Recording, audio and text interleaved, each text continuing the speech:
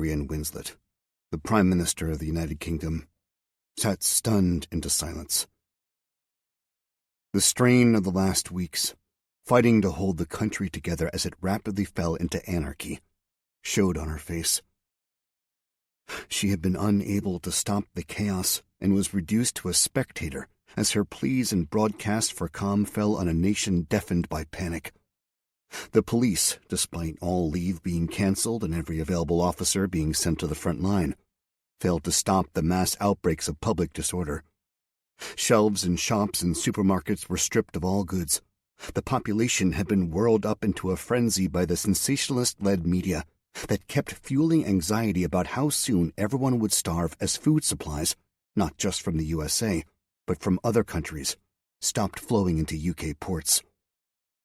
The rioting and looting that followed was, in some cases, caused by people's desire to gather as much food as possible by all and any means, but mainly by those in society who realized that they had an opportunity to loot, steal, and destroy property with impunity.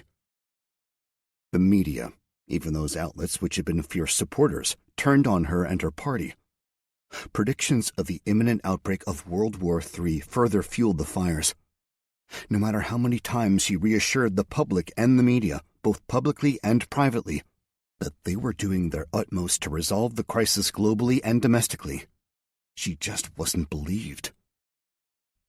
The army had reluctantly, despite protest from every echelon of their hierarchy, been ordered onto the streets to reinforce the dusk-to-dawn curfew that had hurriedly been imposed in an attempt to quell the violence. The media went apoplectic over this, accusing the government of heavy-handed dictatorial tactics when all the population wanted was to eat. The soldiers, trained for war and not to maintain public order against a population they thought they had enlisted to protect, were not effective anyway, and were soon quietly withdrawn following some ugly incidents. The country needed actions and leadership, but all they had so far from those in power were empty words and promises. Not that she hadn't tried. Her first instinct was to rush to her old allies, the United States, for help. But the apathy and complete unwillingness to get involved she'd experienced from other countries had drained her resolve.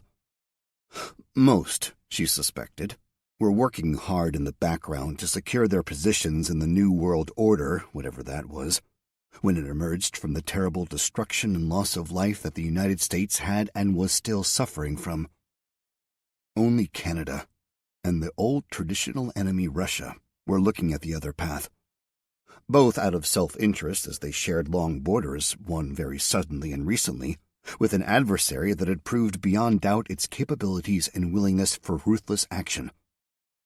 Russia had already unleashed a new and unknown weapon against the attackers besieging Cheyenne Mountain. Reports indicated over 7,000 attacking Chinese troops had been killed by this new and terrifying non-collateral damage weapon. When she had called the Russian president to protest at the action, she was left in no uncertain terms that there was no option of sitting on the fence. You were either with them or against them. She had let her initial muted promises of support quietly slip away when a phone call from China's leader himself, spoken through interpreters, had made her balk at the consequences he promised would follow if any British involvement was detected against the People's Republic of China. She justified it to herself that her first priority was to her own people. Her normally neatly styled hair and manicured image that she portrayed to the public was now ruffled at the edges. Not surprising, as the amount of sleep she had been getting since this crisis began could be counted in hours, and never more than 3 in a row. General Sir Anthony Lloyd, the nation's chief of the defense staff, rushed into the room and whispered into the Prime Minister's ear. "Can you repeat that again, General, so everyone else can hear?" she asked sharply, causing the buzz of noise in the room around her to fall quiet. The general waited for the last conversations in the room to subside before repeating. "Prime Minister, the Russians and Americans, with the help of Canada, have launched an attack on U.S. soil." He looked with disdain at the Prime Minister. Whilst we have sat here, wringing our hands, unable to make a decision for fear of upsetting China, who we all know have committed the biggest act of international piracy ever committed, other countries who can see the bigger picture have chosen to act and not waste time on yellow-livered words of surrender. Adrienne Winslet stood up quickly, real anger showing on her face for the first time, her chair toppling over behind her. "Now look here, General. Remember who you are addressing." The General was sick to his back teeth of the complete lack of progress the Cabinet had made since the crisis started. He had been present at all the Cobra meetings where no will at all had been expressed to stand up to the international bully and nation-stealer that China had turned into. He could see where this would lead, whereas all the political appointees around the table could only see mediation, reconciliation, and compromise as the way forward. History, of which he was a student, showed that time and time again nation-states who chose the course of action that China had commenced would not stop at just the one victory. One was never enough, and whilst their politicians, ambassadors, and emissaries all spread words of peace, rebuilding, and reconciliation, the warmongers and those who pulled the strings on the background would be planning the next move. One conquest would never be enough. If China could consolidate their rule and iron grip across what was the most powerful and richest nation on earth in a few short weeks, then no one could stand in their way. He banged his fist as hard as he could on the table. A crystal decanter toppled over, spilling water across the files and papers scattered across the large polished oak table. "Mum, I think you should also remember who you are addressing. The British Armed Forces are led by the Queen." He paused and looked around the table before looking the Prime Minister straight in the eye.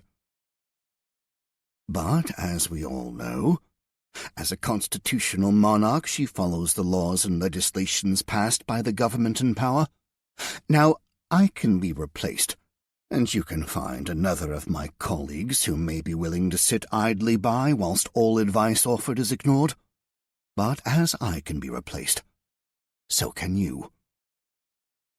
He let that statement settle over the room. A few looked shocked and worried at the thought of losing positions that had taken a lifetime of work to attain. A few others could not help themselves but glance at the Prime Minister, seeing how vulnerable she was and imagining themselves taking over the role. Having worked up through the ranks of the party herself and knowing how much she had coveted the position, she recognized the few glances thrown in her direction. One vote of no confidence would end her career. She had fought long and hard to get where she was. Being politically intelligent and shrewd, she realized immediately that the next few minutes could be the making, or the ending, of her political life. After taking a moment to compose herself, she asked the question. "General, you have our attention. Now what do you suggest we do?" Chapter 2. San Antonio, Texas. General Liu followed the United States Marine Sergeant, still trying to comprehend that he was not his trusted aide, Sergeant Huang, but an enemy spy. A spy who, nevertheless, had just saved him from a firing squad. He followed him silently as the two of them ran through the basement and service areas of the hotel that he had been imprisoned in by Agent Fen Shu following his arrest the day before. "Where are you taking me, He stopped himself before he called his savior by his pseudonym as he paused at a corner. The sergeant checked the way ahead was clear, then waved him on. "Sir, I am taking you out of the city. After that, I have no more information." Liu nodded and asked no more questions. His mind was too busy trying to compute the last 5 minutes of his life to go through the many permutations of what may lie ahead. He was officially an enemy of his beloved homeland, sentenced to death for crimes against the state. He knew the allegations made against him were false, made up by Fen Shu after he continually criticized her badly thought-out and executed plan to invade and control the U.S. He knew if victory was to be claimed, the only way it could be achieved would be by winning over the local population, not by force and intimidation, but through hearts and minds. Most of the citizens of the United States had been under the impression that the Chinese had arrived to render assistance following crippling attacks by an unknown party. That lie was seen through the moment the camps were set up, and tens of thousands were herded into them and forced to live in squalid conditions, not as grateful survivors, but as prisoners. Word soon spread, and the beginnings of resistance began. He tried to tell her that the camps were strategic mistakes, taking up valuable resources and manpower, resources that anyone as well-versed as he was in military planning would know would be better used in securing the victory that was tenuously within reach. Hundreds of thousands of Chinese soldiers were already on American soil, the first wave having parachuted in to secure the airfields ready for the second wave. The bulk of the follow-up forces landed by ship and spread across the country to their designated positions. More were arriving every day as the transport planes continued to ferry the remaining troops from the staging areas of Cuba and Venezuela. The second huge wave of thousands more troops and their associated equipment was currently steaming across the Pacific in the bulk of the Chinese Navy's remaining ships, awaiting final orders as to where to land. Hundreds of thousands of troops had landed, and hundreds of thousands more were arriving imminently. But still, Liu criticized the plans. Against any other country, the plan would work by sheer weight of numbers alone. The United States had suffered horrifically from the 12 nuclear detonations over major population centers and strategic targets. Millions had died instantly in the explosions and blast waves, and millions more were condemned to a slow, lingering death caused by radiation poisoning. The United States, though, had a population of over 320 million. It was hurt, and hurt badly, but the vastness of the country meant that some entire states had only seen small detachments of Chinese soldiers. Those giants, containing millions of citizens from one of the most heavily armed countries in the world, could have been kept as sleeping giants, controlled or at the very least mollified by carefully controlled media broadcasts and a complete blackout of any other news coming in. Liu knew that was not the case. Fen Shu had naively planned that the whole American population would be so cowed and grateful at their arrival that they would soon subjugate and control, using a variety of methods, the whole population. Her experience, though, came from controlling the uncountable millions of peasants who made up the bulk of the Chinese workforce. For hundreds, if not thousands of years, and long before the communists took control of the vast nation, the Chinese peasants had been controlled and dominated by successive emperors and warlords. Free will and free thinking had been virtually erased from their genetic makeup, and any expression of it was immediately erased with maximum force and aggression. America, however, was built on different foundations.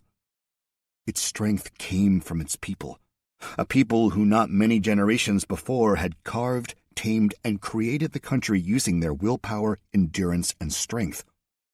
Yes, they had laws and regulations to follow, but freedom was at the heart of the ethos most of them lived by. Liu knew that if they realized the freedom they cherished so greatly was being taken away from them before the Chinese army could consolidate its hold over the entire country and its strategic assets, they would be in trouble. The spark of rebellion would turn into a flame, and that flame would start a wildfire that would be unstoppable. Liu then found out that the illness that had started in the camps and spread through the local population was a biological weapon released by Fen Shu.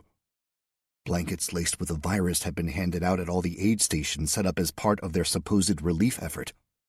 This was her brilliant plan to persuade the captured President of the United States to surrender the country to the invaders with the promise of releasing the cure.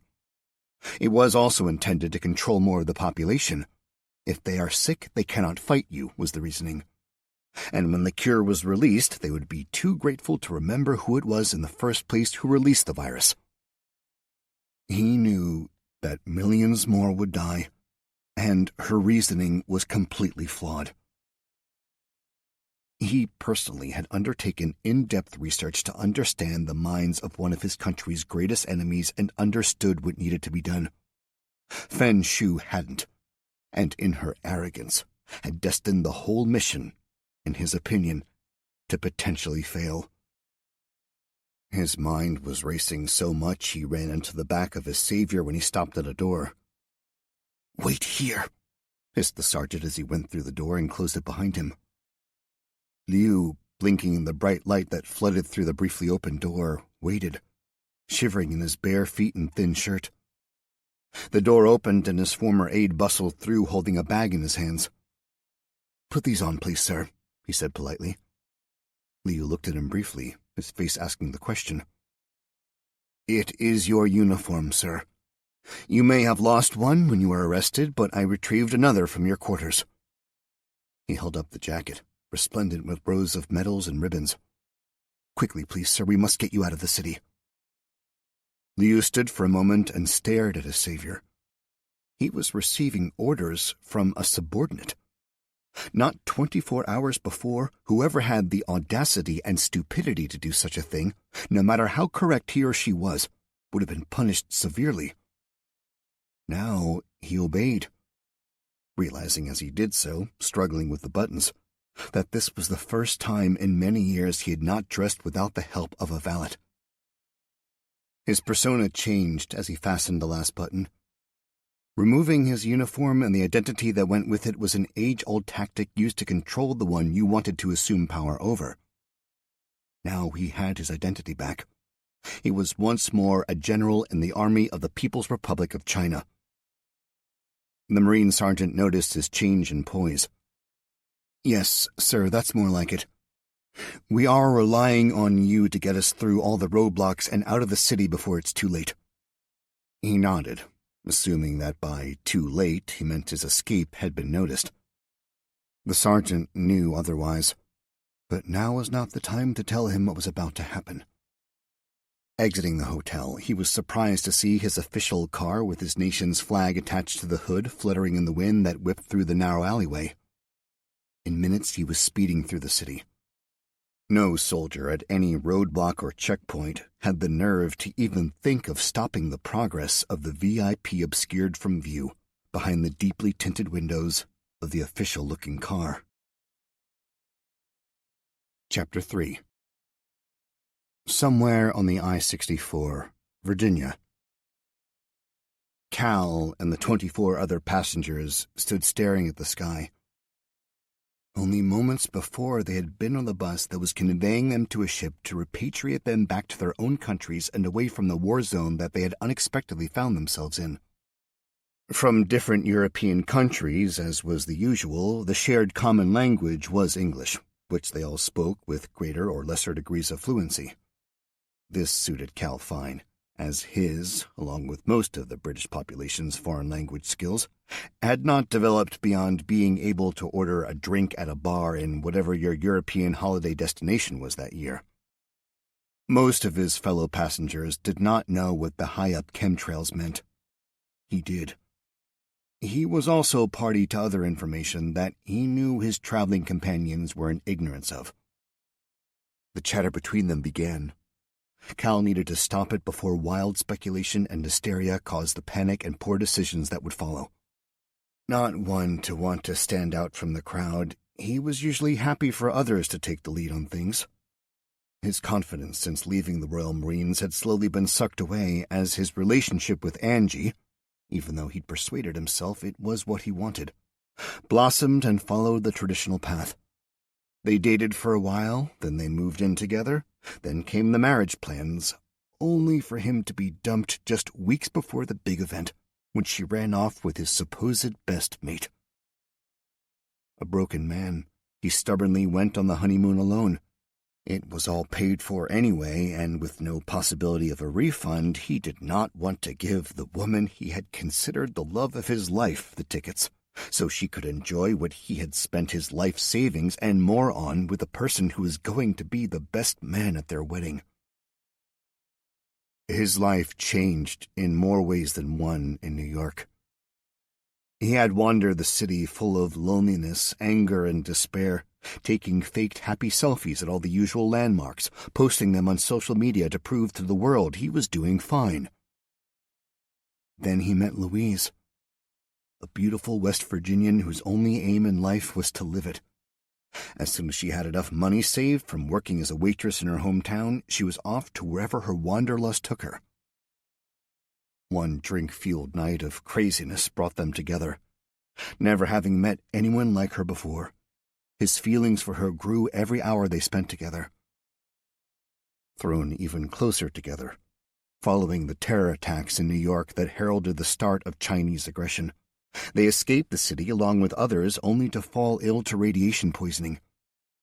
He nursed her for days, himself desperately ill until he fulfilled her dying wish to return to her own home. It was fulfilling that wish that brought him in contact with the resistance. They wanted his help. Initially cautious and unsure, it took Louise's death to make him join them.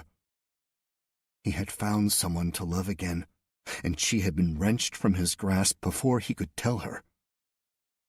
He wanted to avenge her death.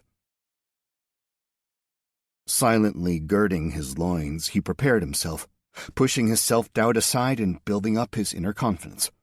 These people needed his help, and he alone could do it. He could lead them to a safer place. He walked into the middle of the group and called for quiet. "Hi, my name is Cal, and I, like you, was being sent home after being released from a camp. Much like yourselves, I imagine."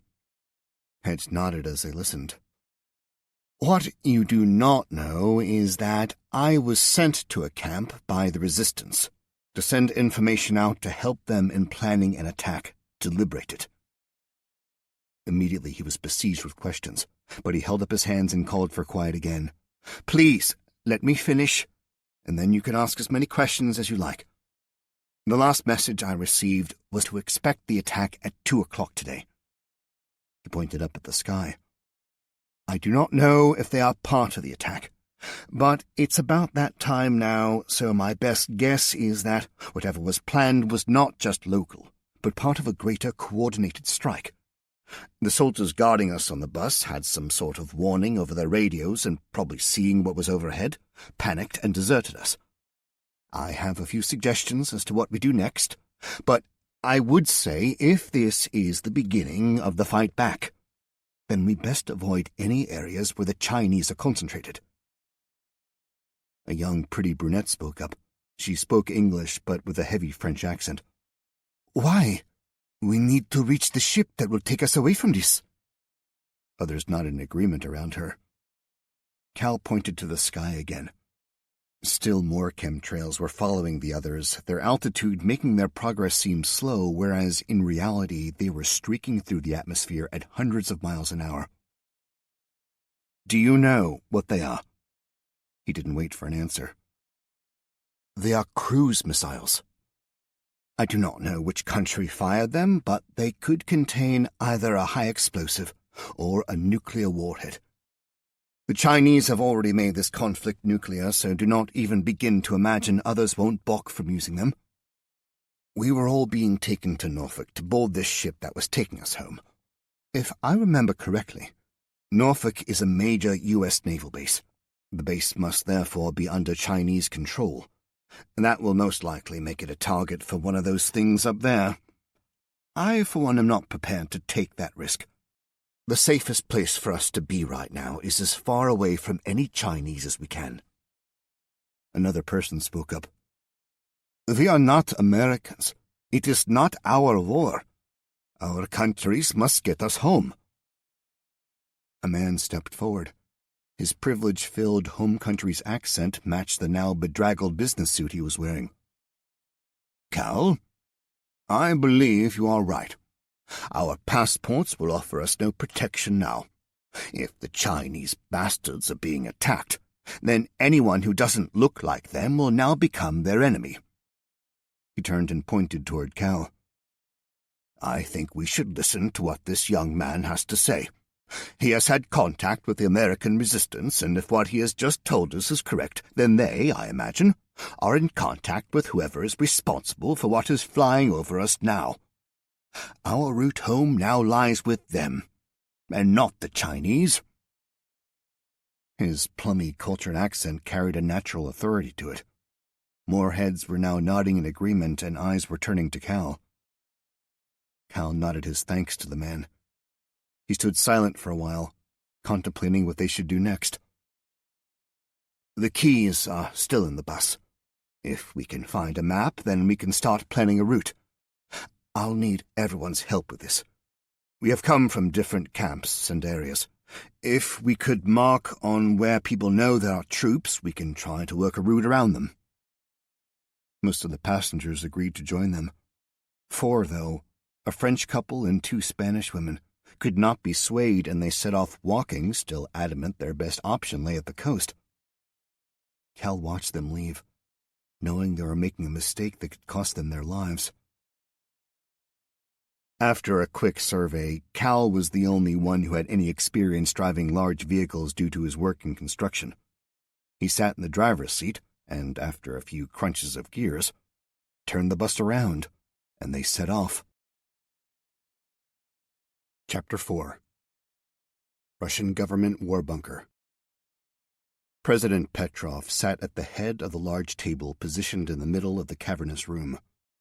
Filling the rest of the table was the entire cabinet and representatives from all branches of the military.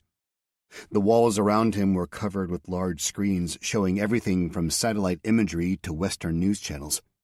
Banks of computers and communications equipment lined the walls below them, attended to by a legion of uniformed soldiers, all studiously and silently working away. Occasional glances were cast at their great leader, sat a mere few yards away. The bunker was one of many built during the Soviet regime around the periphery of Moscow. They were far enough away to avoid the effects of a direct hit by a high-yield nuclear weapon on Moscow, but close enough that they could easily be reached in times of crisis. Petrov favored this one. Its stark, raw, concrete construction didn't hide behind any trappings of luxury as other bunkers that had been built for the elite were. He wanted to feel that if the country was at war and suffering, then why should those leading them experience any sort of luxury? The vast complex could accommodate hundreds of people comfortably, but not in comfort. He smiled as he heard a few mutterings of complaint about the starkness of their quarters, whilst he was waiting for one of his generals to arrive and report the progress so far. Good, he thought to himself, hiding his contempt for those who complained behind a smile. These fat pigs need to experience this more often. We are Russians, and not soft-pampered Westerners. His musings were interrupted by the arrival of the general and his aides. The president began before the general even had time to sit down. Welcome, General. Before we discuss America, can you please tell the committee members how the domestic situation is proceeding? Sir, all is according to plan. The evacuation of the cities has commenced. There have been the usual delays and foul-ups, but none that are unexpected and not of concern. The citizens are mainly being cooperative. The camps we are constructing to house them are keeping up with the incoming flow. As more arrive, we have more labor available to direct towards the projects. The timing of this is, for once, in our favor. The spring weather is mild and summer is fast approaching. We may have many challenges to deal with, but a winter is one we do not need to consider for a while. The request we broadcast appealing for every citizen to do their duty for the motherland has worked beyond all expectations. Every base is filling with reserve personnel. They are arriving by the thousands every hour, and there is no sign of the flood stopping. The general chuckled. We are even turning away old soldiers no longer on our lists. I believe the oldest so far is an 85-year-old Korean War veteran who claims to have fought in the Great Patriotic War as a young boy. Petrov interrupted him. If they want to fight, let them. If they have experience, then we can use them. They may not be fit for front-line duty, but they can take the place of one who is. From now on, General, turn no one away. He looked at his cabinet for confirmation. They all nodded. He chuckled wryly to himself. And, anyway, I am sure our esteemed media department will love such stories. General, please continue. We are surging soldiers east along the railway. Old bases mothballed for decades are being reopened. The warehouses storing all the materiel needed to arm them are being opened and their contents distributed. Soon we will have millions of soldiers in position ready and willing to protect the motherland. As per orders, we are not moving any troops toward the border, but those already stationed there are reporting no enemy activity whatsoever. I ordered a few small patrols to cross the border last night. The men know the area well and continuously play cat-and-mouse games with their Chinese counterparts. They know we do it, and we know they do it. The game is to see how far you can get before being detected. It is not unknown for a captive from either side to be invited into the opposition's mess for a drink before being sent home, once they have been searched for any intelligence, that is. The friendliness is unofficially allowed by both sides as it stops the game getting out of hand and the ensuing diplomatic problems it would cause. What the patrol found was interesting in its lack of content. They found nothing.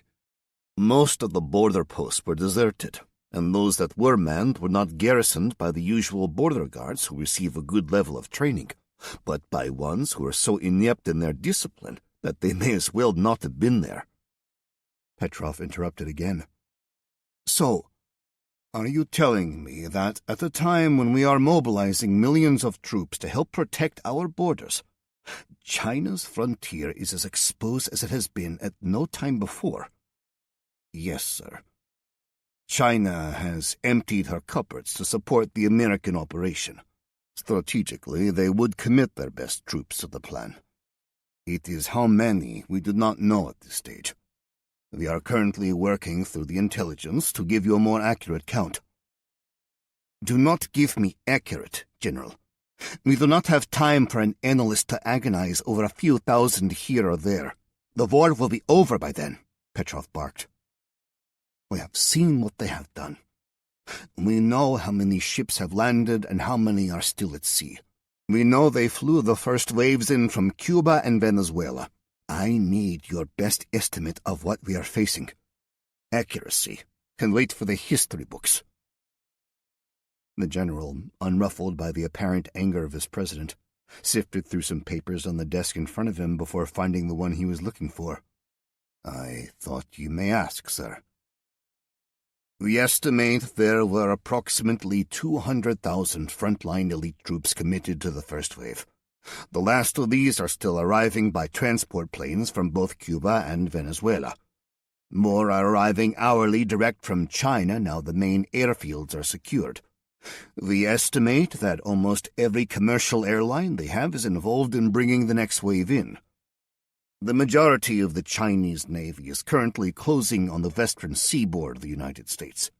The net they have thrown around themselves utilizing both surface ships and submarines is very effective, and we have not been able to get close yet to report fully. He held up his hand as he could see Petrov's anger building again.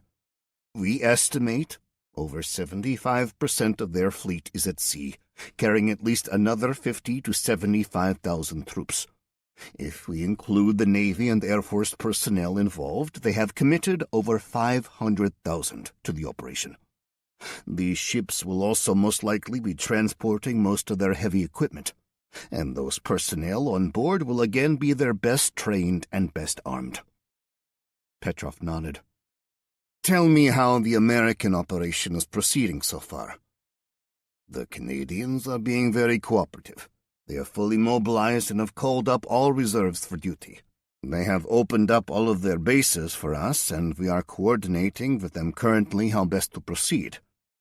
The 2 air assault brigades we deployed immediately to Canada last night parachuted into San Antonio, Texas, to find and release the President of the United States.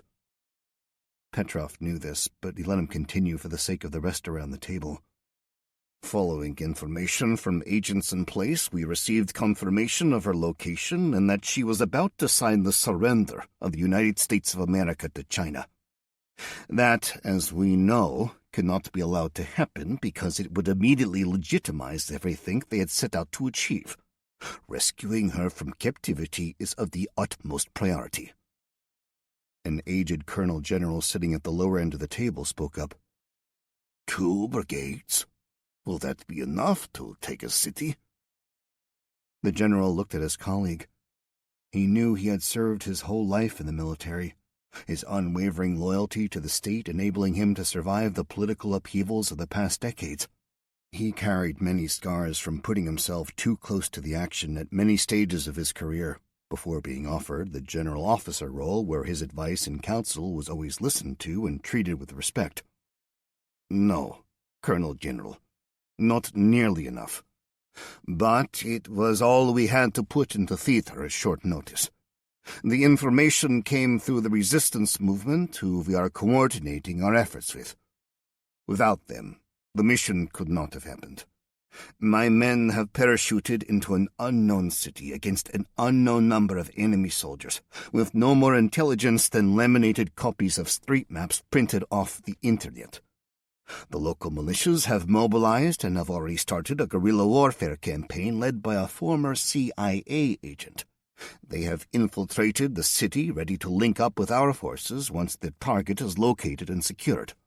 At the same time, the air assault that we, together with the American Navy, launched a cruise missile strike against known Chinese concentrations of forces as a diversion.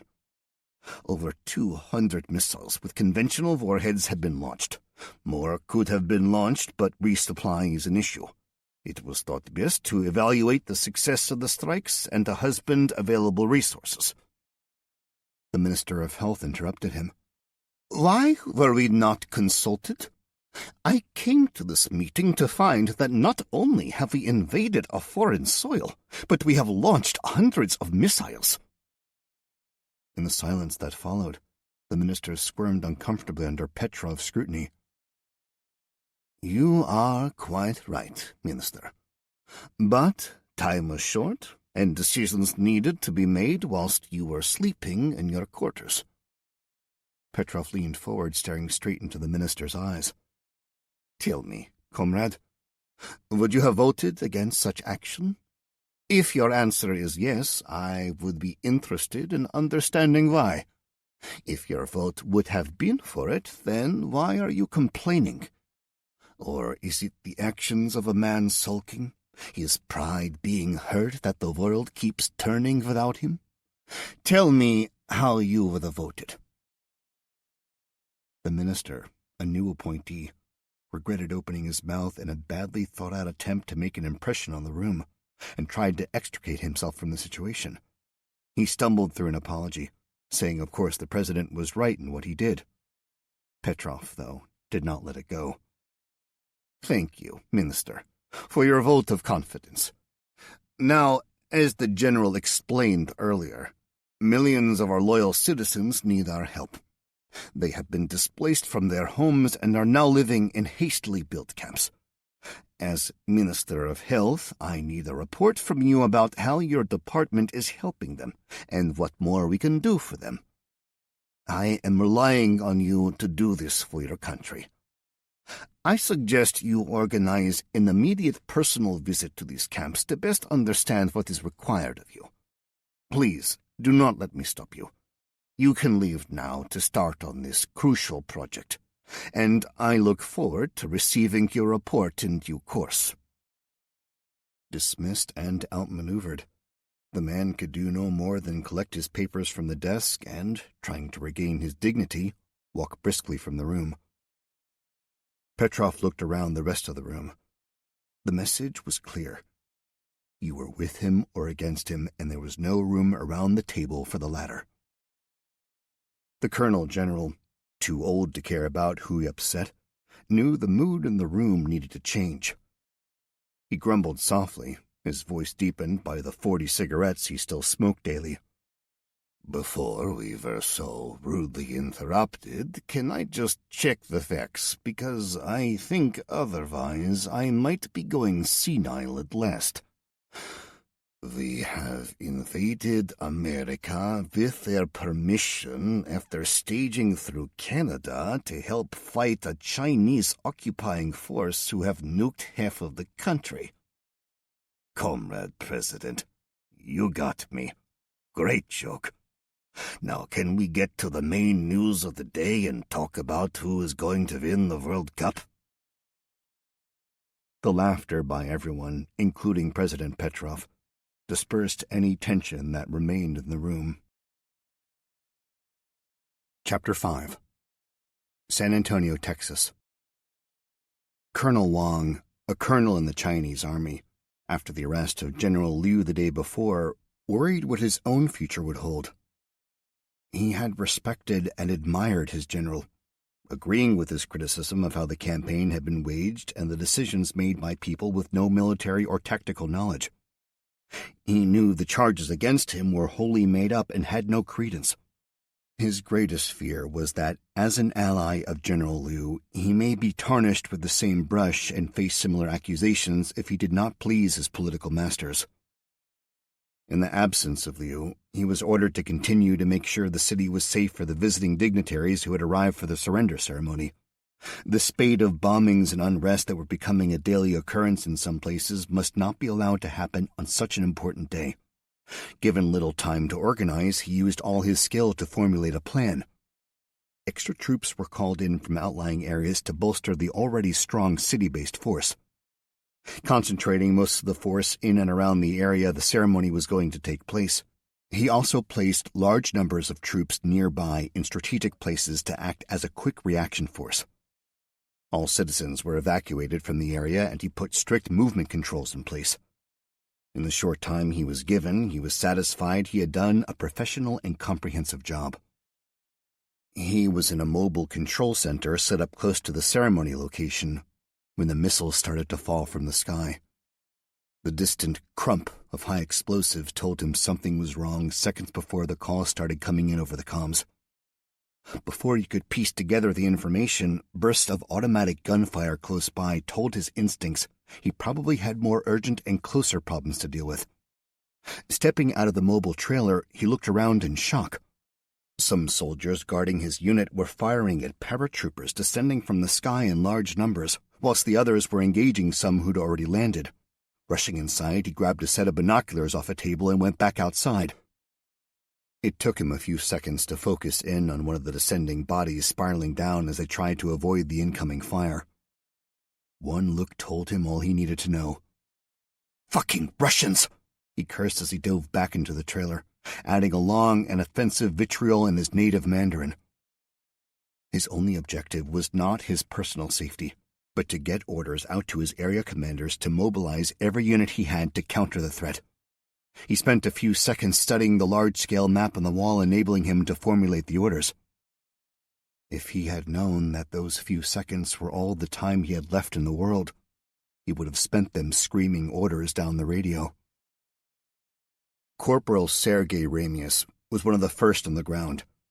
Since landing only moments before, he and his comrades had been pinned down by an unexpectedly large concentration of enemy soldiers pouring accurate and sustained fire in their direction. Returning fire, he noticed the corner of a large mobile unit with multiple aerials protruding from the roof poking out from the corner of a building. He shouted across to his sergeant, who was firing from behind the cover of a large tree. "Dmitri, there is a command trailer just around the corner. If you keep the bastard's head down, I can get into a better position to take the shot." Sergei was their unit's demolition specialist. He carried, strapped across his back, an RPG-7D3, the version of the infamous weapon that was designed for airborne troops to utilize in the field. His relationship with the weapon bordered on the romantic, and he lived for the times he could fire it. The sergeant acknowledged his understanding with a wave and bawled for the men within his hearing range to increase their rate of fire. The corporal took full advantage as the Chinese sheltered from the withering volume the paratroopers lay down. Crawling from cover to cover, he cautiously peered around the car he was behind to check his position. He now had a good angle to take a shot at the trailer. Normally operating in two-man units, he had not seen his loader since the jump. He did not know it, but he had been killed in the descent by a well-aimed shot from a Chinese soldier. Unslinging the launcher and rucksack of additional warheads from his back, he assembled the rocket by screwing in the propellant charge to the warhead. Carefully but quickly, he inserted the rocket into the launcher, making sure it was located correctly, and finally removed the safety cap on the fuse. The weapon was ready to fire. Risking another glance, he quickly worked out the trailer was roughly 50 meters away. An easy shot for most with an RPG. But Sergei was an expert, capable of hitting targets far beyond the effective range of the weapon. Rising from cover with the weapon mounted on his shoulder and ready to fire, all he needed was a moment to acquire the target and pull the trigger. As soon as he pulled the trigger, he dropped back behind cover. He did not need to see if he had hit the target, as he already knew he had. The rocket covered the distance in less than half a second. Colonel Wong picked up the handset to send out the orders that would flood the city with soldiers. Just as he depressed the transmit button, the rocket pierced the side of the trailer and exploded, killing him and everyone inside instantly. Such is the hand of fate on a battlefield. If he had sent out the orders, the Russian paratroopers would not have stood a chance and would have soon been overwhelmed, and Madeline Tanner would have been back in Chinese custody. As it was, no orders were sent to the commanders of the thousands of troops stationed all around the city, and they waited, listening to the sounds of battle raging a mere few miles away, but not daring to advance without orders. Thousands of Chinese soldiers, though, were already in the city, fighting the enemy that had dropped from the sky. They were fighting in units, advancing toward the nearest enemy soldiers. When the command trailer was destroyed, so was the ability to coordinate them into one cohesive force. Fen Shu was in a complete panic. Today was supposed to be her crowning glory, one that would send her career up to the stratosphere. She was going to be the person who delivered the United States of America, wrapped up and bundled in an official declaration of surrender to the People's Republic of China. After this, her power would increase to unimaginable levels. The misogynistic party leadership could no longer sneer at a mere woman daring to impose herself on a man's world. She recognized that those who knew that she was the niece of the president thought she was only in her position because of him. And, in a way, they were correct. It was to prove those old men who ruled the country with unlimited powers wrong why she drove herself and her ambitions forward continually. Hatching the plan to steal America, and then using all her guile and skills to get the plan approved at the highest levels had taken her years of careful manipulation and maneuvering. China didn't need to conquer the United States. Over the last few decades, it virtually had without a shot being fired. Through unfair trade practices and downright cheating and stealing, it had built up its industrial and manufacturing base, using its unlimited and very cheap labor force to work in the factories, producing goods far cheaper than anyone else could, ignoring every safety and environmental concern. They eventually dominated the world's economy. The money that poured into the country was turned around and used to buy up assets and debt in all corners of the globe, until every government in the developed world was beholden to them.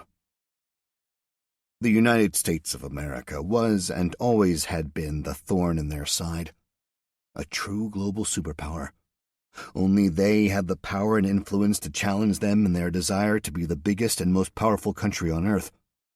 It was like two bullies challenging each other in the playground, with the weaker one never having the nerve to pick a fight they knew they couldn't win. But this bully had hatched a plan to hurt its opponent and then attack when it was temporarily weakened. Dragging Madeline Tanner by the arm, she, along with her personal guard, had rushed into a coffee shop as the unknown soldiers landed by parachute on the street outside. Moments before, her phone had rung telling her unknown aircraft were approaching and missiles were falling from the sky, raining death and destruction wherever they hit. She still had the arrogance to not understand why anyone would have the audacity to attack them. Did they not know who they were dealing with? The fact that her plan had already caused millions of innocent people to die in the nuclear holocaust, not including those millions more who would die horribly poisoned by the fallout, did not occur to her. Whoever was attacking them had no right to do so, and she would ensure they were punished. Her security detail thought differently. They were loyal Chinese citizens, trusted with protecting the leaders of their nation. To get to such a position, their loyalty would no doubt have been rigorously tested to the highest degree. Many tried, but only the best of the best made it. They feared Fen Shu, but, to a man, they did not respect her. Having secured the coffee shop they had sought shelter in, they tried in vain to call for backup over their radios. The channel reserved for security officials for the higher ranks was full of others calling for assistance. Trying other channels, the story was the same. Every unit was either engaged with the enemy that had fallen from the skies or was requesting orders. Looking out the window made any thought of surrender vanish. They watched as an isolated squad of Chinese soldiers, caught out on the open, bravely trying to fight back. The trained eyes of the bodyguards could see the men were in a hopeless position, outnumbered and caught in an indefensible position by what could only be elite forces. They were picked off easily. The last 3 alive, with no other option left, surrendered. They did so without shame. They had fought bravely against insurmountable odds until the only choices left were death or surrender. Dropping their weapons and with hands raised, they walked from a little cover they had utilized. The opposing soldiers broke cover too and approached them. Keeping tight squad formation, with the rest holding their weapons ready, still scanning for threats from all quadrants. 2 of the soldiers approached them, giving the universal hand signals to get on the floor. As soon as they complied, they raised their weapons and fired short, controlled bursts at the prone soldiers, riddling them with bullets and killing them instantly. The bodyguards looked at each other. They would do their utmost to save Fen Shu, because in doing so they could save their own lives. Fen Shu knew she had to get away. She was holding the biggest bargaining chip they possessed by the arm. Madeline Tanner had recovered from the shock at the unexpected turn of events. Soldiers had parachuted in and were killing the Chinese. She was in no doubt. They had to be American, and they were here to save her. She looked at Fen Shu and yanked her arm free from her grip. "You bitch!" she screamed at her. Her shame and humiliation at being captured so easily, and the way she had been treated since, transformed into the rage that had been building up inside her.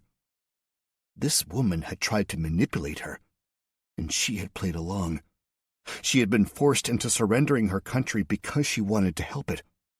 Its people needed the cure for the virus that Fen Shu had callously unleashed, and the price for that cure was the country. But she knew she was not the country.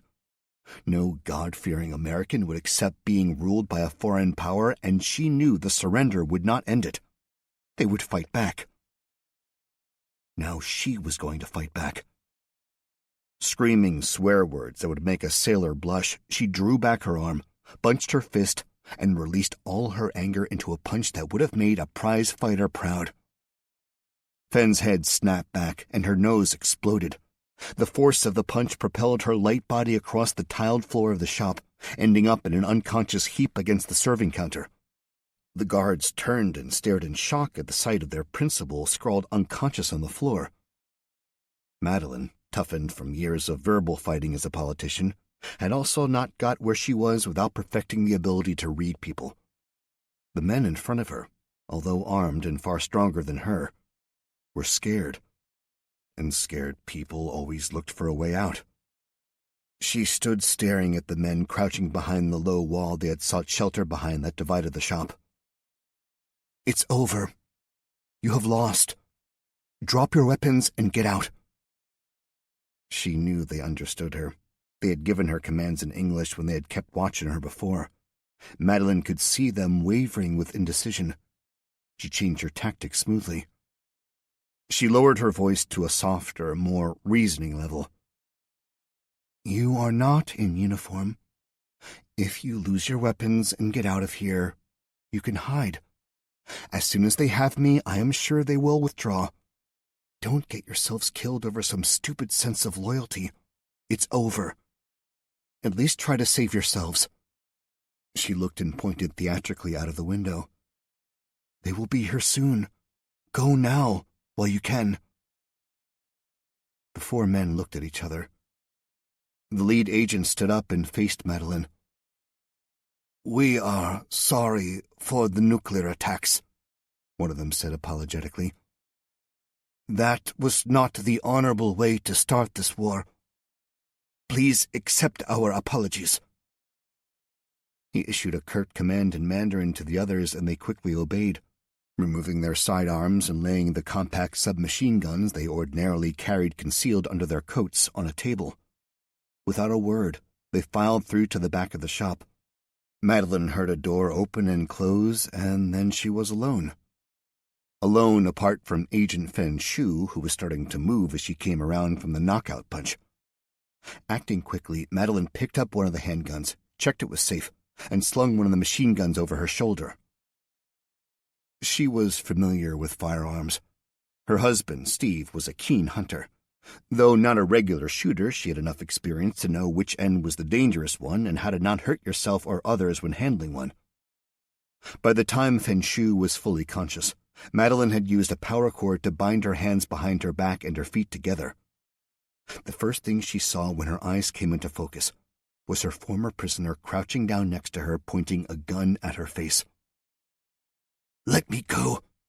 You will pay for this insolence, you American whore."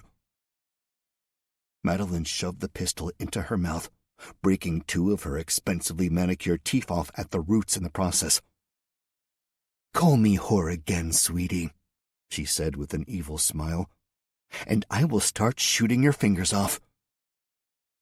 The sounds of firing still echoed around the offices and high-rises of the city. "Do you hear that? That is the sound of your failure.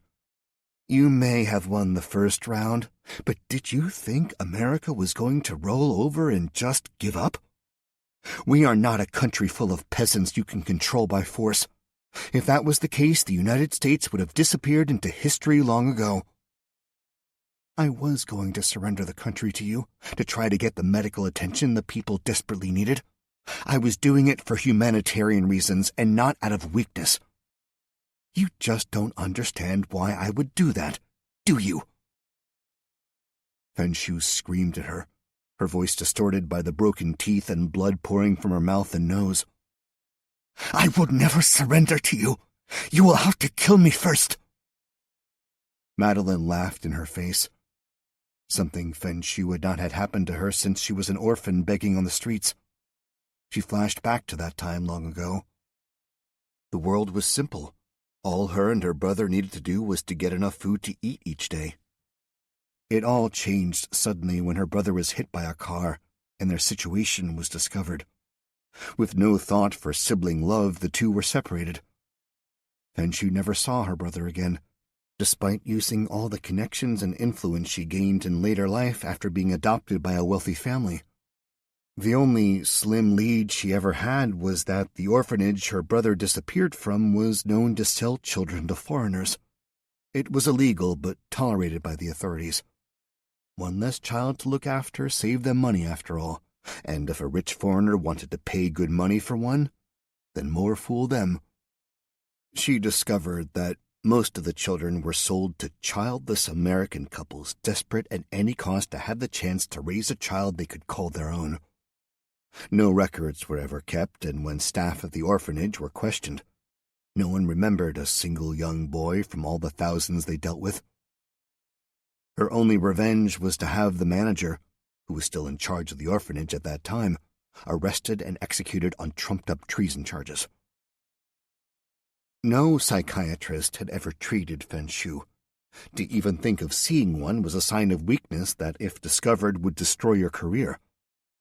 If she had been treated, her pathological hatred and need to destroy America could have been resolved in therapy.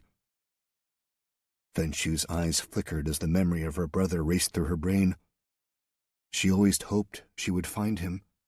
She promised herself she would, and now the reality hit her. She had not only failed in her mission to conquer America, she had failed on the promise she had made to herself to find her brother. She was suddenly unsure as to what failure hurt more. Madeline looked up. Soldiers were approaching the coffee shop. A quick look showed they were not Chinese. She tucked the pistol into the waistband of her skirt and slowly approached the glass, her hands held out to show she was not holding a weapon. The soldiers saw her through the window and weapons were raised in her direction.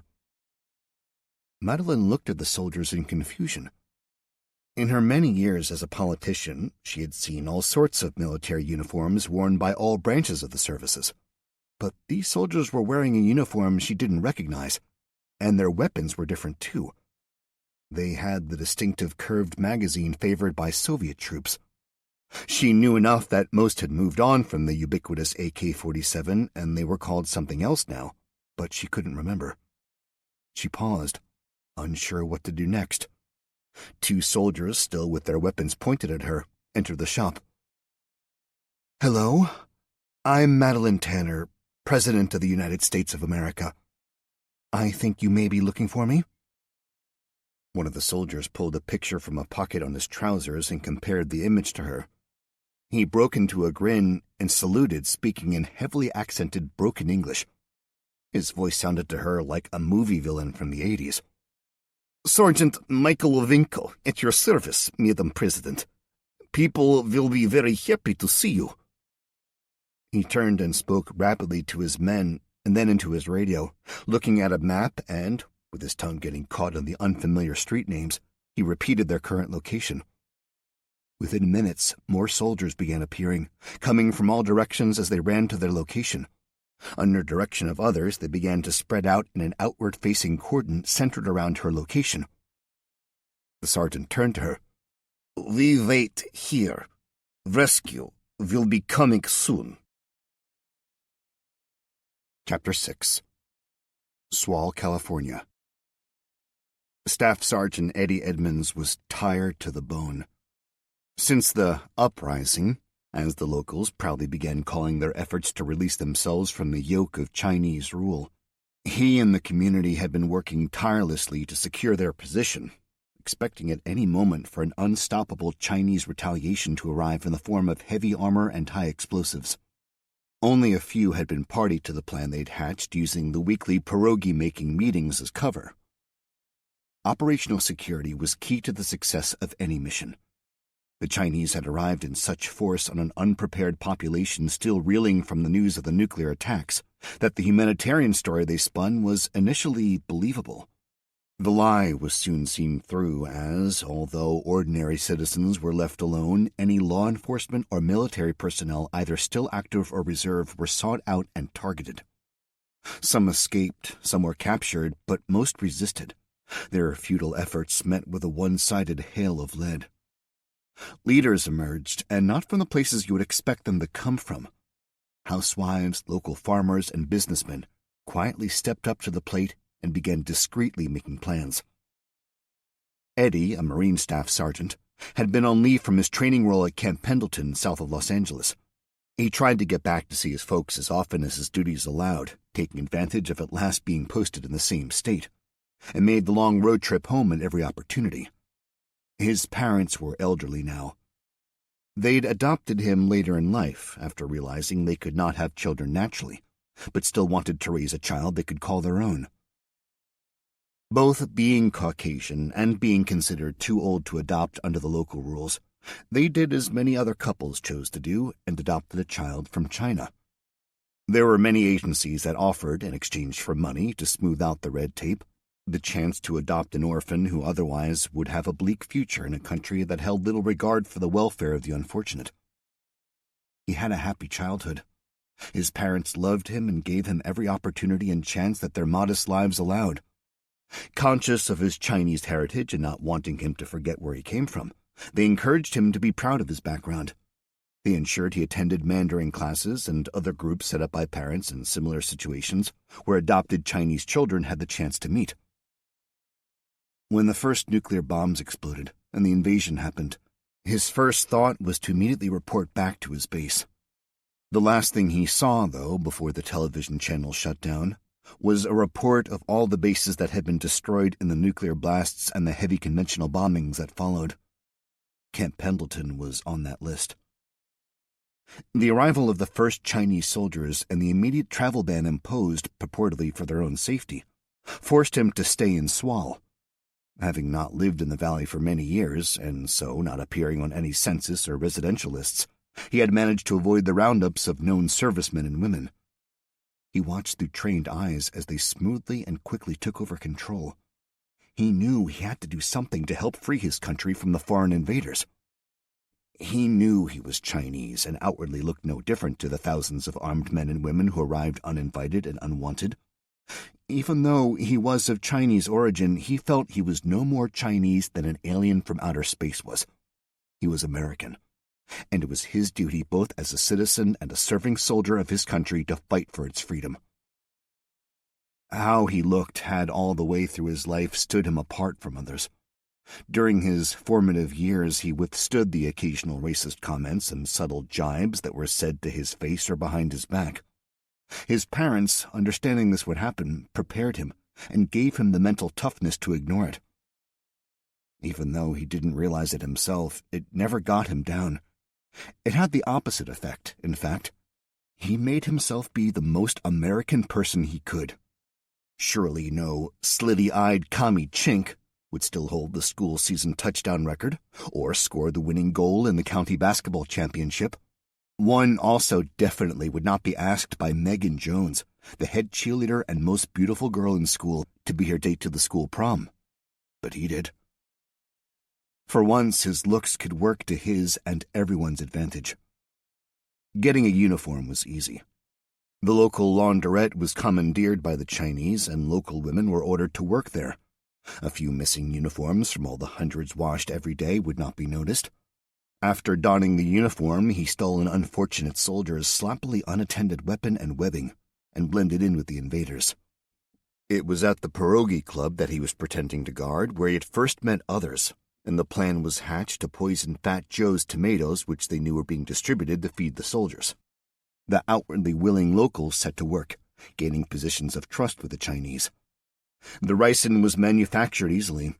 The local school's chemistry teacher gathered and processed castor beans from the many plants of that name that grew wildly in the area. The workers sent to Fat Joe's farm had been carefully selected and told what to do with the small packets of highly toxic powder. Unaware of the doses required, the tomatoes were poisoned with far more than was needed. This helped, though, as if only traces of the toxin were present, the process, even though the end result would be the same, would take longer. The soldiers ingesting the massive doses were all dead by Sunday morning. The few that escaped the poisoning were hunted down and killed by packs of locals, desperate to avenge loved ones and friends that had been killed directly by the Chinese or by the killer virus that had struck down a large portion of the population. Eddie stood outside the town hall, which was being used to collect and sort through the huge quantity of weapons gathered from the dead soldiers. The community had all mobilized. The dead were cleared away and buried in mass graves. The few locals who had escaped the purges and had military experience were given the job of preparing to defend the area. Eddie became their de facto leader.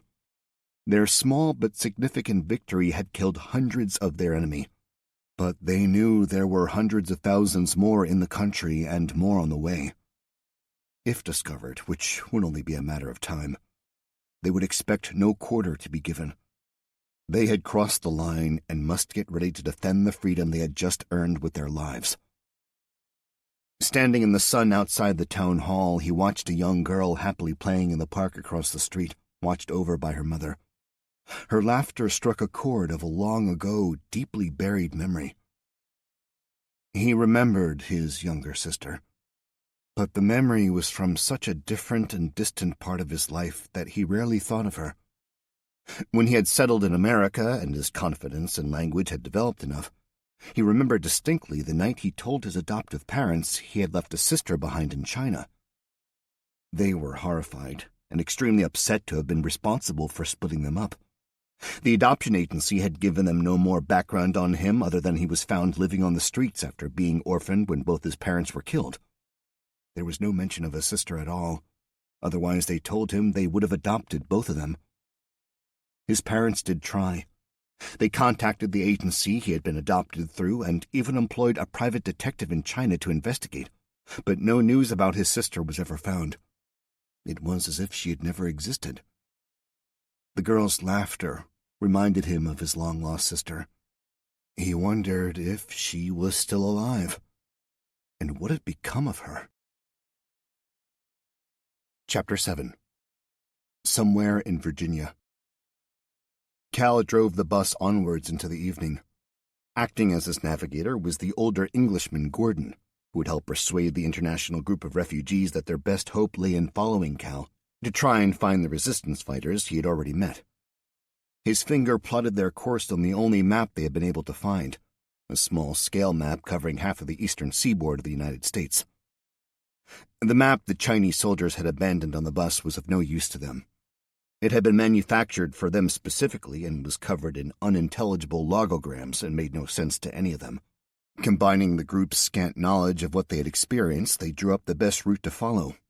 It was working, and the bus, slowly chugging along, was taking them ever so slowly and cautiously to the cross Cal had marked on the map. The roads when the bombing and invasion started were at first chaotic as everyone who could fled. Following the initial panic, the road traffic had dropped to be virtually non-existent. Those who wanted to be somewhere else had tried, but in most cases failed to get there, as they encountered the strategically set up roadblocks positioned by the Chinese to do exactly as they planned, which was to cripple the country's transportation network. Most of these people ended up in the camps and were now among the millions suffering from the biological weapon released on the tainted blankets they slept under. The rest hunkered down in their homes, waiting, or if they had the skill and knowledge, had packed up and headed to the hills where many joined together, creating sprawling backwoods campsites far away from roads and towns, stretching out dwindling supplies, hoping for news. Gordon looked up from the map. "I am not quite sure where we are, but those are the Appalachians we can see rising ahead. If my memory serves me correctly, they should be even more sparsely populated than we are finding it now. It may be a good idea to find somewhere to stop for the night. We are all just about done in, and driving off the edge of a mountain road is not going to do any of us any good." Cal looked at him, the smile creeping across his tired face. "The Appalachians? Surely, and according to Laurel and Hardy, the mountains in Virginia are the Blue Ridge ones." Gordon chuckled at Cal's attempt at humor. "Yes, they are. And you are correct. But for the sake of a geography lesson, I will not educate you otherwise." He pointed ahead out of the window. The road was already rising, forcing Cal to change down through the gears as they entered the foothills. "Cal, take us to the Blue Ridge Mountains. But if you ask me to find you a lonesome pine, you can bloody well find it yourself." The brief moment of levity passed when Cal looked down at the fuel gauge. It was hovering above the red line. "We need to find some fuel for this thing, soon. Otherwise, we are going to be riding Shank's pony, and I don't fancy yomping the rest of the way." Cal was still in poor shape, recovering from the grief of losing Louise and the radiation poisoning that had almost killed him. His hair had stopped falling out, but the bare patches covering his head probably made the way he was feeling look worse. "Yomping? Now that's an expression that takes me back. Tell me, Cal, have you served at some point?" "I was a Royal Marine. Did a few tours in Afghanistan before I had seen enough and got out. I have been working in construction ever since." "Ah, which brigade?" 4-2. Gordon dropped the map and looked at him. "My word! You are not going to believe this. So was I." Cal almost steered the bus off the road. He braked and brought the bus to a stop and stared at Gordon. "No way." Gordon saluted, saying, "Lieutenant Gordon Scott, 4-2 Commando at your service. Saw a bit of action at the Falklands before I, too, decided to try life on Civvy Street." Cal automatically returned the salute. "Lance Corporal Owen Calhoun, 4-2 Commando at yours, too. Yomping. I can never complain about that, since you did the mother of all yomps back then." They shook hands happily and vigorously. Cal was referring to the incident which made the expression famous. During the Falklands conflict in 1982, with their transport sunk, the Royal Marines completed a grueling 56-mile, 3-day yomp over terrible terrain to take the fight to the Argentinian forces. The photo of a Marine with a Union flag attached to his radio mast became one of the iconic pictures of the war. Knowing exactly what he was referring to, Gordon smiled and shook his head. But I wasn't involved in that particular event. That was 4-0. But I did walk a fair way myself across that desolate turd of a place. Those buggers after that thought they were all film stars and never let us forget it. The other passengers on the bus, wondering why they had suddenly stopped, were beginning to stand up and ask questions. Cal started to turn around and explain when a metallic tap at his window caused him to freeze. Slowly looking around, he could see the bus was surrounded by men pointing automatic weapons in their direction. More could be seen in the trees that lined the road. Keeping his hands in the open, he slowly reached to the window and slid it open. "Hello?" he said cautiously. A man stepped forward. He was wearing a uniform, but Cal knew he was not regular army. He let his rifle fall against the sling that held it to his body, and with his hand resting on his holster, walked up to the window. He spoke softly, but his voice had a deep power that could fill his church with threats of fire and brimstone if he needed it to. "Well, hello to you, young man. I can tell from your accent you aren't from around these parts." He smiled to soften the tone. "I wonder if you could help satiate my curiosity. Just before I was about to order my men to open fire, as you are in a bus with a goddamn Chinese flag stuck to it, you stop, and the next thing we see, you two are saluting each other and shaking hands like long-lost cousins." He paused and peered at the rest of the passengers whose frightened faces were staring at him through the windows. "One thing I can now tell is that you ain't from China, which is a good thing, as if you were, I would be saying a brief prayer over your ungodly communist corpses by now. Let me introduce myself first. I'm the Reverend Jackson Charles Harris." He waved his arm around as if to indicate the others still pointing their weapons at the bus. "And I have the honor to lead the Appalachian Militia." Relief flooded through Cal's body. The rest of the bus heard what he had said and instantly started cheering and clapping. Cal smiled. "I'm Cal, and this is my friend, Gordon. We have recently been released from the camps, and we're on our way home until the sight of the cruise missiles flying overhead caused our guards to run away. I convinced them the best idea was to turn the bus around and head to West Virginia." The Reverend raised his voice slightly to be heard over the noise still coming from the bus. "Why West Virginia, son?" "I'm trying to find Captain Troy Gardner." At the mention of Troy's name, the Reverend's eyes went wide with shock. "Now just how in the hell do you know him?" "I was the one he sent into the camps to send back the information needed to help liberate them, sir." Chapter 8. Cobra, Downing Street, London. Adrienne Winslet sat back and absorbed what the general had just said. Like a walker, high on the mountains where the clouds lift, she could see clearly now. Her previous decisions had been based on fear and trying to do what she thought was the best for the country that was reeling and falling into anarchy, its citizens fearful about running out of food and World War III starting. She had been blinded to the true picture, and her other cabinet members, an age in the majority, had been suffering from the same blinkeredness. The general had tried to put his proposals forward before, but she had dismissed him as a warmonger, interested in securing a greater cut of the budget for the military. She now understood that no matter what the Chinese said, food would not be arriving from the United States for a long time to come. The Minister for Agriculture had confirmed what the general was saying. The reality of the situation was that even though the United Kingdom imported 50% of its foodstuffs, only a mere 4% of it came from the United States. The biggest portion of what the country needed came from Europe. She now understood what the phone call she received from the Chinese premier truly meant when he said if they stayed out of the conflict, then food would start flowing into the country again. The Chinese knew the rest of Europe had no stomach for a conflict with them and would be exerting as much diplomatic and economic pressure as they could to make sure it stayed that way. And if that meant other countries using excuses about their own domestic problems as to why the exports the United Kingdom relied on had stopped, then so be it. The Chinese had most likely used those tactics to show what a formidable and ruthless enemy they were. She looked at the cabinet ministers around the table. Gentlemen and ladies, we will prepare for war. I must go and see Her Majesty. After that, I will address the nation and appraise them of the true situation. Their anger should not be aimed at us, but at China, who is trying to redraw the world map using nuclear weapons and deceit.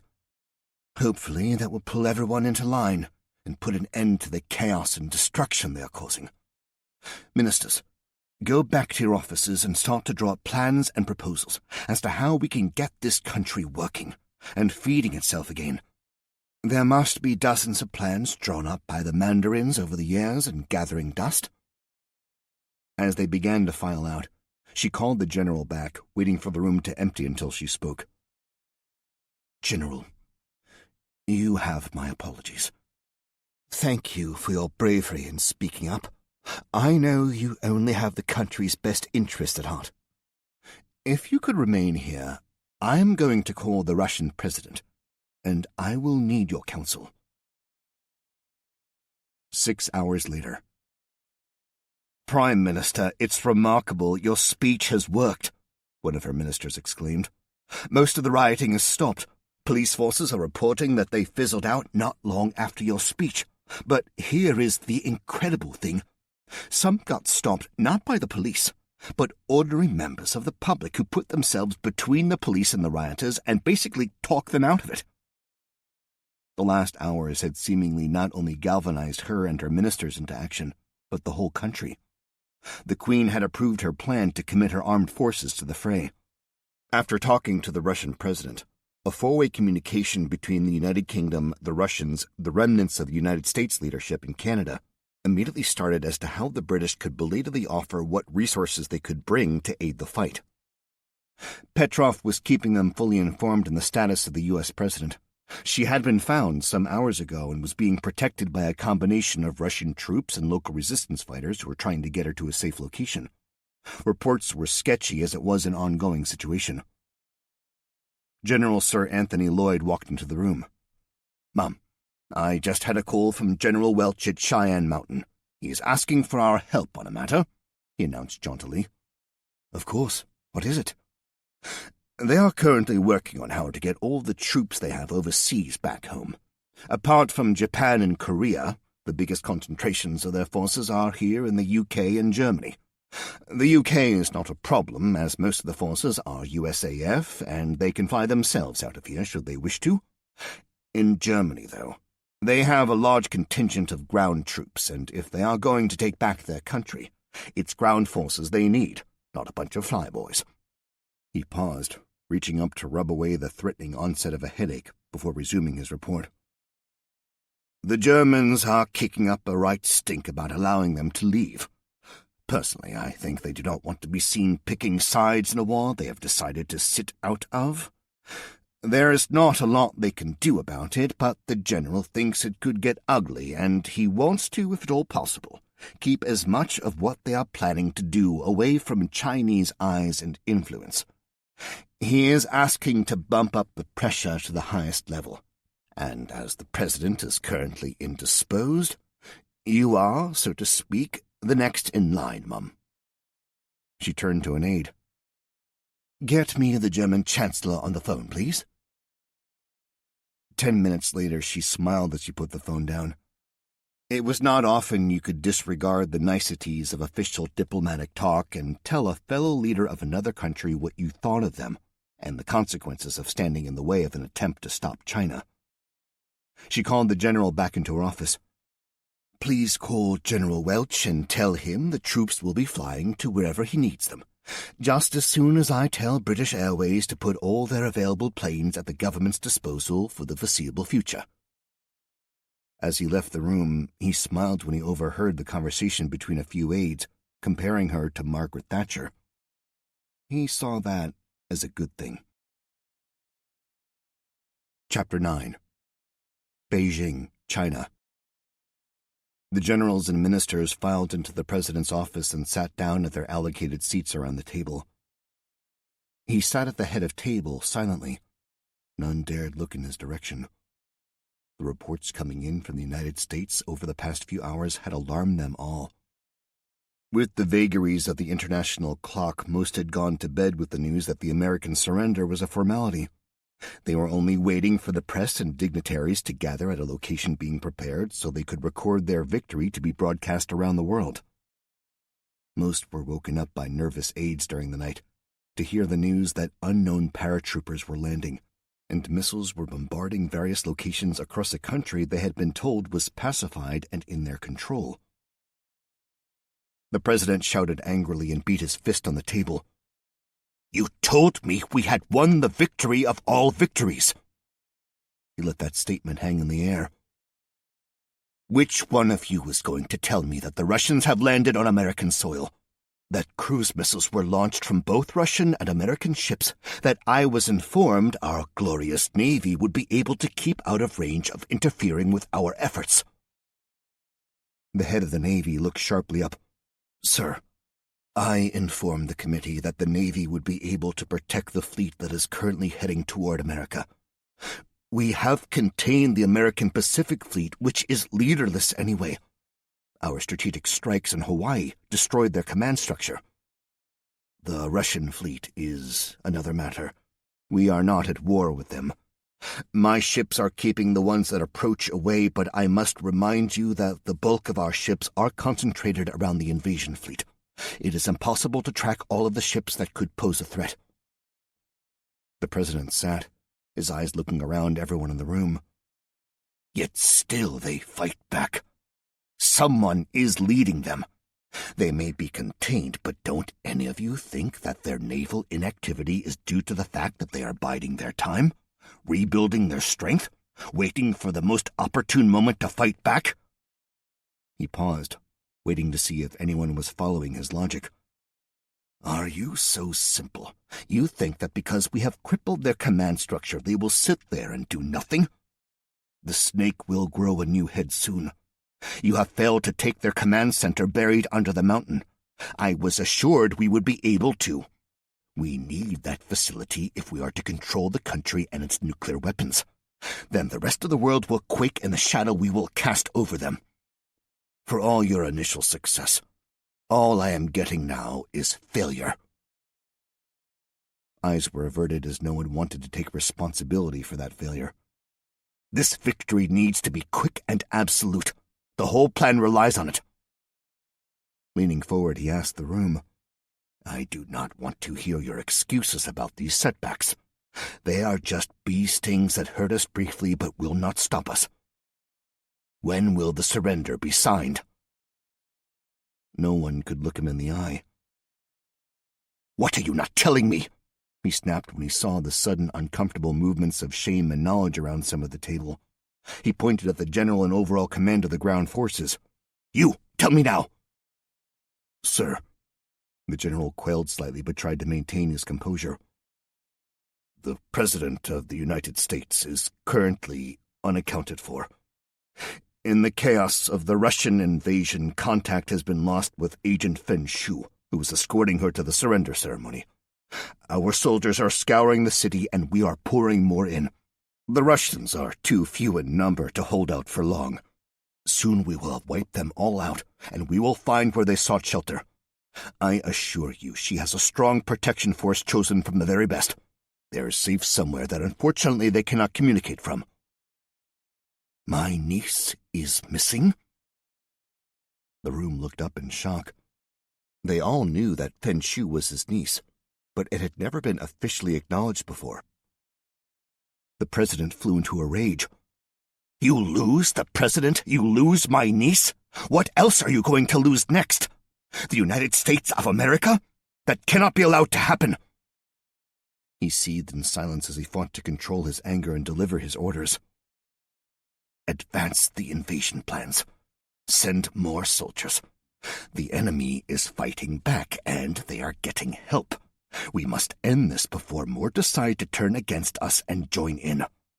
If any areas become too troublesome, target them with another nuclear launch.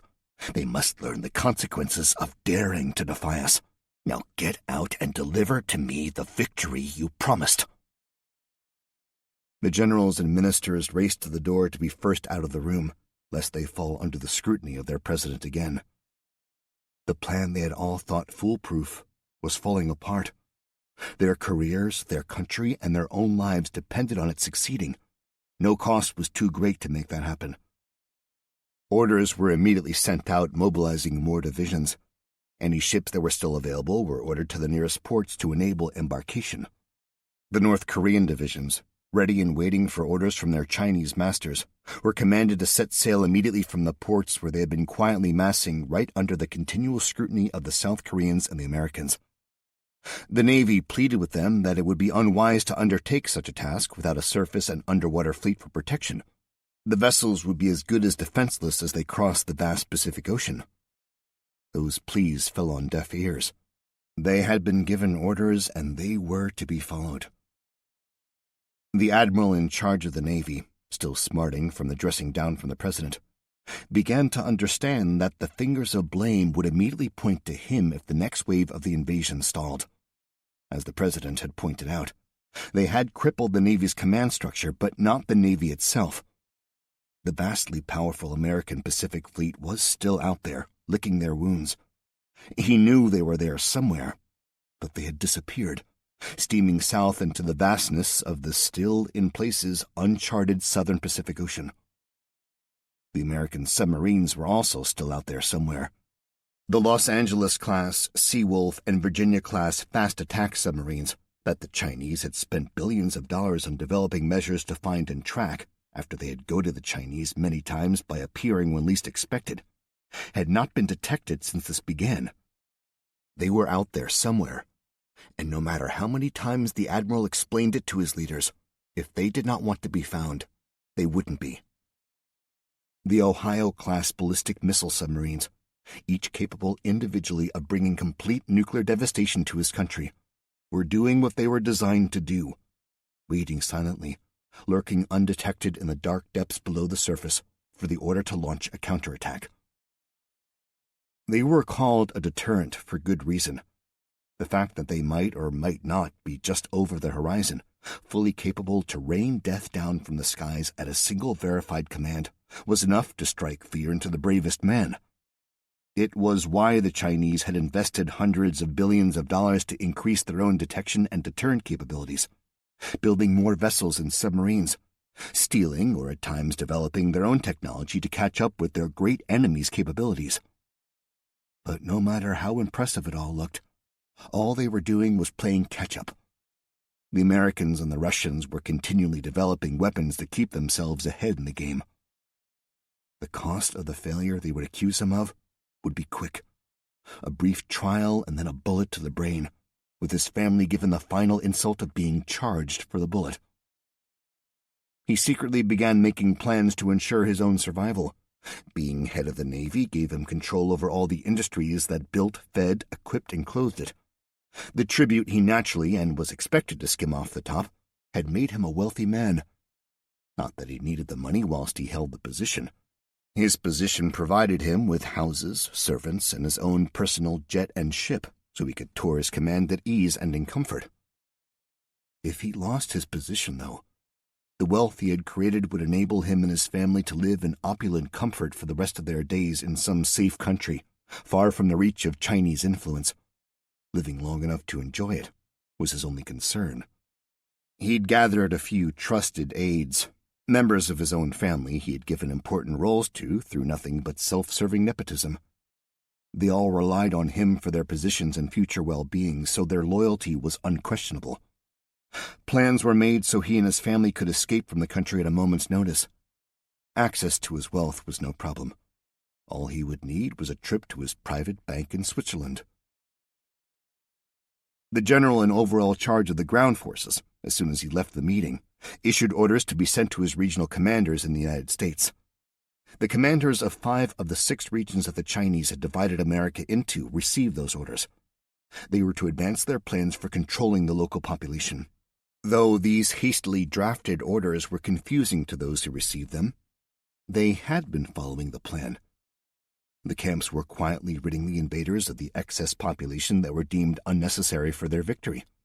The old and the infirmed were succumbing in great numbers to the virus.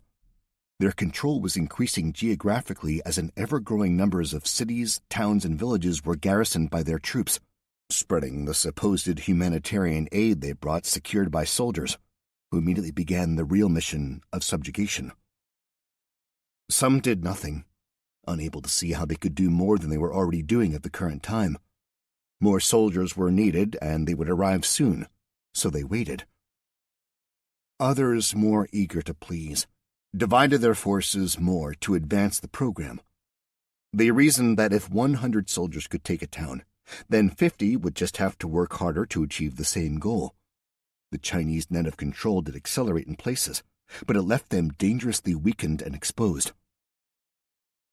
One commander, with a more brutal streak, accelerated his extermination program. He had interpreted his orders that way. He needed to control the population, take away their strength, make them unable to revolt. Tens of thousands of captured military personnel, law enforcement officers, and anyone deemed to potentially be more of a threat than a help were in camps or former prisons emptied of their inmates, who lay in shallow mass graves close by. They were fed a carefully controlled, barely edible diet to further weaken and control them.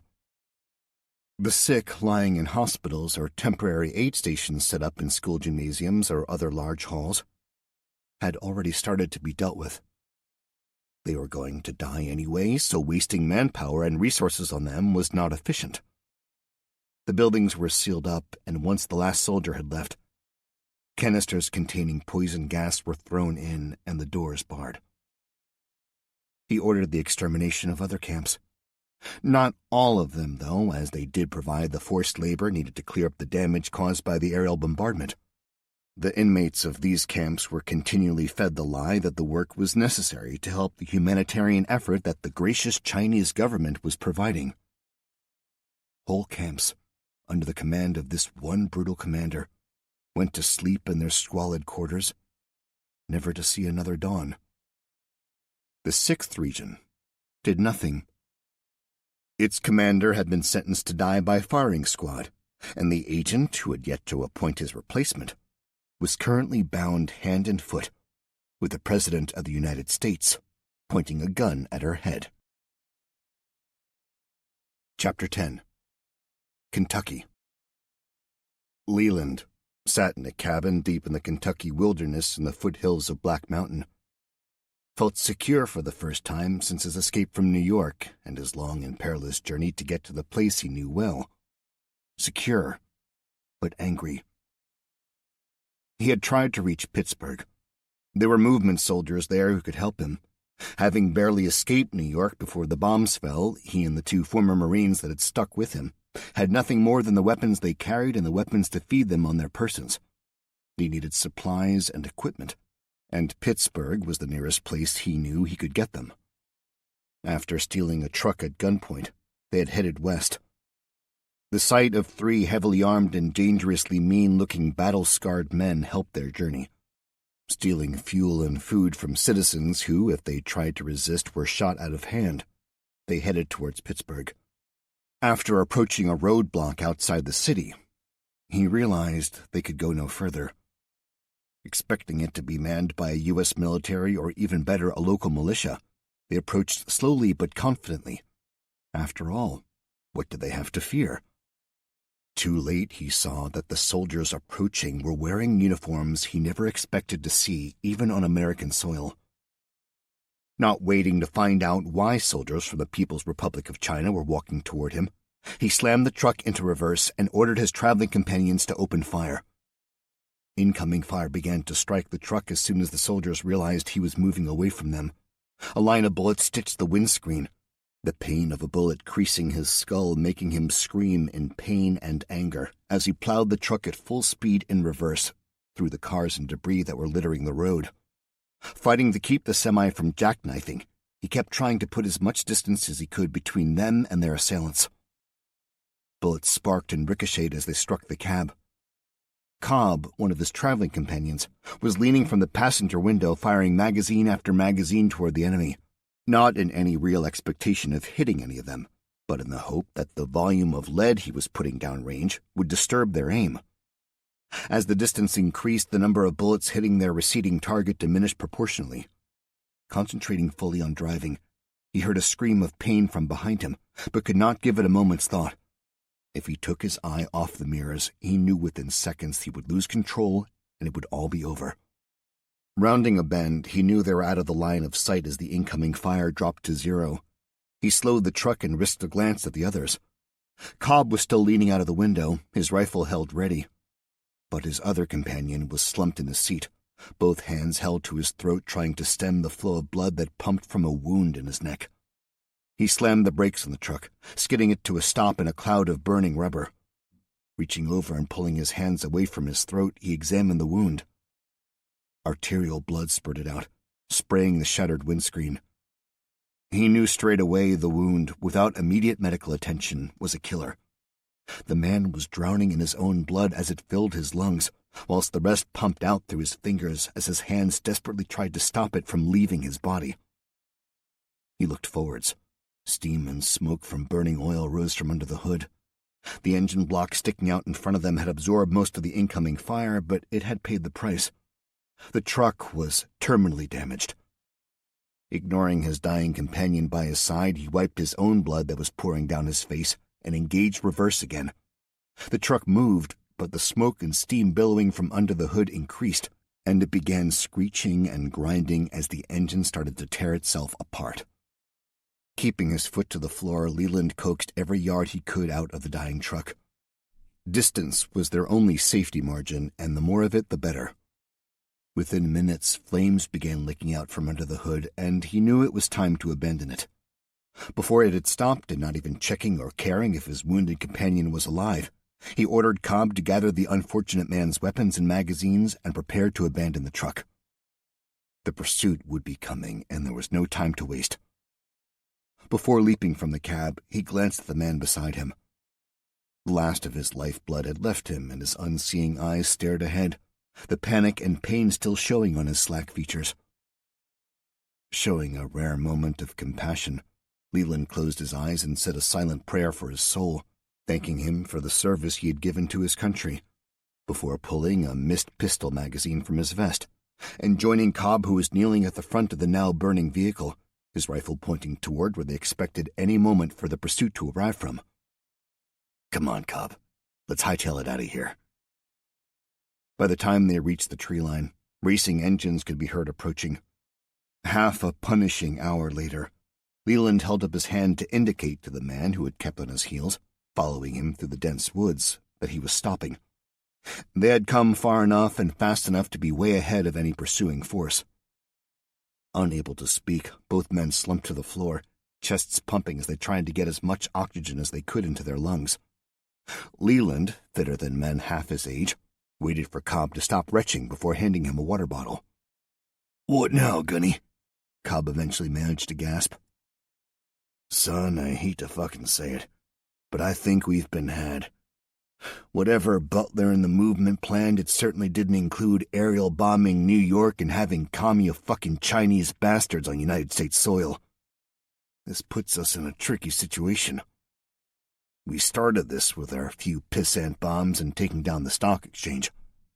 But the next thing we know, nukes and other ordnance are raining down on the States, and now we're being shot at by commies." He paused as he remembered a sight he thought he would never see. A mushroom cloud rising on the distant horizon in the direction of D.C. "The enemy we were fighting was the government, but now it looks like they are going to need every patriot left to fight an invasion. Whatever we think about them, I think our re-enlistment papers have just landed, delivered by an AK-powered Chinese bullet, and I, for one, am going to sign them. We were the American resistance, and now it looks like we are the United States resistance. Semper Fi, Gunny. I'm with you all the way." Leland nodded at Cobb. "I still want to get back to my Kentucky boys. There is no way they are going down without a fight, and as I have said before, if they are snug in their hollers, I'll put 100 of them up against a whole division of Chinese bastards. But firstly, I want to see who we're up against. If it is an invasion, then they will be going for the big cities first. He checked his compass and pointed west. Pittsburgh is the nearest and the only big city anywhere near our route south. He stood and checked his weapon. Are you up for a little recon mission, Cobb? In response, the old Marine stood up, checked, and without a pull charged his weapon and said, Lead on, Gunny. You just tell me when I can start killing those communist fuckers. Don't worry, son. I have a feeling there will be plenty to go around soon enough. 12 hours later, the two men had slipped past the roadblocks and checkpoints that circled the city and, using their years of training, worked their way into a position on Mount Washington, the hill-cum-suburb that afforded an elevated view over downtown Pittsburgh. They found a concealed spot to observe from whilst Cobb kept guard. Leland kept up a quiet commentary as he watched through his binoculars. What was left of the city was clearly under Chinese control. The city itself beyond the river had been destroyed by the nuclear blast. The skeletons and remains of the high-rise city center buildings were a stark reminder of the power humankind had harnessed when creating such a devastating weapon. The damage, though, did not extend to a wide radius. The large parking lot below them on the banks of the river had been turned into a containment center.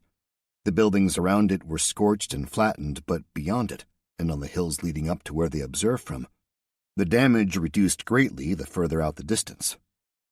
Thousands of citizens were being held behind rows of razor wire coils, guarded by soldiers wearing cumbersome radiation suits. They must have dialed back the yield on whatever bomb they aimed here, Leland mused out loud. But it looks to me as if the bastards were deliberately poisoning the people they're rounding up. Why else would they be holding them there? The radiation levels must be high enough to warrant the guards to wear protective gear, but not citizens.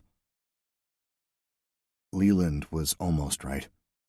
The yield of the weapon had not been reduced deliberately. The device had failed to explode correctly and instead had fizzled out. The Chinese had sent a team of observers to investigate the success of the blast and had discovered not a complete city lying in ruins with millions of dead, but only a small area of destruction around Ground Zero. Extra troops had urgently been diverted from other areas to contain and process the hundreds of thousands of civilians they did not expect to have to deal with. Callously, they decided to let the bomb that should have killed them do the job for them, albeit more slowly and painfully. They left the people exposed to the still lethally high levels of radiation in the area. The citizens of Pittsburgh were not part of the plan, so needed to be disposed of. Leland snorted in disgust. The roadblocks we have seen are not going to stop anyone getting in. They are stopping anyone escaping. Then they round them up, get them as close to the blast as they can, and let the radiation do the rest. He observed trucks continually drive up and disgorge more citizens who were herded into the camp. What shocked him were the armored and other vehicles the Chinese were using. They were U.S. military. Goddamn bastards using our own stuff against us. They must have hit the National Guard barracks. A few hours of observation were all that was needed. The Chinese had complete control over the remains of the city and were rounding up all its occupants. The fact that they were using U.S. vehicles meant any force capable of resisting had been wiped out in the first phases of the attack, leaving the citizens defenseless. The captors were not benevolent either. Knowingly letting them absorb what would most likely be a lethal dose of radiation was not enough. A disturbance attracted his attention. 3 men wearing military uniforms fought back when the guards tried to separate them from women and children, presumably their families. They were pulled to the floor by an overpowering number of guards and subjected to a vicious beating. Once order was restored, an officer walked up to the 3 men who now had their hands bound and were kneeling in a row. Without hesitation, he drew his sidearm and shot all 3 in the head. The guards then ordered other civilians to pick their bodies up and throw them unceremoniously into the river. Having seen enough and concerned about exposing themselves to the radiation, the 2 men began to make their escape from the city. Using a different route out and near to the edge of its limits, they came across an entrance to a neighborhood that was barricaded with cars and heavy furniture. Entering the rear of a house that was a few hundred yards away over an open area of grass, they observed what was going on. The neighborhood had, by the looks of it, decided to band together to defend themselves. Men and women with a variety of weapons were standing guard, Both could see the defenses were not built by anyone with military experience. Though they did not have a lot to work with, what they had constructed was better than nothing if you were trying to defend yourself. "Shall we go see if they can give us any intelligence? We should warn them about the radiation as well," said Cobb. "I don't see why not. They may even have a car they can loan us," Leland said with a wry chuckle. The last vehicle Leland had borrowed was the truck, and that had taken a bullet through the window to seal the deal. Leland stood up, but Cobb grabbed his arm and pulled him down. "Listen," was all he said. Leland strained his ears. A distant rumble of heavy engines could faintly be heard. Cobb pointed up to the sky. A small object was hovering high overhead. "Gunny, look up. I think they are using drones." Even though he followed Cobb's finger upwards, his eyesight was not good enough to spot the distant hovering object. "I'll have to take your word for it," he grumbled. "The issue for us now is most likely those engines are heading this way. The defenses won't hold up to a pea shooter, let alone anything heavier. Let's go warn them. They may have chance to disperse and escape." Again they stood up, but Cobb pulled Leland down again. They were too late. A Hummer with an armored cupola mounting a .50 caliber machine gun drove rapidly down the street. It was still bearing National Guard markings and flying the stars and stripes from its aerial. Both immediately saw that the uniforms on the soldiers inside the vehicle were not American. They were also not wearing radiation suits, and the men took some comfort from that. If the Chinese were not making their soldiers wear them, then the levels must be low enough. The civilians in the barricade could not tell the difference, and began cheering, thinking help had arrived at last. More lined the barricade as the cheering attracted others from the community. Both men watched from the darkened interior of the room. When the cupola began to rotate and point toward the barricade, they knew with dreaded certainty what was going to happen next. Cobb raised his weapon, but Leland slapped it down. "There ain't nothing we can do, Cobb. Sorry to say this, but this isn't our fight. And anyway, what the hell can we do against an armored Hummer?" The cheering of the crowd subsided when more vehicles drove up to join the first. No one had emerged from the vehicles to acknowledge the welcome the community was giving them. As the latest arrivals' turrets rotated toward the puny barricade, the community realized all may not be as expected. Panic shouting now replaced the elation they had all felt moments before. Some fled from the barricade, whilst others bravely raised their weapons. The raising of weapons against them was the trigger the Chinese may have been waiting for. The community before them changed from non-threatening to threatening with that action. The 3 Hummers opened fire. The bullets, with the power to penetrate light armor and capable of reducing buildings to rubble, threw a devastating hail of heavy lead at the makeshift barricade. The brave but unfortunate defender stood no chance. Leland and Cobb watched with morbid fascination as some of the defenders futilely fired their weapons at their attackers. The human body is a fragile thing, and when hit at close range with such a powerful and heavy object as a .50 caliber bullet, the kinetic energy displaced produces devastating results.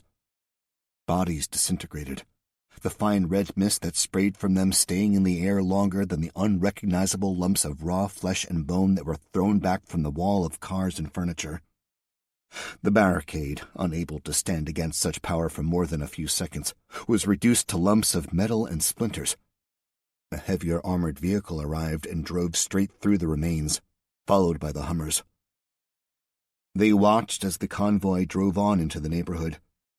People tried to surrender, holding their hands up in the universal sign of submission, but that did not stop them from continuing to spread death. Not satisfied, squads of soldiers dismounted from more vehicles that arrived and, covered by the smoking barrels of the machine guns, went house to house, dragging those who had tried to hide outside. The message was clear.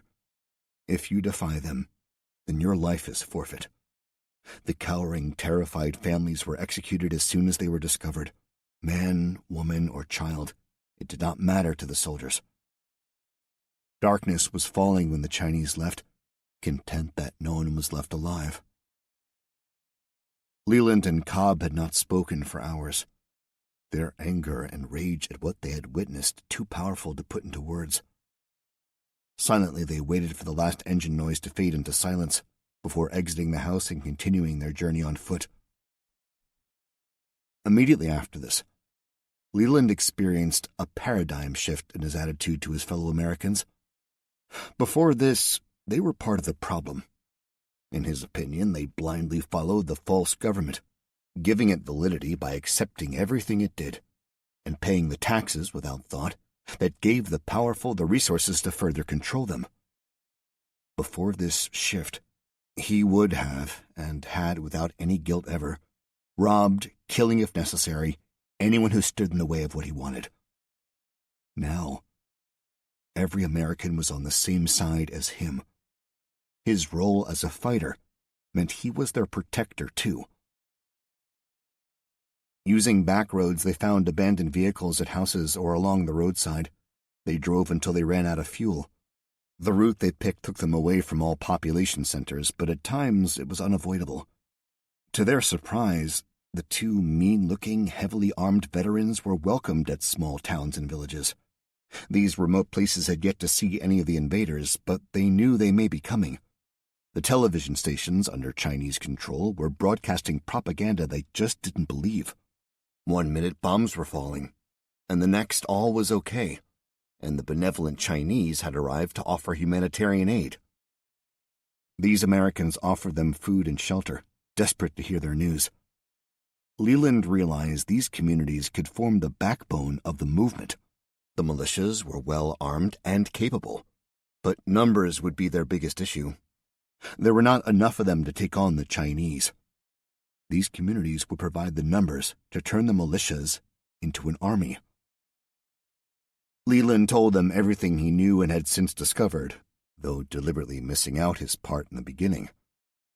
Playing heavily on the inhuman nature of what they were facing, he left them with no uncertain knowledge of what would happen if they bowed to the will of the invaders.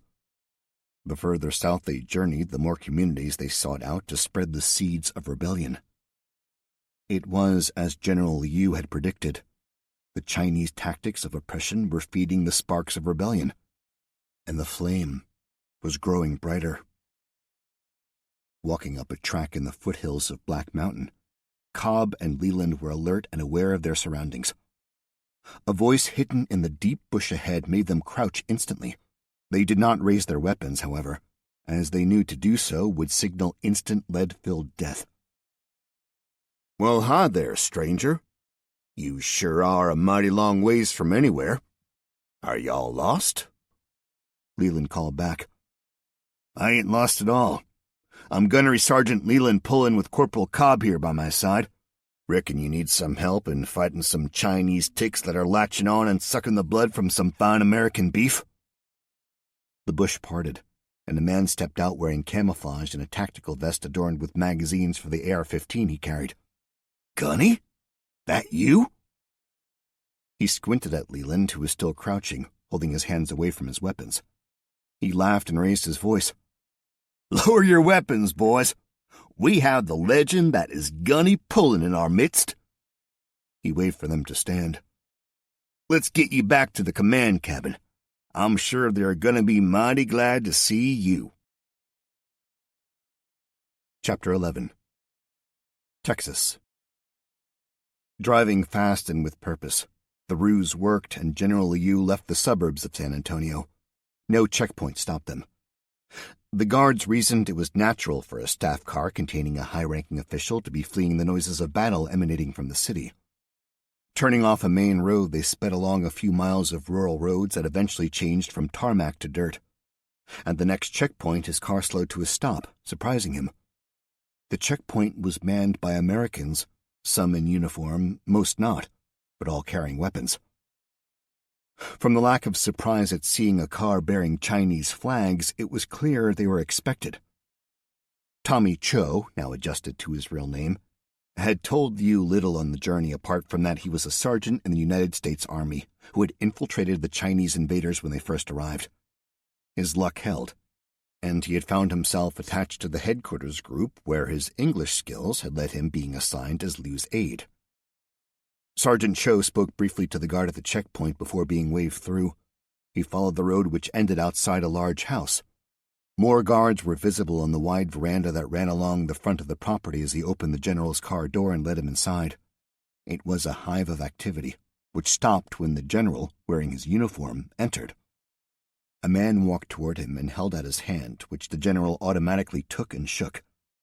The man spoke to him in perfect Mandarin. "General, welcome. Thankfully, we got you out of there just in time. When we got the report yesterday of what had happened to you, we knew we had to act." Taken aback at being addressed in his native language, he covered his shock and, to counter, replied in English, not as perfect but understandable. "Is it you I must thank for saving my life?" The man shook his head and chuckled. "I think the main thanks should go to Sergeant Cho, but yes, I played a part in organizing it." General Liu snapped to attention and saluted. He pulled his gun from its holster and reversed it before handing it grip first to the man. "Please accept my surrender." In reply, the man saluted smartly. "Sebastian Walker, at your service, sir. I think you misunderstand. We do not want your surrender. We need your help to end this war." The general bristled indignantly. "I will never betray my country. I have offered my surrender and expect to be treated as your military code sets out." Sebastian held his arms up in a calming gesture. "Please, General, let me explain. Cho has reported that you are an honorable soldier who tried to help American citizens when you discovered what certain branches of your government had done. It was as abhorrent to you as it is to us. I suspect, General, that if you were in complete control, then the job to free our country would be a whole lot more difficult. You would have been a worthy adversary. But now we want to make you an honorable friend. You are shrewd enough to realize that you will ultimately lose this war. If it was waged differently, as you well know, you probably would be close to winning total victory by now. You have not secured our nuclear arsenal, nor ever will. Our allies are preparing, and when the time is right, we will strike. The American nation is hurt, but not beaten. You miscalculated who you are dealing with." General Liu interrupted him. "Mr. Sebastian Walker, you are right. Many times I tried to make my superiors listen to sense, but more powerful voices than mine prevailed. But I repeat, I have surrendered and will never betray my country." Sebastian handed his pistol back. "I do not wish to accept your surrender, sir. I want your help to save your country from total annihilation. Because if your country continues on the path it has chosen, then that will happen. I am sure you want that to happen far less than most." Sebastian turned as someone called out to him. Turning back, he continued, "If you would excuse me, sir, I have an urgent matter I must attend to. If you could remain under the care of Sergeant Cho until I return, we can continue our conversation. And I believe others, far above my pay grade, will want to talk to you too." "Of course, Mr. Walker, I understand. But before you go, could you tell me what branch of your government you work for?" Sebastian replied in perfect Mandarin. "Please, call me Sebastian. And I no longer work for the government, sir. I am the concierge at the Waldorf Astoria Hotel in New York." Stunned into silence, Liu watched Sebastian don body armor that someone brought to him and run out the door to join a convoy of cars and pickup trucks that sped off down the dirt track. Liu accepted a coffee and a chair from his former aide. Sipping it, he looked at Cho. "A concierge. I now fully understand why we will never win." Chapter 12. San Antonio. The Russian troops had moved Madeline and the bound Fen Shu into the kitchen area of the cafe, and were hard at work fortifying their position. A captain who spoke excellent English was assigned to protect her along with his platoon of battle-hardened elite troops. Stripping a bulletproof vest and ballistic helmet from one of the dead Chinese soldiers outside, he washed the blood from them and requested politely that Madeline put them on. Once she had, she slung one of the bodyguard's compact submachine guns over her shoulder and picked up the handgun, holding it firmly. The captain nodded at her in respect. Fully aware of who he was assigned to protect, he kept her up to date with the situation. The plan was simple. Once she had been located, the troops rushed to her position and created a secure cordon to await transport out of the city.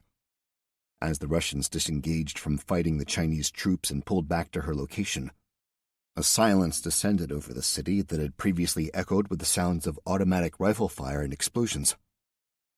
"Captain, how are we getting out of here?" Tanner asked in a strong voice designed to show everyone listening that she was in charge. Madam President, the American resistance will provide us with transport. They know we have located you, and they're on their way. What about the Chinese? Won't they have something to say about that? Yes, they will, the Russian officer replied equably. And I do not suggest that this will be an easy thing we do. There are few of us and many of them. We hit as much of their command network and troop concentrations as we could identify as we were jumping in. The units we initially engaged were already caught unawares and were overcome with relative ease. I imagine currently they are pouring more troops into the area to try to wipe us out.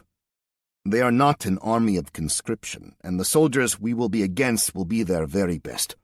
So no, Madam President, we are, as the saying goes, not out of the wood yet. She glanced down at the pistol in her hand with evident meaning. Well, I won't let go of this then. Fen Shu had overheard this and began shouting obscenities at them in both English and Mandarin, but she fell silent and her face showed real fear when Madeline turned to her. "Oh, sweetie, have no fear. If we are about to be overrun, I will save the last bullet for you. There is no way you are escaping the justice that is coming your way. Captain, gag her, please." The captain smiled and ordered two of his men to hold down the wildly fighting woman, so he could stuff a rag in her mouth and hold it in place with the tape he roughly wound around her head.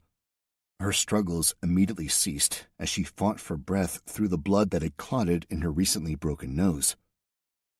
The captain smiled as her face turned bright red with the effort. "Don't worry," he added with professional cruelty. "We will not let her die. Yet." Chapter 13. Half an hour later, the captain listened to an incoming message coming through his headset and turned to Madeline.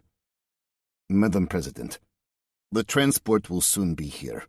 Please, we must get ready to depart the moment they arrive."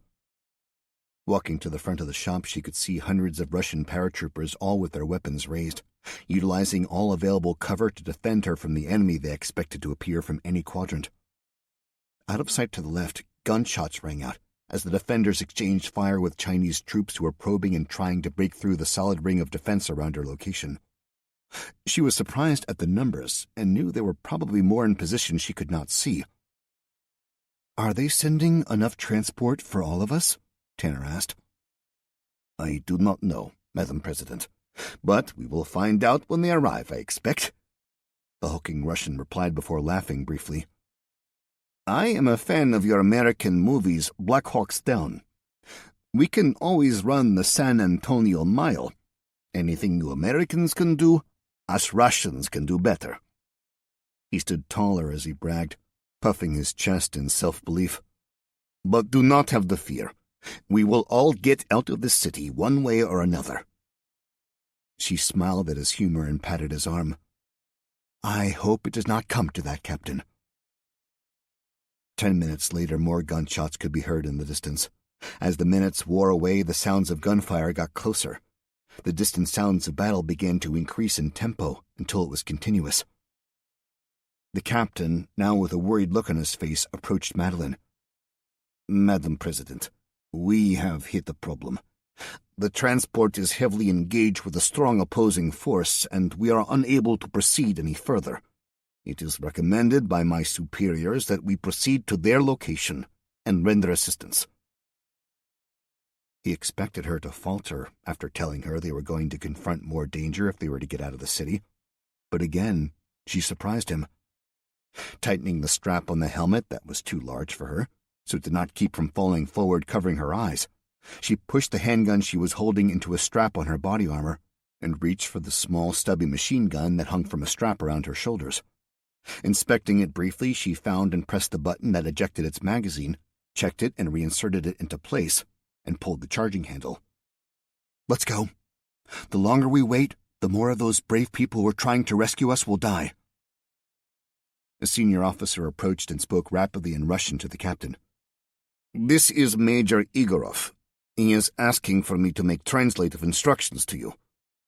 Madeline shook the major's hand with a nod of greeting and listened as the captain translated. The captain would escort her in the center of a tight knot of his men.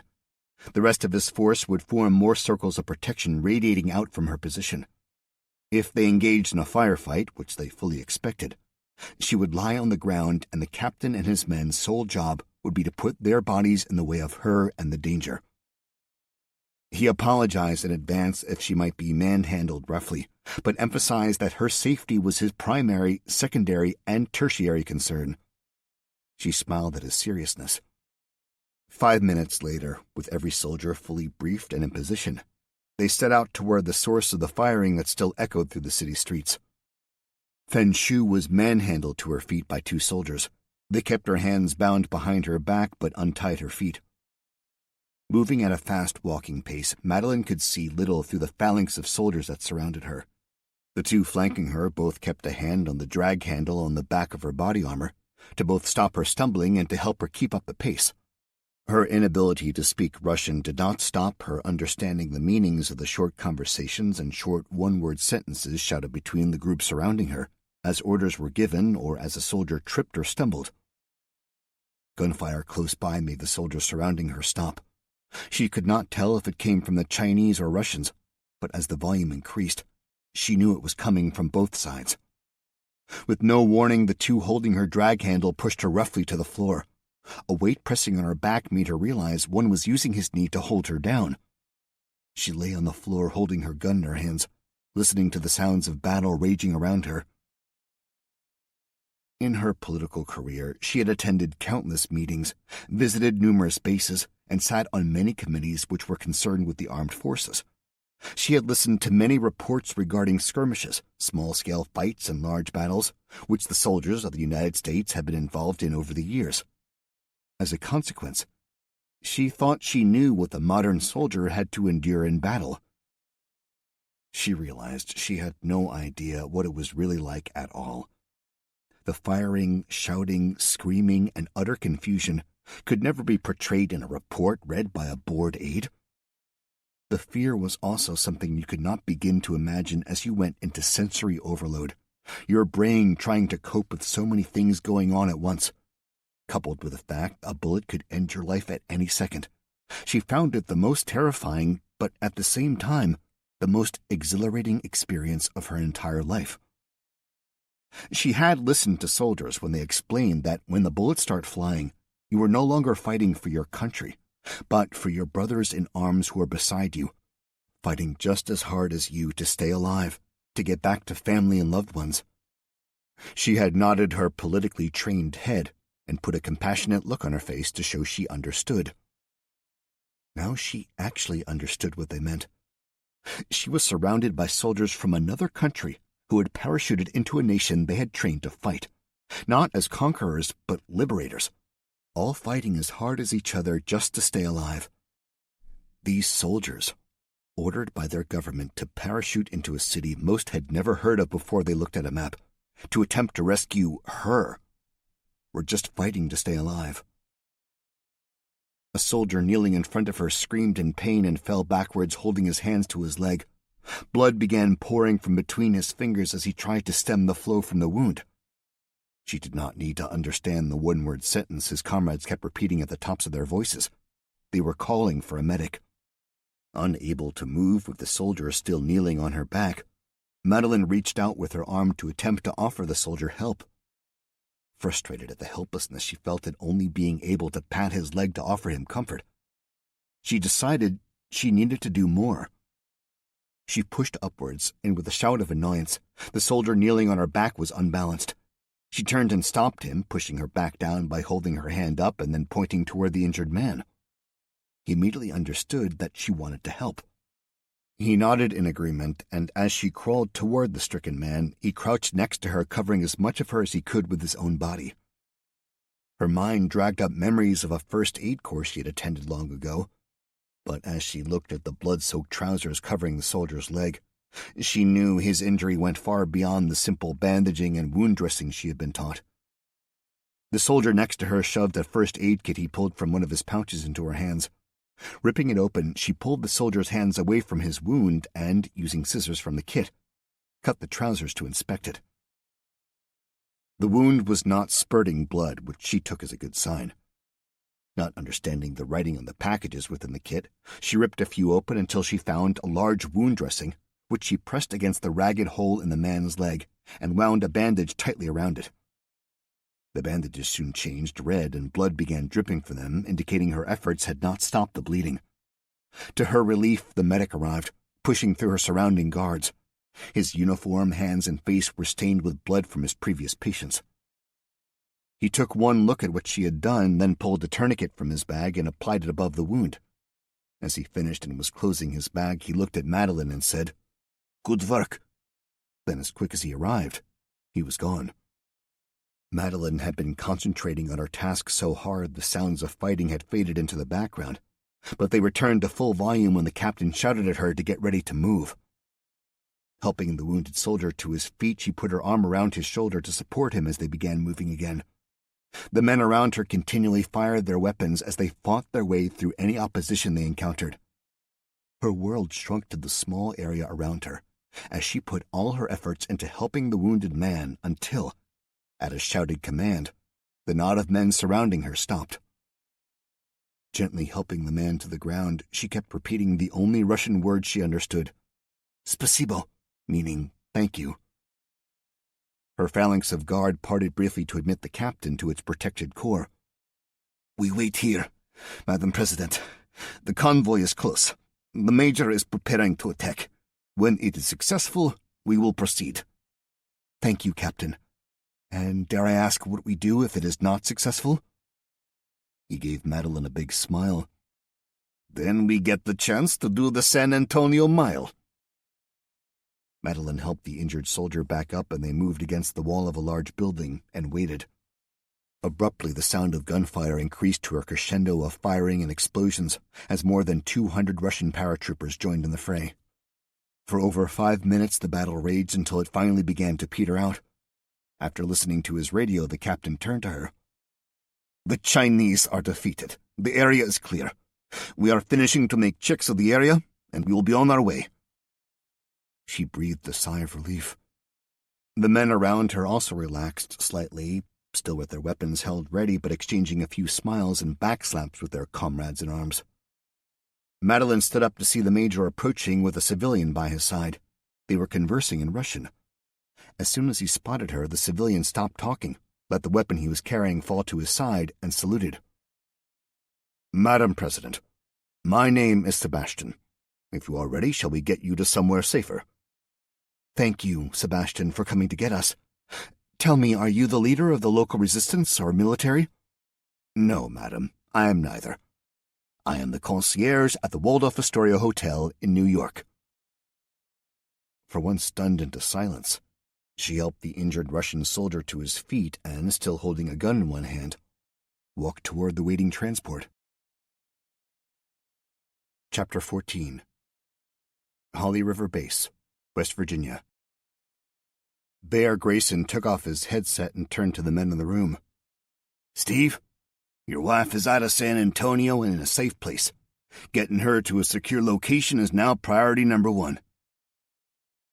Steve slumped back in his chair, relief washing over his face. "I need to get to her." Gus slapped him on his back. "Trust me, Steve. Whatever you think, you will be way down on the list of people who want to see her." Captain Troy Gardner sat thinking silently. Since returning from the aborted mission to release the prisoners from the camp at Caldwell, where he and his men had seen the missiles streaking overhead, he had sat brooding as all the coordinated attacks that he had planned were put on hold, including the mission to rescue the scientists sheltering in a secure underground laboratory at Fort Detrick. They were meant to be a priority, as they were confident they could manufacture an effective treatment as soon as they got samples of the virus and a means to mass produce it. He knew the Russians had landed in San Antonio and itched to get involved in the action. He was a member of the elite forces of the United States, and the fact that the Russians were running a mission on U.S. soil hurt his professional pride. "Bear," he said, "remind General Welch I have a unit here ready and waiting to assist in POTUS extraction. When they need you, I'm sure they'll come a-hollerin', Troy. But I will forward your request." Gus said to him, his face showing concern. "How are your people holding up?" "Desperate for some payback, Gus," he answered with a tired sigh. "Desperate. Can I request we do a recon mission to the camp at Caldwell? It will give us a more accurate assessment of enemy strength and location in the area. We are better when we are doing something, and a few days in the bush will stop them sitting here brooding. If the infection has reached the camps, we need to know. Anything we can give the scientists at Fort Detrick could help them." Senator Gus Howard was one of the few senior political figures who was both alive and not under Chinese control. He also had the respect of everyone at Holly River Base. His position as one of the leaders was not by invite or by asking. The role naturally suited him, and he found himself doing it without realizing. Gus looked at Troy and smiled. "Come on, Troy. You know as well as I that you get every communication I do. If you are asking for permission, then it's because you don't expect it to be granted. Whereas if the request is agreed by me, then the call comes in and you ain't here, I'm the one General Welch rips a new asshole." Troy shrugged. "Can't blame a man for trying. Look, if we leave now, we know the route is clear almost to the camp. We can be there and back in a day. I think the intel gain will be worth it. It will also be a good opportunity to integrate the various units that have arrived here and for me to see how good they all claim to be."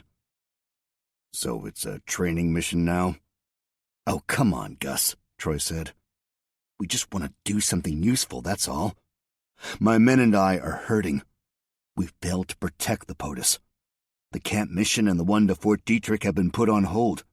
We are no use to the country sitting around a campfire stirring a pot of beans. Most of the militia leaders are not due here for a few days. We may as well make ourselves useful and get our finely tuned asses in the fight."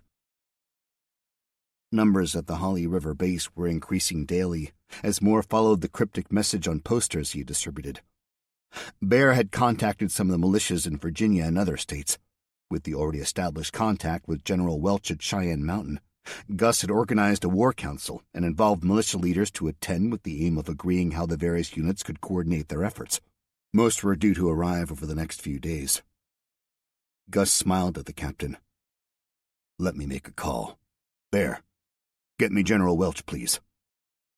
A short while later, Gus went to find Troy, who was sitting outside around a fire, drinking coffee with his men. "Captain Gardner, you have 36 hours, he said with a smile. "They are working on the logistics to extract the president. Her location is currently the safest place for her to be until the best plan is agreed. You have been authorized to gather intel on the camp and the location of enemy forces in and around the Caldwell area." Troy nodded his thanks to the senator and stood up and addressed his men, saying simply, 10 minutes.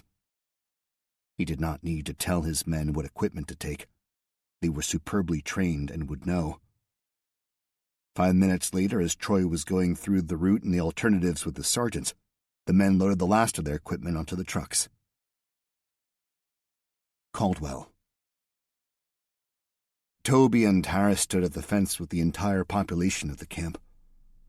Uncertainty was rife and wild rumors abound. Panic had spread when one loud voice assured everyone that the Chinese had pulled back as they were about to attack them. Hearing this, people either tried to scale the fence or find a safe place to hide. Harris stood calmly in the middle of the furor, his hands supporting Toby, who was swaying unsteadily on his feet. He was as confused as the rest of the camp, but also knew that no one else had any idea what was going on, and so did not react to the wild speculation being spread by the lips of terrified individuals.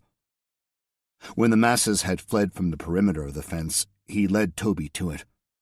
Escaping from the camp seemed the right move to make. The guards would not have left unless there was a good reason, and they had deliberately knocked over the water barrel as they departed. He studied the fence. It was made from 12-foot-high heavy-duty chain link, topped with a double row of razor wire.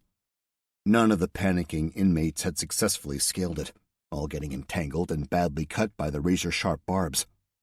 With a pair of wire cutters, you could be through it in seconds, but he knew no such tool existed in the camp. He walked up to the gate to inspect it. It was secured by a padlock and a locking bar that had been dropped into place. A lorry would be able to smash through it, but half-starved, weakened men would be able to do no more than rattle it. Eventually, an air of defeat and despondency settled over the exhausted, hungry, and thirsty inmates. Gathering back in the yard, most slumped to the ground, all their energy spent. Harris looked at the men.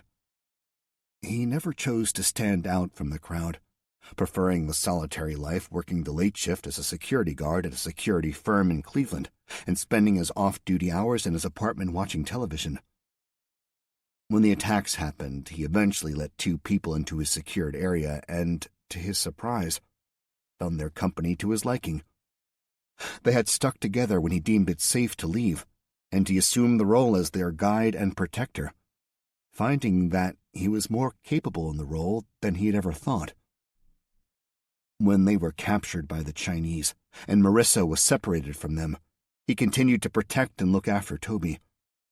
Looking at the men in the yard, he knew that most had given up and were just waiting for whatever was going to happen next to arrive. If he could have gotten Toby out of the camp alone, he would have, but for the plan he was forming in his mind, he needed help from others. Still supporting Toby, he walked to the center of the yard. His physical size made him an imposing figure amongst the ragged, malnourished group, and eyes were drawn to him. The low murmur of voices subsided into silence. "We need to get out of this camp.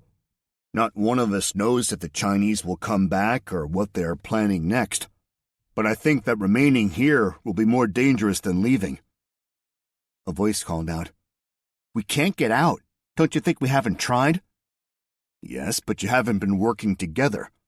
We can't break down the gate. It's too strong. The ground is too hard and the fence dug in too deep to dig under.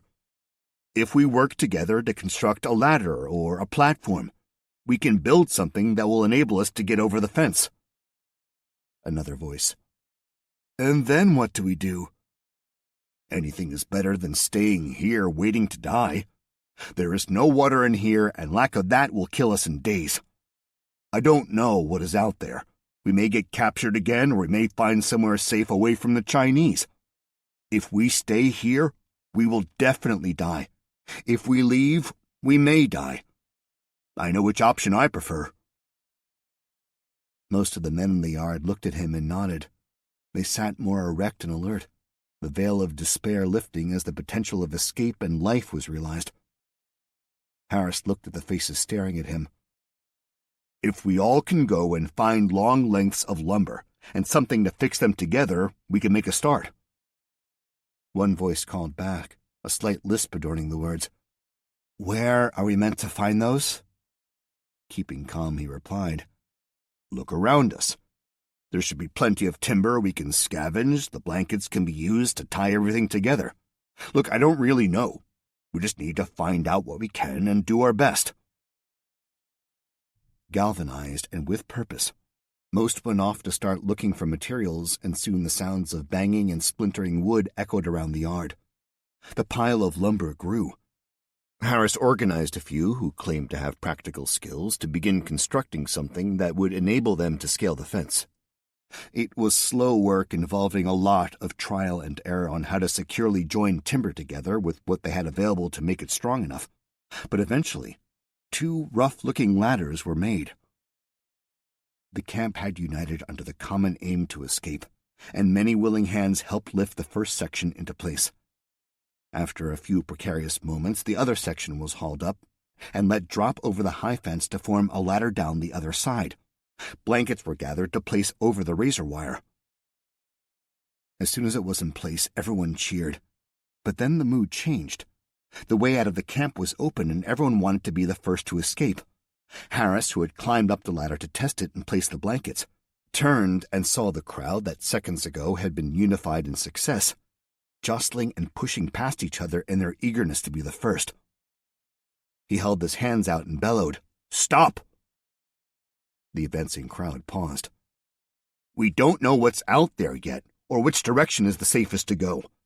If you run off in the wrong direction, you could run headlong into the Chinese. Please, could we stop and think for a moment?" The crowd, seeing the sense of what he was saying, backed off a few paces as he descended the ladder. "I suggest a few of us go and check the immediate area out. I don't know the area at all. Are there any locals who can volunteer?"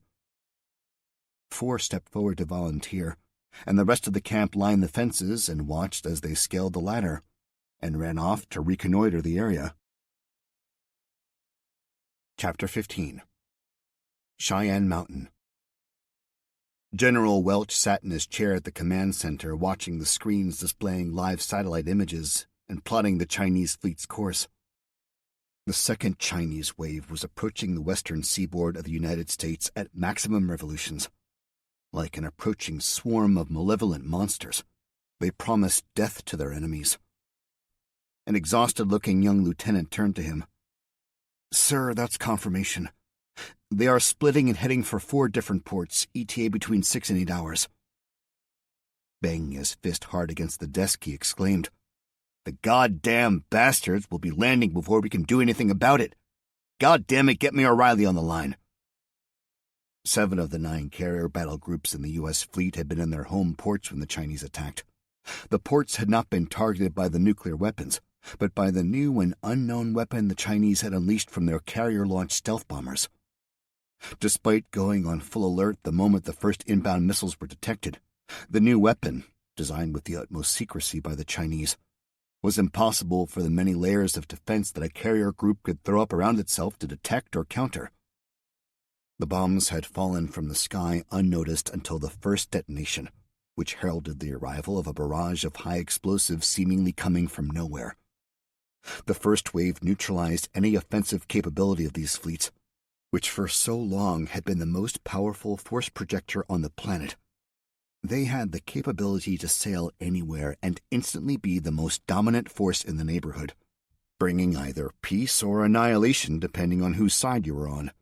The mere arrival of a United States carrier battle group had the ability to diffuse potential trouble spots quickly. Now, as the second and third waves of bombs fell, all that was left of the once proud and mighty symbols of a global power were the burnt, twisted remains of their hulls. Only 2 carrier groups survived. The USS Theodore Roosevelt was in the Persian Gulf, and the USS Ronald Reagan was in the Southern Pacific, partaking in a joint maritime training exercise with the combined Australian and New Zealand navies. With the reports of unknown weapons destroying ships at anchor in their home ports, the mood on the remaining flotillas was dark. General Welch had, on day 1 of the attacks, been fearful the remaining ships at sea could become targets, and had ordered all the ships of the Pacific Fleet to head to a friendly foreign port, and the ships in the Persian Gulf to get the hell out of there and make best speed to the South Atlantic. The only vessels he remained deployed were the submarines. About half were in a home port at the time of the attack and so shared the same fate as the surface vessels. But the others were still out there, silently cruising through the ocean's depths, awaiting orders. Admiral Jim O'Reilly had assumed command of the Pacific Fleet following the destruction of the base at Pearl Harbor. Transferring his flag to the USS Ronald Reagan, he had spent the time gathering and marshaling the forces at his disposal, ready for the order to strike back to be given. The Ohio ballistic missile submarines, or boomers, as they were referred to by most in the Navy, he positioned in a line across the Pacific Ocean, ready at a single command to unleash their cargoes of either nuclear or conventional destruction. Every fast attack submarine available was either patrolling the Atlantic, trying to track the unknown number of very stealthy Chinese submarines that had launched nuclear missiles at the U.S., or were shadowing the huge fleet of Chinese vessels that was now hours away from the West Coast. General Welch had the call set on speaker. "Jim, it's Doug," he said, the tiredness making his voice heavy. "Report. Every vessel we have is at the highest level of alert. Just give me the command, and I can fill the seas with Ticonderoga-class cruisers and destroyers and thousands of pissed-off sailors," he declared vehemently. "The subs are tracking the Chinese fleet, but the net they have thrown around themselves is large and tight. If we start poking them, I fear we will lose subs for no gain." "There is nothing we can do to stop them landing, I agree," Welch said. "But how soon can you get some of your ships in strike range?" "The subs are already there. In 18 hours I can have 10 destroyers past the dateline and in theater. The carrier group at best speed is 5 days out." "Jim, the Russians and Canadians are closer. I'm authorizing you to open up channels of communication and get a workable plan of attack together. Report back ASAP." "Yes, sir."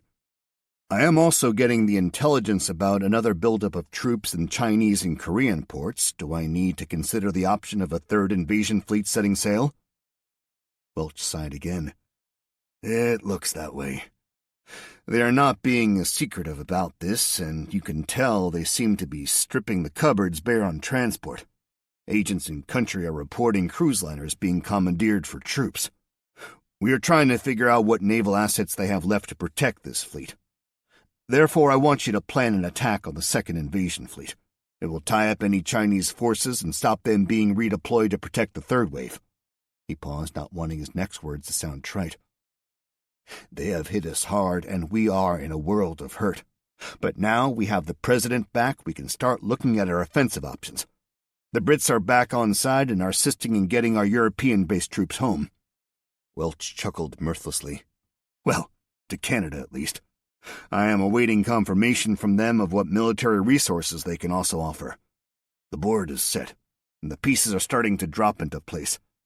If we can get the next phase right, we can go from our current defensive posture and begin the containment stage." "That's great news, sir. I think that at this stage my people will be more interested in blowing them back to hell. Tell me," he said, changing the subject, "how is life at the mountain now?" "Better now. I can go outside for some fresh air, thanks. The Russians have landed in force and have set up a strong perimeter. I don't think the Chinese will be back any time soon. It's a strange world we are living in, Jim. We are accommodating our new allies in the complex itself as well as outside. I'm getting used to the sight of the Russians poking around making themselves at home, while a part of me is wondering what the hell they are doing and if they are planting bugs or other clever things their intel guys can come up with." The Admiral laughed again. "We'd be doing the same, I'm sure.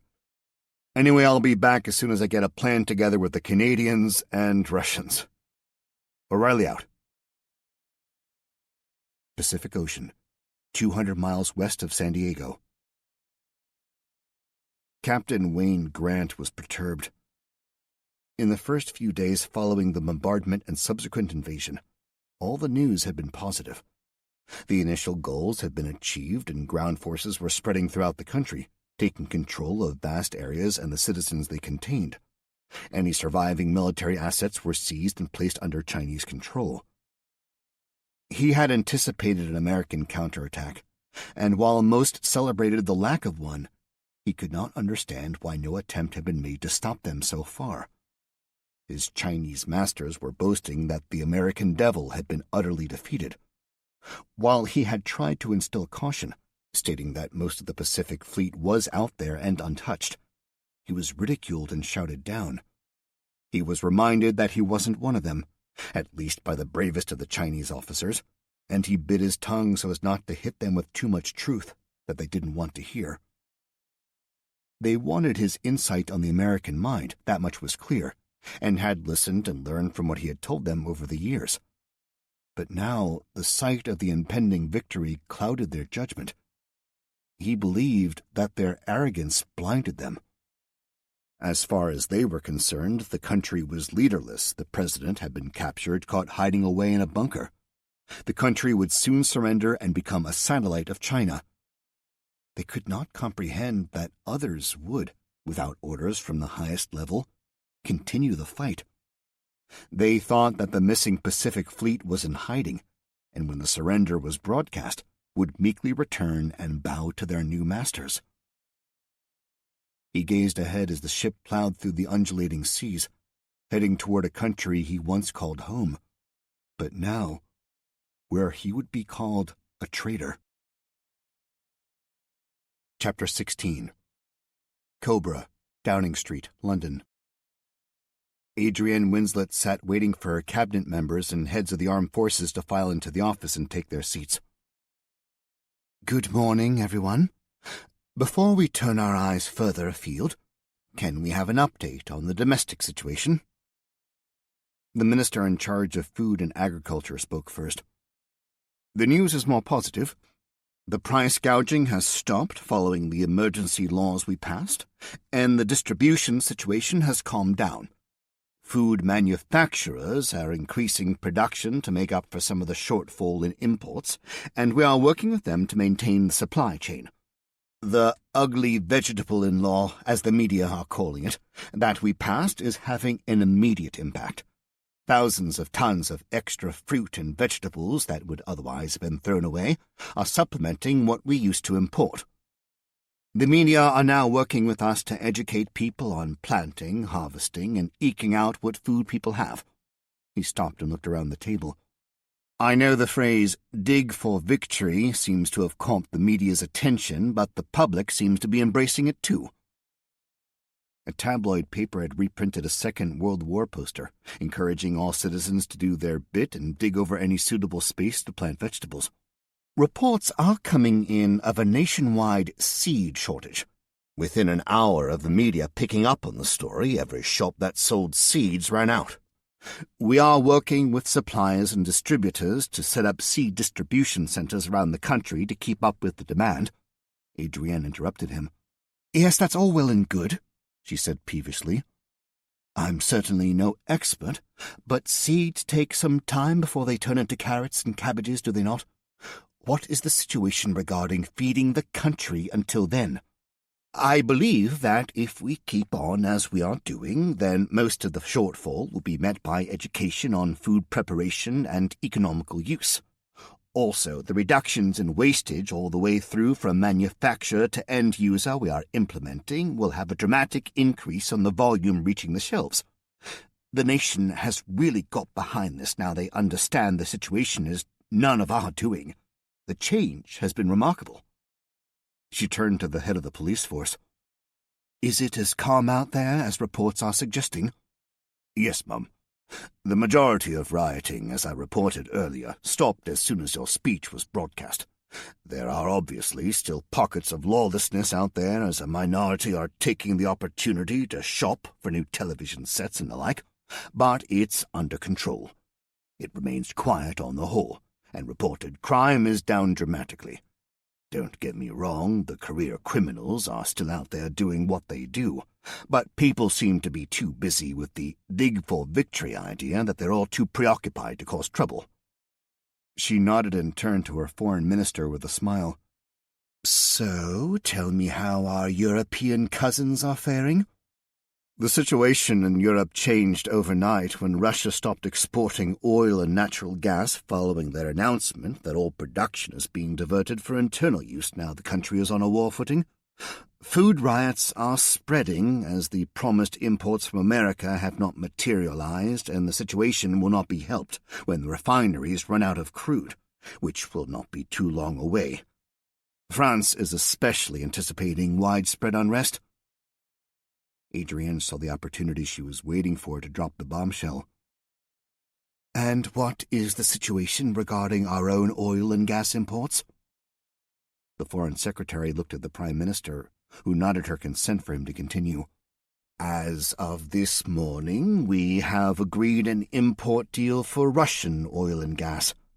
The tankers are diverting from their existing courses as we speak. He fidgeted with his tie before continuing. Apparently, the ban on exports they impose does not include allies of Russia. And what else does Russia export? She asked. He smiled again. Russia, in recent years, has turned its food industry around to stop its reliance on imports, and only 2 years ago changed from being a net importer of certain products to a net exporter. I can also happily inform the Cabinet that at the same time we signed the energy deal, we signed a deal to import grain, fish, sugar, and other products from Russia. From what I understand, any shortfall we may have been anticipating will be negated by these new imports. The room burst into noise as most around the table demanded more details. Adrienne waited for the noise to subside before she continued. The country may run out of avocados and cucumbers, but with a little adjustment to what we are used to finding on the supermarket shelves and the efforts of our own people, the country's food worries are over for now. Now, General, please inform the Cabinet of how your plans are progressing. The General stood to address the room. The withdrawal of most of our soldiers deployed overseas is progressing. In certain areas, we know this will have a destabilizing effect which will be exacerbated as other countries are following suit and recalling their soldiers back to their own domestic bases. There is, unfortunately, little we can do about this. Our own defense and security must take priority. He paused to clear his throat. Following a conference between the United States, Russia, Canada, and ourselves, a way forward has been agreed. He glanced around the room for questions before he continued with their naval dispositions. A Royal Navy task force consisting of the carrier HMS Queen Elizabeth, frigates, destroyers, and submarines is currently being assembled and will shortly depart for the east coast of the United States, where, with the Royal Canadian Navy and the Russian Black Sea Fleet, and some surviving United States ships and submarines, a blockade of the entire east coast of America will begin. We have prioritized returning United States soldiers to Canada first. Then we will be deploying 2 Guard regiments to fall under the command of a joint multi-nation force. And what of our special forces, General? Asked an aide to the Prime Minister, eager to get his voice heard. General Lloyd regarded the young man coldly but kept his opinions to himself. 2 squadrons of SAS have already been dispatched following a request from General Welch. They lost most of their attack forces when Fort Bragg was destroyed in the initial attack. They have a list of high-value targets that need rescuing or locating.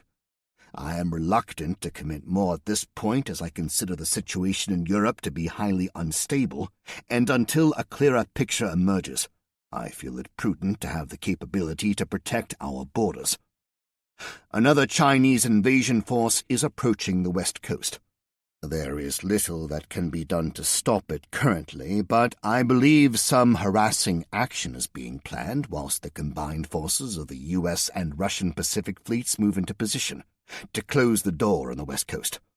Once both blocking forces are in place, there still will be approximately 500,000 Chinese troops on American soil. He shuffled papers to find the next piece of relevant intelligence. The situation still hangs on a knife edge. The Chinese have destroyed or captured most major U.S. military bases and resources. With the number of troops they have on the ground, they represent a formidable force. If I can give you a comparison, on D-Day, the Allies landed 156,000 soldiers, and that was to liberate the whole of Europe. We will not have near that number, and the United States is by far a bigger landmass. The challenge we are facing is daunting. The Prime Minister asked the General, "Do we feel the situation in Europe will become a threat to us?" "We are monitoring it carefully," General Lloyd answered with a politician's skill. "In all honesty, we do not know what will happen. But if we look at the facts, there are many independent nations with a combined population of over 600 million, all who are currently experiencing food and, most likely very soon, energy shortages. I imagine their individual governments are having similar discussions that we have had and are probably coming up with many similar solutions. What they will not have is an answer to how to fill the gaping holes that have appeared in their supply chain. I will leave the politics up to you, Prime Minister, but as history shows time and time again, desperate nations perform desperate acts. Also, the population within Europe can be highly mobile as there are no border restrictions. Mass migration is a real possibility as people move to wherever they think has more food.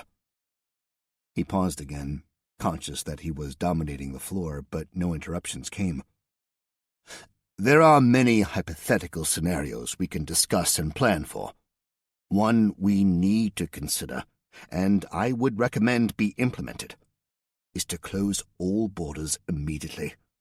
When the rest of Europe discovers we have what they do not, it does not take a lot of imagination to know where people will be heading. We can barely feed ourselves, but we cannot allow our domestic situation to deteriorate again due to potentially millions more wanting what we have. He let those words hang as he was effectively recommending that their island nation go into a full economic lockdown. From a military point of view, the armed forces will be essential in the task to close and protect our borders. There will be the real possibility of confrontations with other European armed forces as we fulfill our duty. The rules of engagement need to be decided and decided quickly. The room remained silent when he had finished. In one meeting they had gone from the elation that the nation's food and energy supply situation was now looking more positive, to the real threat that they could be facing armed conflict with their European neighbors. Adrienne spoke. Ladies and gentlemen, we need the country behind the tough decisions we may have to make in the future. We must take this to Parliament. Are we in agreement with General Lloyd's proposal to seal our borders? Might I remind you all that Europe as a whole has decided to sit this out rather than confront Chinese aggression? She shrugged and nodded in the direction of General Lloyd. We almost did the same too, before reason prevailed. We must remember, though, that they are not our enemy. They chose to stay neutral. Unfortunately for them, the consequences of that decision are not yet fully clear, but the consequences of us potentially being deluged with innumerable refugees from hunger and public disorder are clear. We must put the country and its population first. She asked for a show of hands, which unanimously agreed to the plan. Thank you. Now, please go and get Parliament on board with the proposals. As soon as we adjourn, I will call the leader of the opposition to fully appraise him. Support from across the floor will be essential if we want this to go smoothly.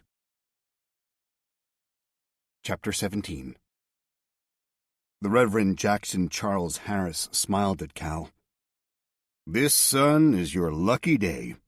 We are in regular contact with Captain Gardner and others from the Holly River base. The militias are gathering under the one banner now, the Old Glory. It's why we are here. We are making our way up from Kentucky to Holly River for a war council with him and other militia leaders. He requested we scout the eastern approach to the Appalachians on our way. We spotted your bus bearing Chinese markings behind us on the road and decided to start the campaign early.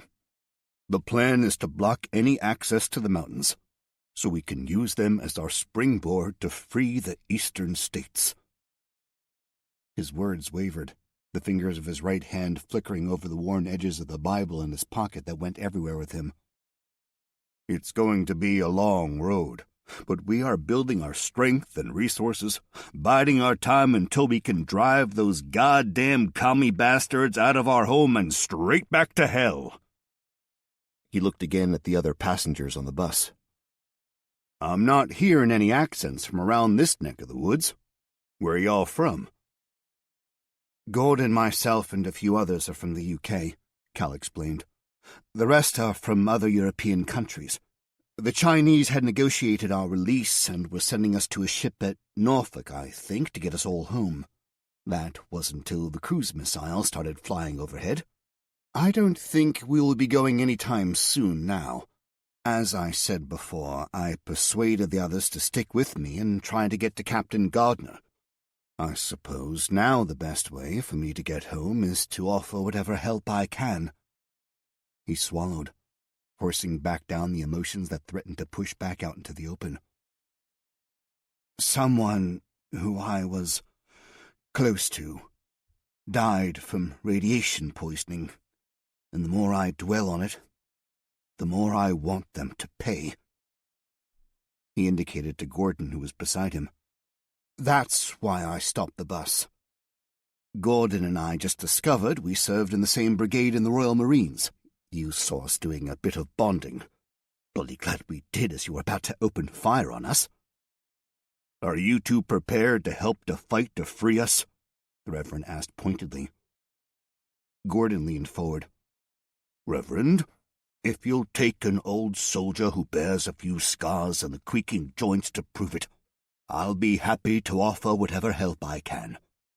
I must tell you, though, I am distantly related to Lord Cornwallis, and you colonials gave him a right drubbing at Yorktown.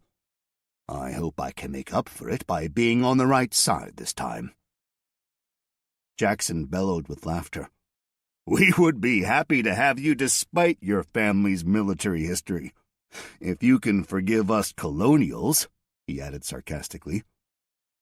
"Kentucky and Virginia have a proud record for fighting for their independence. We haven't got the French helping us this time, though, and if we are going to win this latest war for independence, we are going to need every volunteer we can get." He looked at the sky, which was darkening as night began to fall. "We were scouting for a place to camp when we spotted you heading our way. You would be welcome to join us. We can travel in convoy to Holly River in the morning." Cal looked at Gordon, who nodded in agreement.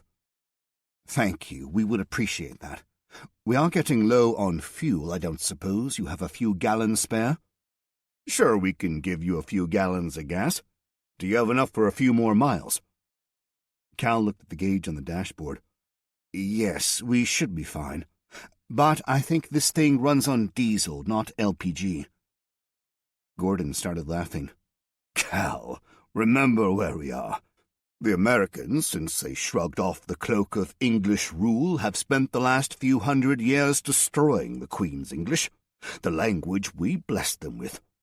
Every time I come to the States, I do try to re-educate them, but I feel that it has been left too late, and they are condemned forever to speak what they proudly call American English. It does make me shudder at times, dear boy." The Reverend started laughing. His deep, booming laugh filled the air. "I think we'll all get along just fine." He turned and spoke to one of his men who approached him. "My men have scouted a campsite set way off the road, which will make a safe camp for tonight. If you would like to follow us there, we can get properly acquainted. Do you mind if I travel with you so we can continue talking?" Cal looked for and pulled the lever that opened the door, saying, "Not at all. Hop on board." Cal put the bus into gear and followed the pickups and ATVs of the militia. Jackson, as he told both Cal and Gordon to call him, shook their hands when entering the bus, then stood next to Gordon as Cal drove. He answered their questions about the militia he commanded. The church he led was the Corps. In the foothills of the Kentucky mountains, his congregation had, for generations, loyally served their God and country. The militia believed that one day they would need to rise up against a tyrannical government, and so vehemently defended their right to bear arms. When he left the army and turned to God, the militia grew and prospered as more followers joined his church. His sermons about the degradation and destruction of the American way of life struck a chord with many who flocked to hear him speak. Cal's understanding of militias from TV programs were that they were all far-right fanatics with compounds and stockpiles of guns, ammunition, and food who resisted any interference to their way of life. He asked if his militia was similar. "There are some groups like that out there for sure, but we are a law-abiding community centered around our church. Most who live in the community go to church and are considered part of the militia, We do not divide ourselves between gender and age. If you want to serve and are old enough to hold a gun, then we welcome you. We run regular training camps and exercises, but they are more community events, attended and enjoyed by all. I am their spiritual leader, but I also look after their physical well-being. The drills we run are based on good old-fashioned boot camp training, military tactics, and strategies. Yes, they all moan and gripe about them, but when I stand there and look at my congregation and see none looking dangerously overweight, I know I am looking after my people the best I can. Stockpiles of weapons are not necessary. Every member of the community enjoys the rights given to them under the Constitution and own many firearms and the ammunition needed to use them. When the bombs started falling and paratroopers invaded our land, I called the militia together. His voice shook with pride and emotion. Within 1 hour, 100% of the militia presented themselves for duty outside the doors of my church. Seeing them arranged into their platoons come into attention when I stepped outside was one of the proudest moments of my life. Following the vehicles in front, Cal turned off the road and slowed down as the bus bumped along the rutted trail that weaved through the trees. Eventually, the trail opened out to a cleared area of forest, a sign displaying the rules of the campsite, indicating they had arrived. Chapter 18. Texas. Sitting in front of the radio, Madeline was talking to General Welch. "I appreciate your concerns, General, but I will not leave the country and hide across the border. What message will that give to the American people if the first thing I do is to run away?" "Madam President, your safety is of the utmost concern. We cannot risk you falling into enemy hands again." "General, I agree," she said emphatically. "Currently, I am being protected by hundreds of armed Americans and a brigade of Russian paratroopers. I am safe enough for now. General Liu, on the other hand, needs to be moved to somewhere where he can be of greater assistance to us. He is a proud man who feels his country is being betrayed by its leadership. If we handle it right, I believe he could play a key role in changing the regime and ending this before it's too late." "Too late, Madam President? We are already at war and fighting for our very existence. I am not sure how much worse it can get." "General, the world is watching and waiting. How much longer before other countries start to look toward a weaker neighbor, now that the United States is not able to fulfill its role as the world's policeman? We are at war, but we must try to stop this escalating. Because if it does, I fear the world will be on the brink." "I understand. The planning with the Russians, British, and Canadians is almost complete. Can I at least recommend we recover you to Cheyenne Mountain? You will be secure here and will be easy for you to communicate and oversee the operations." "General, I am no military leader. You are.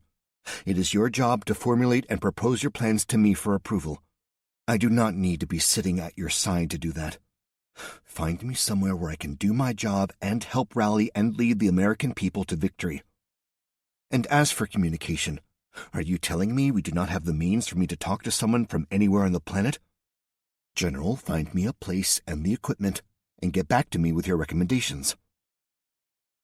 Putting the receiver down, she turned to Sebastian. "What do you suggest we do?"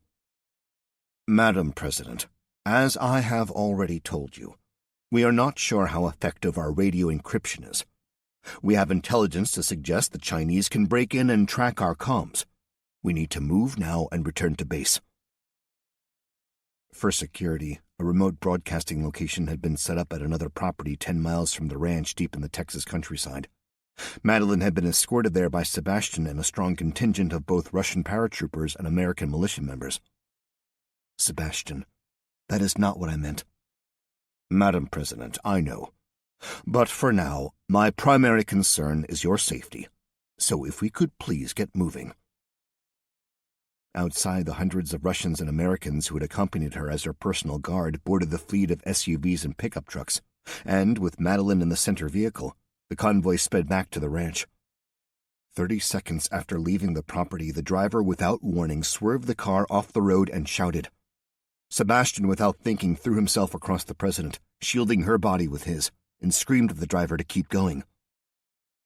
The boom of an explosion washed over the car now hurtling down the road. Sebastian uncovered the president from the footwell and helped her back to the seat. She looked through the back window at a house which was now burning fiercely. "It's as I feared, Madam President. That missile locked in on the radio signal we were emitting. We are going to have to be more inventive on how we communicate from now on. The Chinese are far from defeated." Shocked from the near miss, Madeline sat thinking before she spoke. "Or we find and destroy wherever the missile was launched from. If every time we turn on a radio we fear a missile, then this burgeoning movement will fail. Without communication and coordination, we will just be small groups fighting locally and individually until our numbers are so eroded by the Chinese we will become ineffective. The only route to beating them is coordinating a national offensive and striking them where it hurts. That way we will wear away their capabilities until the balance swings in our favor." Sebastian looked at the president. "Madam President," he said with deep respect, "I just heard you tell the general you are no military leader. You were wrong. I agree. This threat is new, and we must counter it immediately." They were both correct. The Chinese were beginning to deploy their latest direction-finding counterinsurgency missile batteries around the country. These small vehicle portable weapons were another asset they had developed in secret away from the world's view.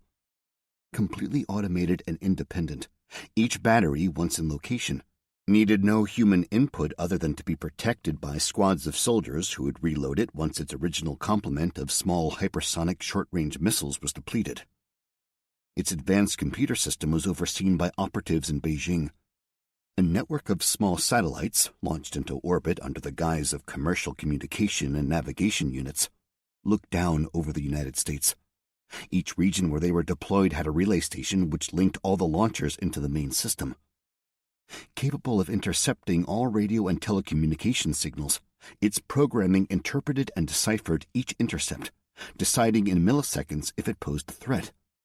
It was currently set to intercept and identify all signals, but to only treat those that were encrypted or short-burst as a target of interest. Ham radio operators all over the country were communicating with each other. They were the backbone of the Resistance's means of communication. These conversations were being recorded and sent to analysts to interpret and use the intelligence gained to help the efforts to destroy all threats to the Chinese mission of conquest. At the stroke of a key, missiles would rain down on their locations. The one drawback of this highly advanced system was that its portability meant the missiles were small and limited to a 20-mile range. Its warhead, although powerful, was capable of only limited destruction. The missile batteries were intended for the second phase of the invasion, to be used to stop the threat of organized counterinsurgency. Madeline had unfortunately been within the range of one of the first units set up in Texas. The battery that fired the missile had only been just activated after driving to a location 20 miles from San Antonio. If fate had allowed the battery to be operational 10 minutes earlier, it would have received the signal and launched its missile whilst she was talking to General Welsh. Luckily for her, it only received the targeting coordinates when it became active just after she ended the transmission. Hundreds of these systems, designed and built solely for the American operation, were currently being unloaded from transport planes to be mounted on adapted requisitioned pickup trucks. Soon they would be deployed in an ever-growing umbrella around the country. Madeline strode into the large central room of the ranch that had become the headquarters of the Texas Resistance. General Yu was sitting on a chair around the large table. Sergeant Tommy Cho was by his side, acting as his aide-cum-bodyguard-cum-prison guard. Sebastian went up to the radio set they had been using to communicate with other cells and, to the surprise of its operator, turned it off, telling her to leave it alone and to stop broadcasting.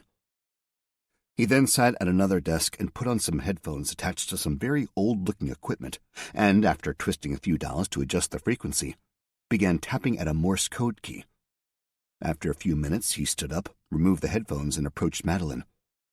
"Madam President, I have just sent a Morse code message about this new missile threat to be relayed to General Welsh advising him to tell all he can about the dangers of radio communication. Madeline looked alarmed. "Madam President, please do not worry. I can guarantee that the last thing the Chinese will be monitoring is low-frequency, single-bandwidth AM signals." Not fully understanding what he had said, she nodded and turned to the Chinese general. "General, I have just escaped death by seconds. You have deployed, and I do not know the correct terminology, missiles that target radio transmissions.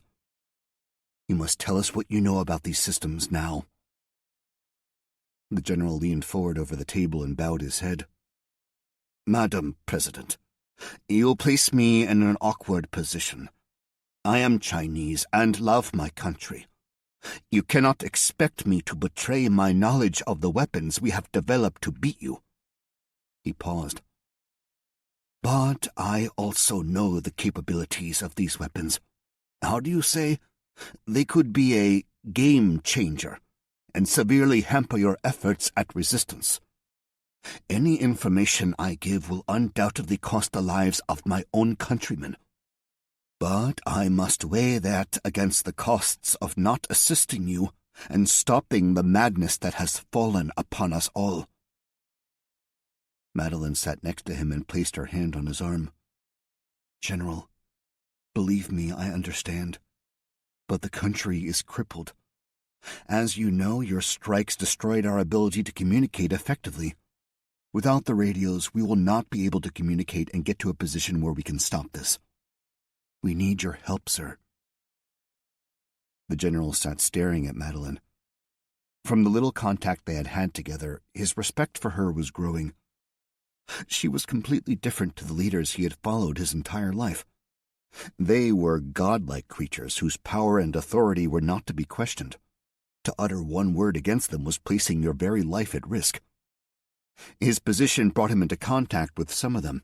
They were untouchable, not interested in other views or opinions, only that you would do what they commanded. They scoffed at Western leaders and their weaknesses at having to obey the will of the people, changing policy if public opinion went against them. The Chinese leaders did not care what the public thought. They were only there to serve the country, and they were the country. Madeline Tanner was comparatively unknown to him before the invasion. He knew she was third in line to succeed in the presidency, and the file he had received on her held little more than a picture and a brief description of her political career. He had met her in San Antonio when she had been captured. The cowed and beaten image she portrayed did little to change his opinion, given in the report that she was weak and would easily be manipulated if captured.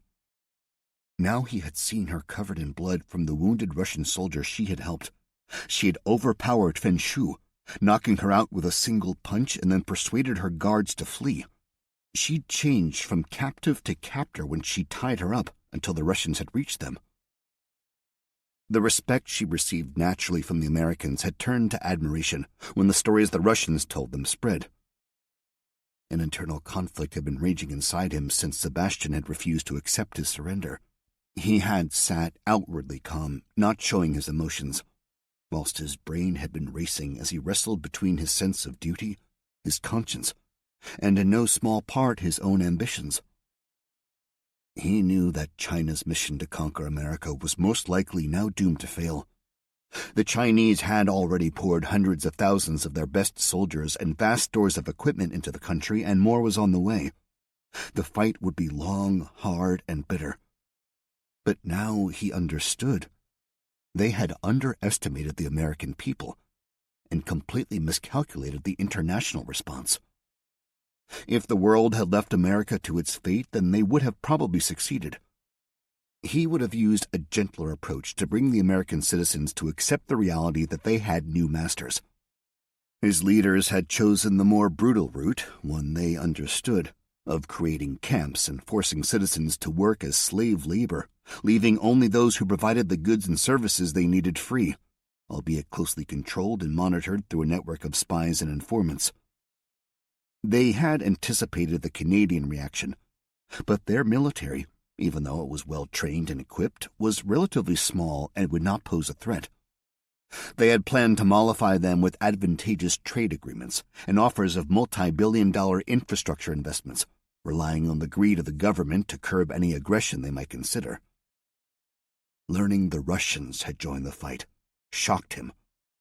All the advisors and intelligence reliably informed them that they would sit aside and watch as their great enemy fell.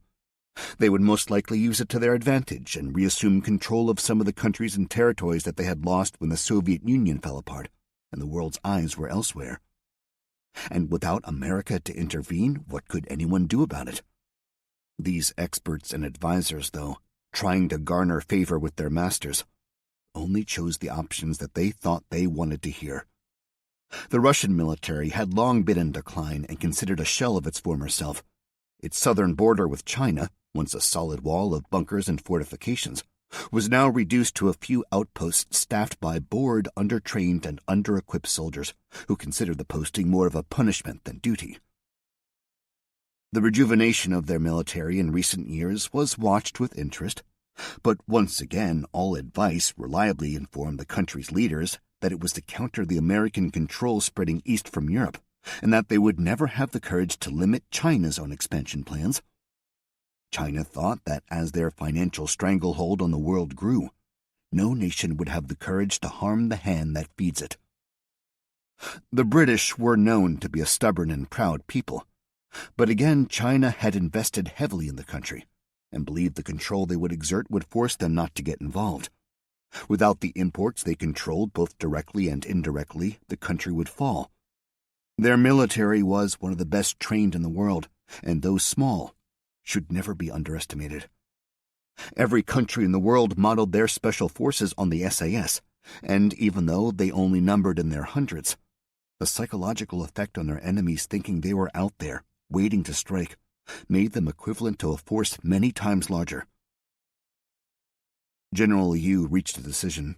He held Madeline's gaze. "I will help you," he said, "if only to save my country from being destroyed. For my own benefit, could records be kept proving to my own countrymen that I chose to help not because I am a traitor, but because I love my country and want to save it? If one day I can return, I need to hold my head up and not bowed in shame." "You have my word, General." He nodded his thanks and patted her hand that still lay on his arm.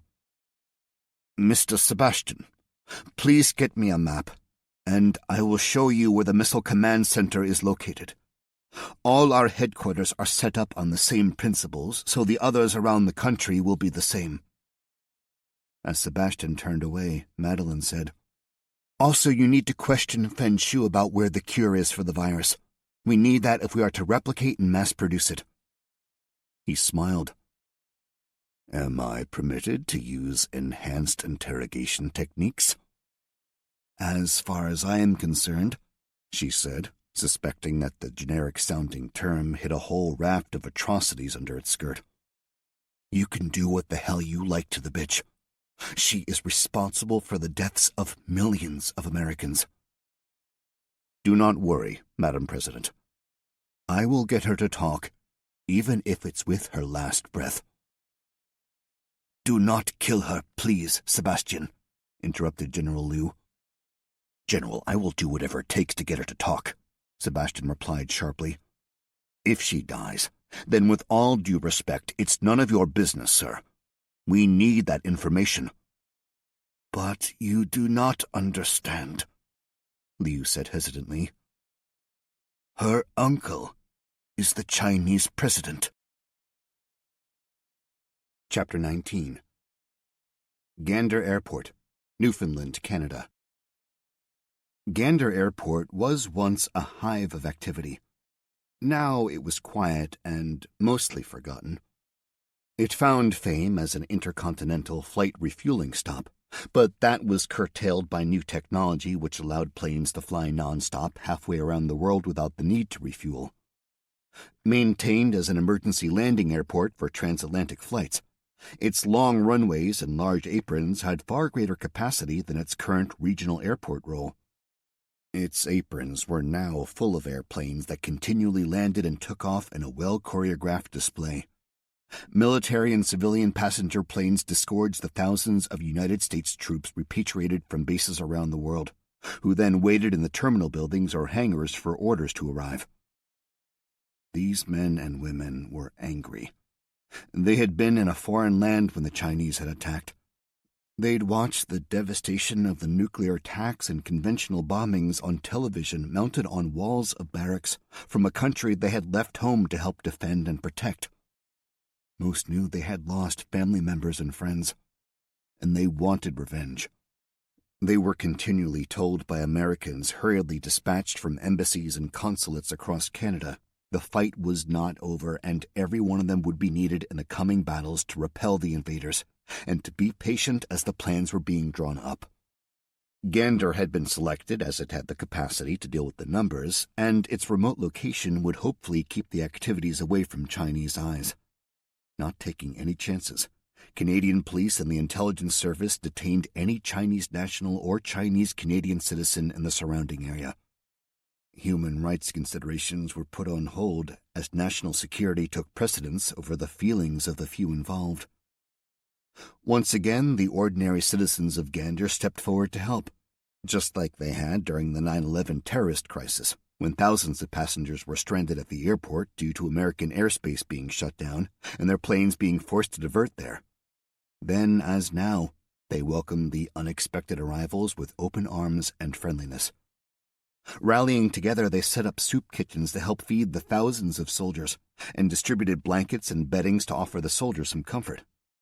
The Canadian government was sending everything it could to help, but the efforts of the local population augmented this and greatly relieved the pressure on their personnel trying to deal with such a large influx.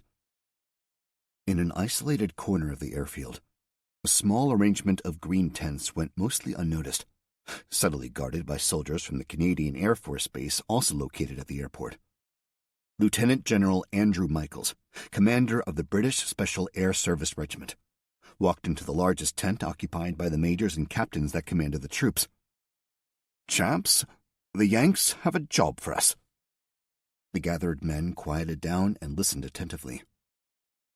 "The damn Chinese have released a virus that is killing thousands, possibly millions. Details are sketchy, but there are some scientists trapped in a bunker at," he glanced out at his notebook for the place, "Fort Detrick, who are working on what they reckon is a similar virus. They believe that they can manufacture a cure if they can get hold of some samples of the virus itself." General Michaels held up his hands. "Before you ask, I do not understand the science or the reason why scientists in other labs can't do this. It is speed that is of the essence.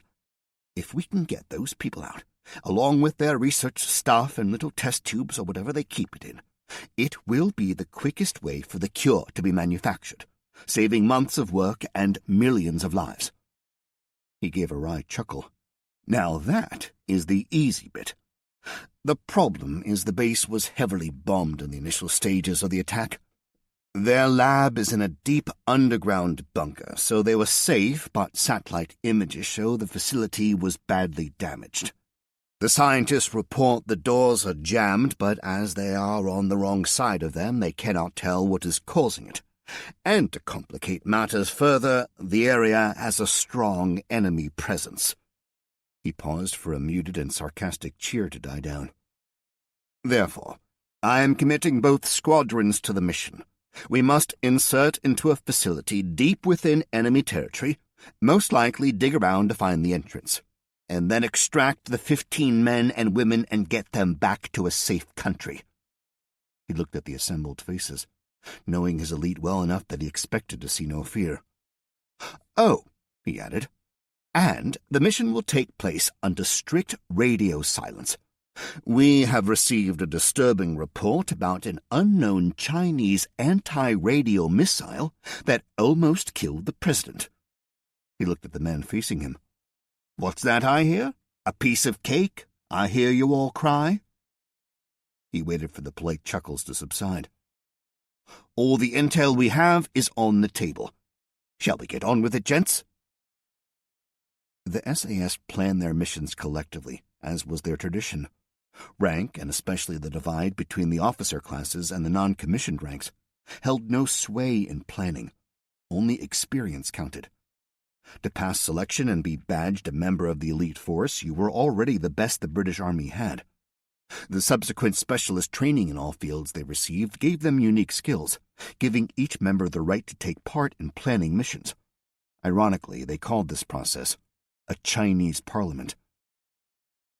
2 hours later, the captains, majors, and sergeants, the NCOs who were the backbone of the regiment, gathered in the command tent. Lieutenant General Andrew Michael started the meeting. "Ginge, you are the senior officer, therefore will be in overall command so you can be the conduit for the meeting, please. I know that's unusual, but I can't remember a time so many of us have been involved in one single mission. As the saying goes, we need to keep this simple, stupid." Ginge, or Major Benjamin Bowden, was on a second tour with the SAS. Most officers only serve a single 2 to 3 year stint before returning to their original regiment or a staff job, and only the best of that crop were ever invited back again. Major Bowden had completed his first secondment to the regiment as captain, earning the respect and liking of everyone at the base through his leadership, bravery in action, and basic demeanor. When he reluctantly returned to his original regiment, he soon achieved the rank of major and performed outstandingly. By his own admission, he missed the regiment and all that it stood for. After a few conversations, he reapplied, and without hesitation, at the first opportunity, they welcomed him back to command a squadron. The nickname Ginge had been unsurprisingly bestowed upon him due to his bright red hair as soon as he stepped through the regiment's door. The gap between ordinary ranks and officers was treated differently in the SAS in all matters, not just that of mission planning. Nicknames were common, as in every part of the Army, but in the regiment, it was common for these nicknames to be used between the ranks. So even though he was now a major in command of one of the 4 SAS squadrons, everyone still referred to him as Ginge. "Thank you, sir," he began. "We propose a hey-ho insertion." As the general did before him, he paused for the low cheer at the dangerous and ultimately exciting method of insertion. High-altitude, high-opening required jumping out at an altitude requiring oxygen, and popping their canopies to descend slowly with over an hour spent in the freezing sky. That way there was no loud crack of a parachute deploying at low altitude. "Confirmation of what the Canadians can offer us in the way of transport should be as soon. Confidence is high that the 2 squadrons can secure the facility and begin the recovery operation. The blast bunnies," he said with a smirk, referring to explosive ordnance specialists, "are also confident they can clear a route through whatever debris may be in the way. The issue we see is maintaining the perimeter we create if the Chinese forces are as strong as intel suggests in the area. A U.S. Ranger battalion is currently in a hangar over the apron, kicking their heels and chomping at the bit for some action. I had a quick chat with their CO, and they're up for a bit of fun. Can I recommend you formally request for them to be seconded to us for the duration of the mission?" General Michaels nodded his agreement. "They have their own transport," Ginge went on, "and now that the bulk of their personnel are this side of the pond, the transports are starting to bring rotary wing assets and other goodies which could help us a lot. The extraction phase will begin immediately after the targets are located. Fuel range is the issue, though, as the facility is beyond the range of most rotary wings without refueling. Our initial thoughts are to extract the targets to an FOB," he explained, not needing to explain the acronym for a forward operating base to these elite soldiers.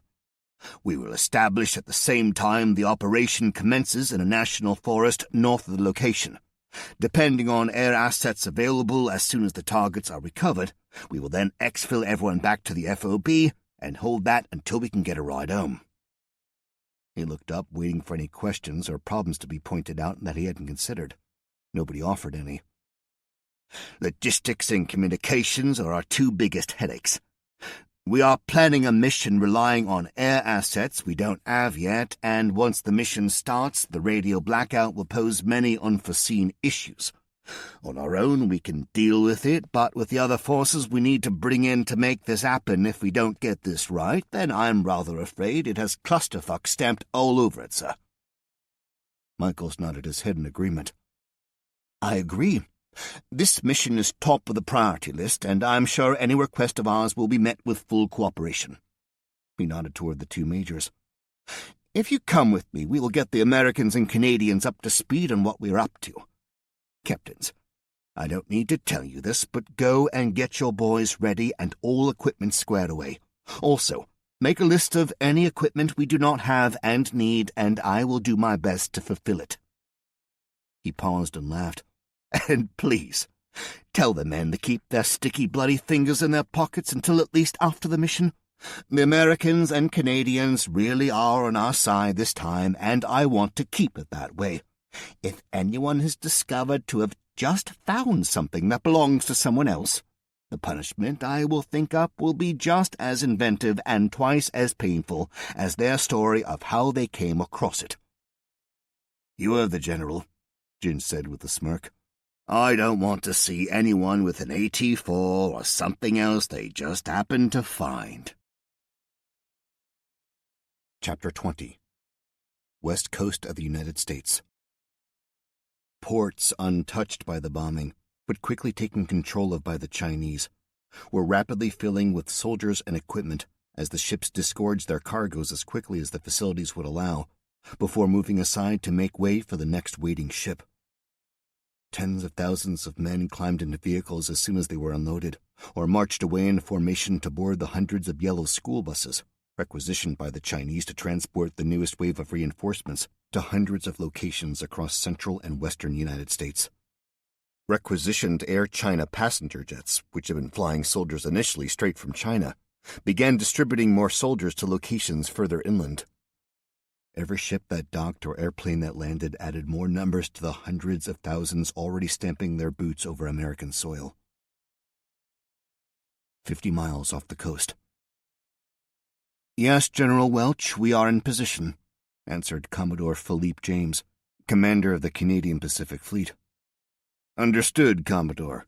You are free to proceed as soon as you receive a confirmation the other forces are in position. Affirmative, sir, James replied. We will await the signal. Good hunting and Godspeed. Out, replied the general as he disconnected the call and turned to the officer at his side. Update? Sir, the Russians have 1 cruiser and 3 destroyers, and we currently have 4 Arleigh Burkes just outside the radar detection range of the Chinese blocking force. More are on the way. The Littoral-class ships with their low radar profile have managed to sneak in closer without being detected. Our subs have also slipped in as close as they dare. As soon as they act on the Canadian feint, we will be ready to strike. They watched the large screen showing the positions of all the Allied ships as they closed in on the coast. It was a waiting game. He trusted the commanders who were putting themselves into harm's way to know when the time to strike was. Sir, Admiral O'Reilly on the line, the communications officer said. General Welch pressed a button on the control panel in front of him. Go ahead, Jim, you are on speaker. Sir, we are in position. Permission to go. The general stared at the screen for a few moments. This operation they had called Operation Chinese Laundry was going to be the first major strike against the Chinese. Its name stuck after an aide suggested it tongue-in-cheek after General Welch summed the mission by saying it would hang them out to dry. Granted, Admiral. Go get the bastards. Thank you, General. We will. Chinese Type 002 carrier, off the coast of California. Captain Wayne Grant awoke to the sound of klaxons blaring throughout the ship. Fully alert within seconds of waking, he threw on his clothes and ran toward the operations room. As he ran, the rumbling and whooshing of rockets being launched reverberated through the ship.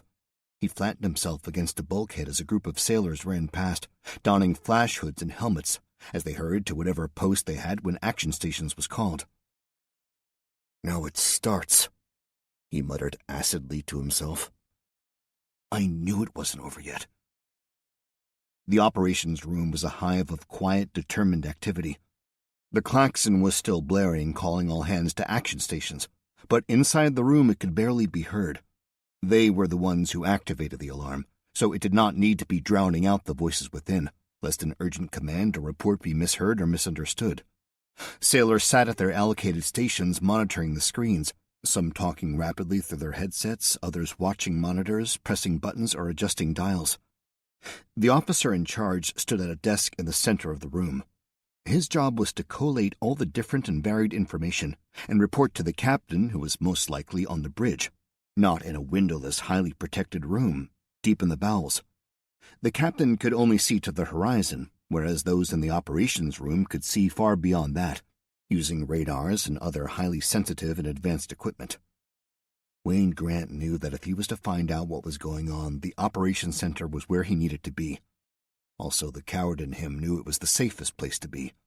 Its armored walls and advanced fire protection systems would enable it to remain operational even if the ship was heavily damaged.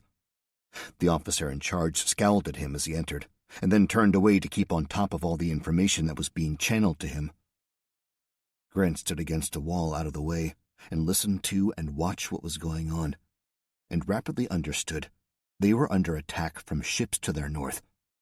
3 Canadian frigates had entered their radar umbrella and, at extreme range, launched a volley of harpoon missiles at the Chinese fleet. When the ships were first detected, they were identified and plotted, but no further action was taken.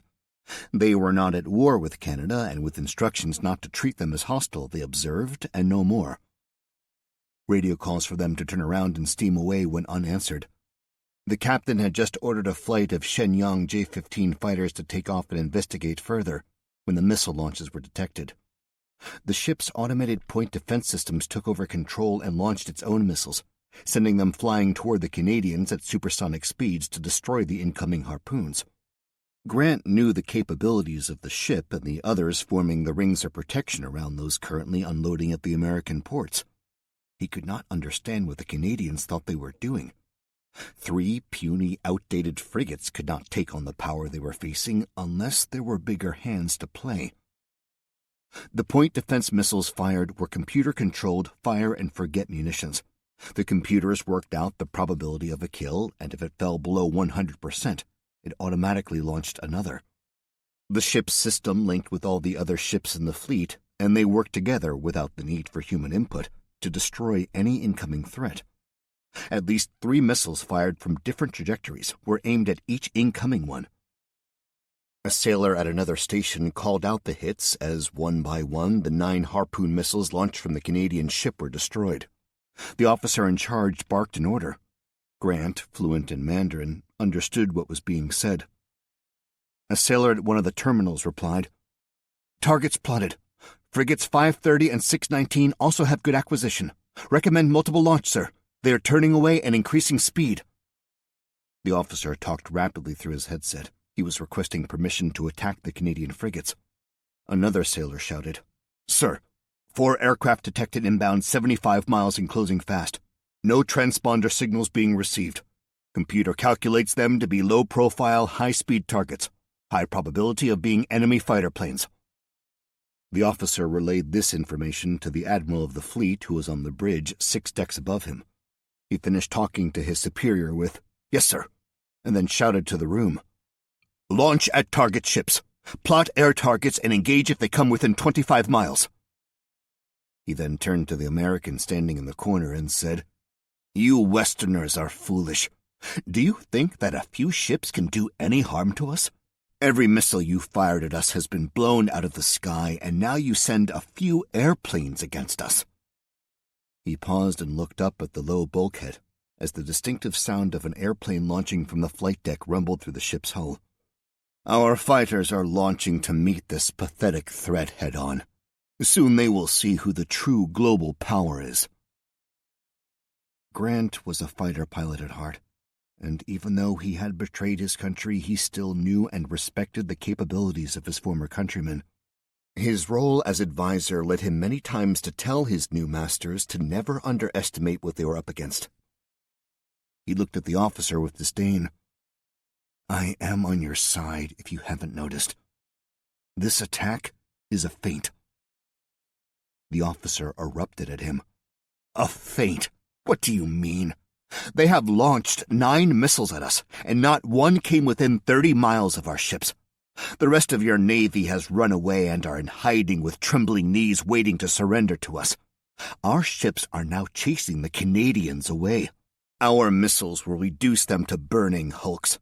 It will show the rest of the world what will happen if anyone tries to stand in our way. America is ours." He clenched a fist as he finished his vitriol. Grant, annoyed at the stupid arrogance of the man, bit back. "Do you really think it is going to be this easy? We do not do suicide missions. If the Canadians have attacked and are turning away, it is for a reason. Can't you see that? This is just the beginning. They are drawing you away, dividing us further. It is the oldest trick in the book, and your arrogance is making you fall for it." Chapter 21. Kentucky. The Southern Kentucky militia had not fought the Chinese yet, but they had been far from idle. As soon as the reports of the bombs came in and the destruction was seen on the television, the men and women of the militia had sprung into action. They had quietly gathered up supplies, loaded their trucks and cars, and had headed for the secluded campsites nestled in the Kentucky hills. Over 1,000 men, women, and children were scattered in camps, hunting cabins, and compounds of all sizes throughout the vastness of the Black Mountain region. They came from all walks of life across the socio-economic divide, but they all held the same belief. One day they would need to push back against government oppression and tyranny. They did not consider themselves revolutionaries or traitors, quite the opposite. They felt they were the true American patriots, ready to defend their rights and homes to protect the America they thought it should be. Once they had paid their taxes and obeyed the reasonable laws of life, they should be left alone to pursue the American dream of democracy, rights, liberty, opportunity, and equality. They'd always thought that one day it would be the corrupt government who sought to take away their God-given rights as American citizens, and they would be called to fight. The shock that it was foreign invaders who had nuked their cities and wanted to take everything away from them took them some time to rationalize and alter their outlook on what they had joined the militia for. Their numbers swelled as more joined. Ordinary citizens who would never have countenanced being part of any fringe militia decided to load their guns, pack everything they could into their vehicles, and take their families to seek out the militias that were rumored to be gathering in the mountains. What to do next was the only thing they disagreed on. Some wanted to vent their anger immediately, searching out and killing the invaders who were taking control of innumerable cities, towns, and villages under the guise of their humanitarian effort. Others, those with more strategic military knowledge, urged caution, knowing organization was the key to success. The cooler heads prevailed, persuading everyone that first they needed to secure their position, and then they could observe and plan the best way to fight back. Lookout posts and bunkers that covered every approach to the wilderness they now called home were constructed. Roads were blocked, or charges were set on trees and hillsides so that a press of a button would make them impassable. Many had served and understood that defense in depth, meaning not just a single layer of lookout posts and bunkers, would be essential. Overlapping fields of fire were created, and every road or trail had a system of fallback positions in case they were in danger of being overrun. Training in basic tactics and fire discipline were given to the new arrivals if they had no military experience. The militia met regularly and trained for a whole host of scenarios, so they tried to impart as much of the wisdom and experience they had gathered over the years on the new arrivals as quickly as possible. Working everyone hard each day, the work progressed rapidly, until they deemed that even with their limited numbers and the weapons they had, most legal, some not so, that were brought out from storage now that fear of federal interference had disappeared, they would be able to defend and repel an attack by a far stronger force. Escape routes were mapped and planned, just in case, to take them deeper into the wilderness if any attack against them looked likely to succeed. When the work was deemed acceptable by the leadership, it began to look outwards again. Intermittent contact had been made with other militias around the country via ham radio. Comfort was taken from the fact that other groups were all doing much the same. Often distrustful of other groups, the transmission, asking for leaders of the various militias up and down the Appalachian Range to meet for a war council, was initially met with suspicion. As far as they knew, it could be a trap set up by the invaders to cut the heads off the groups that their intelligence must know were gathering. Only after more conversations and information exchanges did they satisfy themselves that the request was valid. Leland had arrived in Kentucky whilst all the preparation work was being undertaken. He was known to most of the leaders, some just by reputation, and had served with others, so his acceptance into the inner circle was quick and smooth. He did not stop or deny the rumors that he had been involved in a far more secretive group of patriots, but instead used it to build his reputation. He and Cobb had quietly discussed what they would and would not say, so no holes could be found in their cover story of why they had been in New York when the attacks began. They simply said they were in New York to meet up with arms dealers who had a pipeline to access weaponry currently unavailable to them. News of the terrorist attacks in New York had never been linked to any American group, and all was blamed as a Chinese diversion wholly created by them. It was the truth, after all. They just failed to admit the part the movement played in allowing it to happen. Leland was asked if he wanted to be one of the small group of leaders to go to the Holly River base. He refused, claiming his time would be better spent training the militia. Knowing there was going to be government leaders and current serving members of the military there, who may have more information on him than he knew, it was a risk he was not prepared to take. Accepting his reasoning, he was given command of the militia whilst the others left in ATVs and pickups loaded with fuel and supplies, using the myriad of tracks and trails that wound through the mountains to reach Holly River. Leland, along with most of the community, gathered to watch them leave. Everyone had a sense of anticipation. They felt strong and united, invincible in the stronghold they had created, ready to take the fight to the enemy. Leland knew the reality of what was to come would be far more brutal and terrifying than those that had not experienced combat realized. He was ready, though. It was time to start doing what he enjoyed most: killing. Chapter 22. Troy cautiously approached Caldwell, using the same route he had before. The road was clear, so they risked traveling closer. Hiding and camouflaging the trucks in a dense copse of woods not far from the road, he and his men set out on foot to cover the last few miles. Silently and stealthily, they worked their way into a position that gave a good view of the town. They worked in pairs, each one taking their turn to adopt a position of cover and raise their weapon as the other moved. They leapfrogged one another in a silent display of perfectly trained infantry troops, which showed Gardner that he had less work than he anticipated to make the ragtag unit a cohesive one. At first glance, everything looked normal. It was only when he studied the town through his binoculars that the true picture emerged. The only vehicles on the streets were military. Even though they were American vehicles, the soldiers manning the machine guns on them certainly weren't.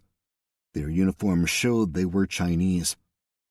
Trained to lie unmoving, they observed, making mental notes to write down later, building up a picture of what was going on. The patrols were in strength. Multiple vehicles drove in convoys around the area, all armored and all with a full complement of soldiers inside. Never deviating from a set route, they were only patrolling the immediate area around the base. It was a defensive posture, not going out looking for trouble, but maintaining a small perimeter to stop any threats getting close. The base was bustling with activity. Forklift trucks and heavy machinery were raising and thickening the walls made of earth-filled gabions that surrounded the base. Large sandbagged emplacements were being built inside the compound by soldiers who were clearly working fast and with purpose. Motionless, Troy lay still for hours calculating the enemy forces and disposition, until his sergeant, who was by his side, nudged him and directed his attention to the edge of the town. He kept his binoculars pointing in the indicated direction until he saw two men appear from the side of a building, crouching low, from where his sergeant had spotted them hiding. They were cautiously making their way into town. Troy knew with inevitability what was going to happen. The Chinese patrol stuck to a regular pattern and timing. He glanced at his watch, knowing what the answer was going to be. The next patrol would appear behind them in the next 2 minutes. The wide-open street would give them very few options if caught in the open to escape. He could do nothing but watch. He was too far away to shout, and if he fired his weapon as a warning, it would give their position away. Willing them to hide, he was staring at them so hard, it was like he was trying to send them a telepathic message. But it was too late. With dreaded fascination, he watched as the first of the patrol vehicles rounded the corner behind them. Too late they noticed it and were caught in the open. He watched the shock on their faces as they desperately looked around for a means of escape. Finding nowhere close, they turned and ran. He decreased the magnification on his binoculars so he could see both the men and the Humvee with the soldier manning the .50 cal. The vehicle sped up, rapidly closing the gap between them. He was just beginning to think that they wanted to capture or question them when the soldier on the machine gun opened fire. The two fleeing men stood no chance against heavy bullets fired at them at such close range, and their mutilated corpses fell to the ground. It took a few seconds for the heavy, booming sound of the gun firing to reach them. The sound of multiple guns firing made him snap back to look at the base. Every gun emplacement on the walls was pouring fire indiscriminately into the surrounding area, until eventually it petered out and stopped. They are on edge and expecting attack, thought Troy as he lay there. The locals, if there are any alive, are on a strict curfew. Those two men were shot without any attempt to stop and question them. If the rest of the Chinese forces are acting this way, sheltering in their bases and not controlling the area, then we need to press the advantage and do our best to keep them bottled up where they can do no more harm. Troy had seen enough. It was time to investigate the camp they were meant to liberate. He gave a few hand signals, and he and his sergeant slid back from their position and joined the men who were scattered in a defensive position around his location. Toby sat on the dirt next to Harris, who had positioned himself on the bottom rung of the rough ladder they had used to scale the fence. He wanted to discourage any who wanted to break out before their scouts reported back. Toby had been telling Harris how he wanted to try and get back to his uncle in California, as he was the only family he had. Toby, do you know how far California is? It's got to be 1,000 miles at least from here. Face it, dude, there is no way we're going to get there on our own. Toby looked at Harris with a grin on his face. Did you just say, we? Harris was a little shocked himself to realize he had. He had grown to like the young man who, at first, he had thought was weak and annoying. After caring for him after the beating he had taken when they were first captured, he had continued to assume the role of his protector in the camp. Harris had never been close to anyone since leaving the army and taking the job as a security officer. Always the solitary individual, even as an only child to elderly parents who died in a car accident when he was in Afghanistan. The army had given him the only feeling of camaraderie he ever had. 2 tours in Afghanistan, though, were enough for him, and he handed in his papers and retreated into the solitary life he led now. That was until Toby and Marissa entered his bunker and his life. He assumed the role of protector and, if not a father figure, then a big brother. He replied, "You don't expect me to trust you to get there all on your own, do you? I think you would find it hard to find your way out of an open door in a 10-foot by 10-foot room on a sunny day." Toby was still smiling at him. "Ah, come on, big man. What you meant to say is that you'd miss my wit, charm, and natural good looks." Harris looked at him. "And that, Toby, is why I thought you were an irritating little dumbass when I first met you. If I were you, I'd shut up before I changed my mind." He turned around and looked down the road in the direction the 2 scouts had gone. "Come on, guys, where are you?" he complained softly to the air in general. "If we don't get out of here and get some food, and more importantly water, then most of us are going to be too weak to make it." They both sunk into silence as they stared down the road. Toby eventually leaned up against the ladder next to Harris and slipped into a fitful sleep. Harris stayed alert, one eye on the road and one eye on Toby. The not-so-distant burst of firing, followed by the crescendo of many more guns joining in, roused the whole camp from the stupor they had sunk into and created mass panic. Harris, this time, could not stop the crowd as they surged the ladder. They pushed him aside, knocking him to the floor as they fought each other in their desperation to escape. They both tried to plead with them, but reason had gone out of their panic-filled minds. Fearful of Toby getting crushed, Harris placed a protective arm around his shoulder for support and pushed his way out of the throng. Both stood watching as the camp emptied itself and scattered in all directions. Toby stood swaying next to Harris in the empty yard, watching the last man run wildly down the road.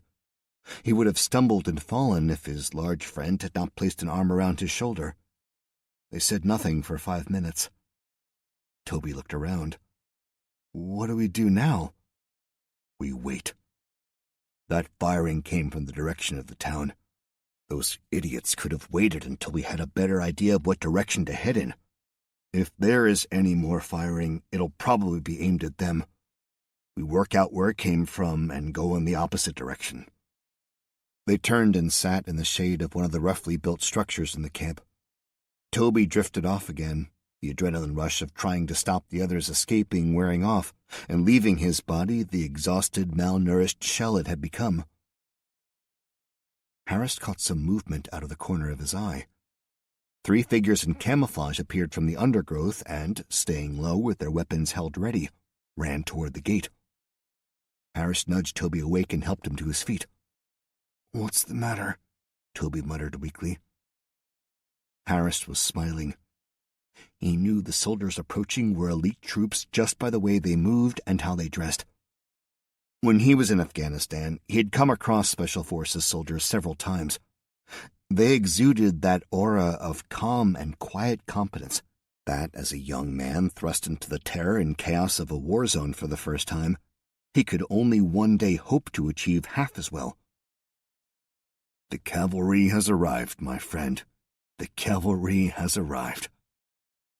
They both slowly walked toward the gate. One of the soldiers pointed his weapon toward them. Harris raised his arm in the universal sign of welcome, and the soldier lowered his weapon a fraction but still kept it aimed at them. The other soldier was watching the back of the third, who was fiddling with the padlock. Once he succeeded, he unwound the chain and lifted the locking bar from its brackets, throwing it aside. The 3 slid through the gap in the gate and, with their weapons still searching for threats, approached the 2 lone inmates. One of them spoke.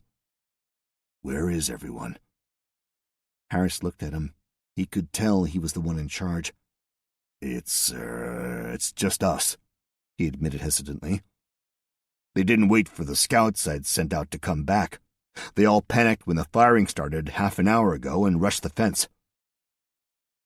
Troy looked at the roughly built ladder made of pieces of wood tied together with blankets. "You built this?" "Yeah. When the Chinese pulled out yesterday, we needed a way out of the camp, so I got everyone together and built it. I sent a few locals over the fence to scout the area to identify the best route for us to get out of here if we needed to. Then all that firing started, and they all panicked. I tried to stop them, but there was nothing I could do. They rushed the ladder and virtually climbed over each other to escape." "Why didn't you 2 go too?" Gardner asked. "Well," Harris said, suddenly worried that he had done the wrong thing, "I decided to see if any more firing started, and then we'd head in the other direction." Toby's legs could not support him anymore, and he collapsed onto the ground beside Harris. More of Gardner's men had appeared from the bush and were, without any commands, setting up a perimeter around him. Troy crouched down beside Toby. "Is he all right?" "Not really, buddy. We have been together since all this shit began. He's still recovering from a beating he received when we got caught, and he tried to protect a friend who was traveling with us," he explained. "I'm getting worried about him. He's been struggling to eat and is getting weaker and weaker. An English guy who was working in the camp gave him some peanut butter a few days ago, and that made a difference for a short time." Troy interrupted. "You met Cal?" Harris looked confused. "Who?" "The British dude. He was sent in by us to fetch some intel out of the camp. We were all set to liberate you and the other camps around here yesterday, but got called off at the last minute. I requested we come back today to observe and gather more intel for when we get the go to liberate them." He looked around and shrugged. "Guess we're too late now." The sound of firing coming from the direction of the town stopped any further conversation. It built up, and the booms of explosions shook the air. Troy waved toward the sounds. "The Chinese are hunkered down in their base and working hard to improve the defenses," he explained. "The firing you heard was them killing 2 men we observed entering the town. They are so nervous the whole camp began firing in all directions as soon as the first shots were fired.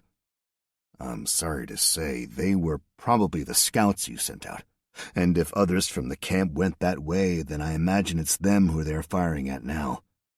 It does answer your question, though, as to which way to go. Anywhere but toward town is my recommendation."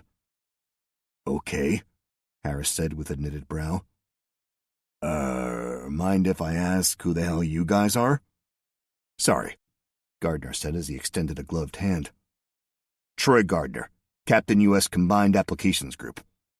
He saw the confused look on Harris's face deepen. "Special Forces," he added, seeing the dawn of realization wash over him. The firing continued for a time, then slowly diminished. Troy knew the unarmed civilians would have stood no chance and had been slaughtered in the face of the firepower the Chinese had. Outwardly calm, internally he was seething with rage. The mission to liberate the camps had been cancelled, and now the blood of innocent civilians was on his hands. He stood silently staring in the direction of the town, and the massacre he knew would have taken place there. Could he and his men do something to extract revenge? He was pulled back from his thoughts by Harris. "What were you going to do with us when you got us out of the camps?" he asked out of genuine curiosity. "The plan was to help you get north of here. There are plenty of towns that are free of the Chinese. Messengers have been sent to request these people take in refugees. Once there, we are going to start building the resistance movement. Plenty of folks will have military experience. We just need to get them organized and formed into effective groups. If we're going to kick the fucking Chinese out of our country, then we will need everyone who can hold a gun on our side." "Count me in, sir.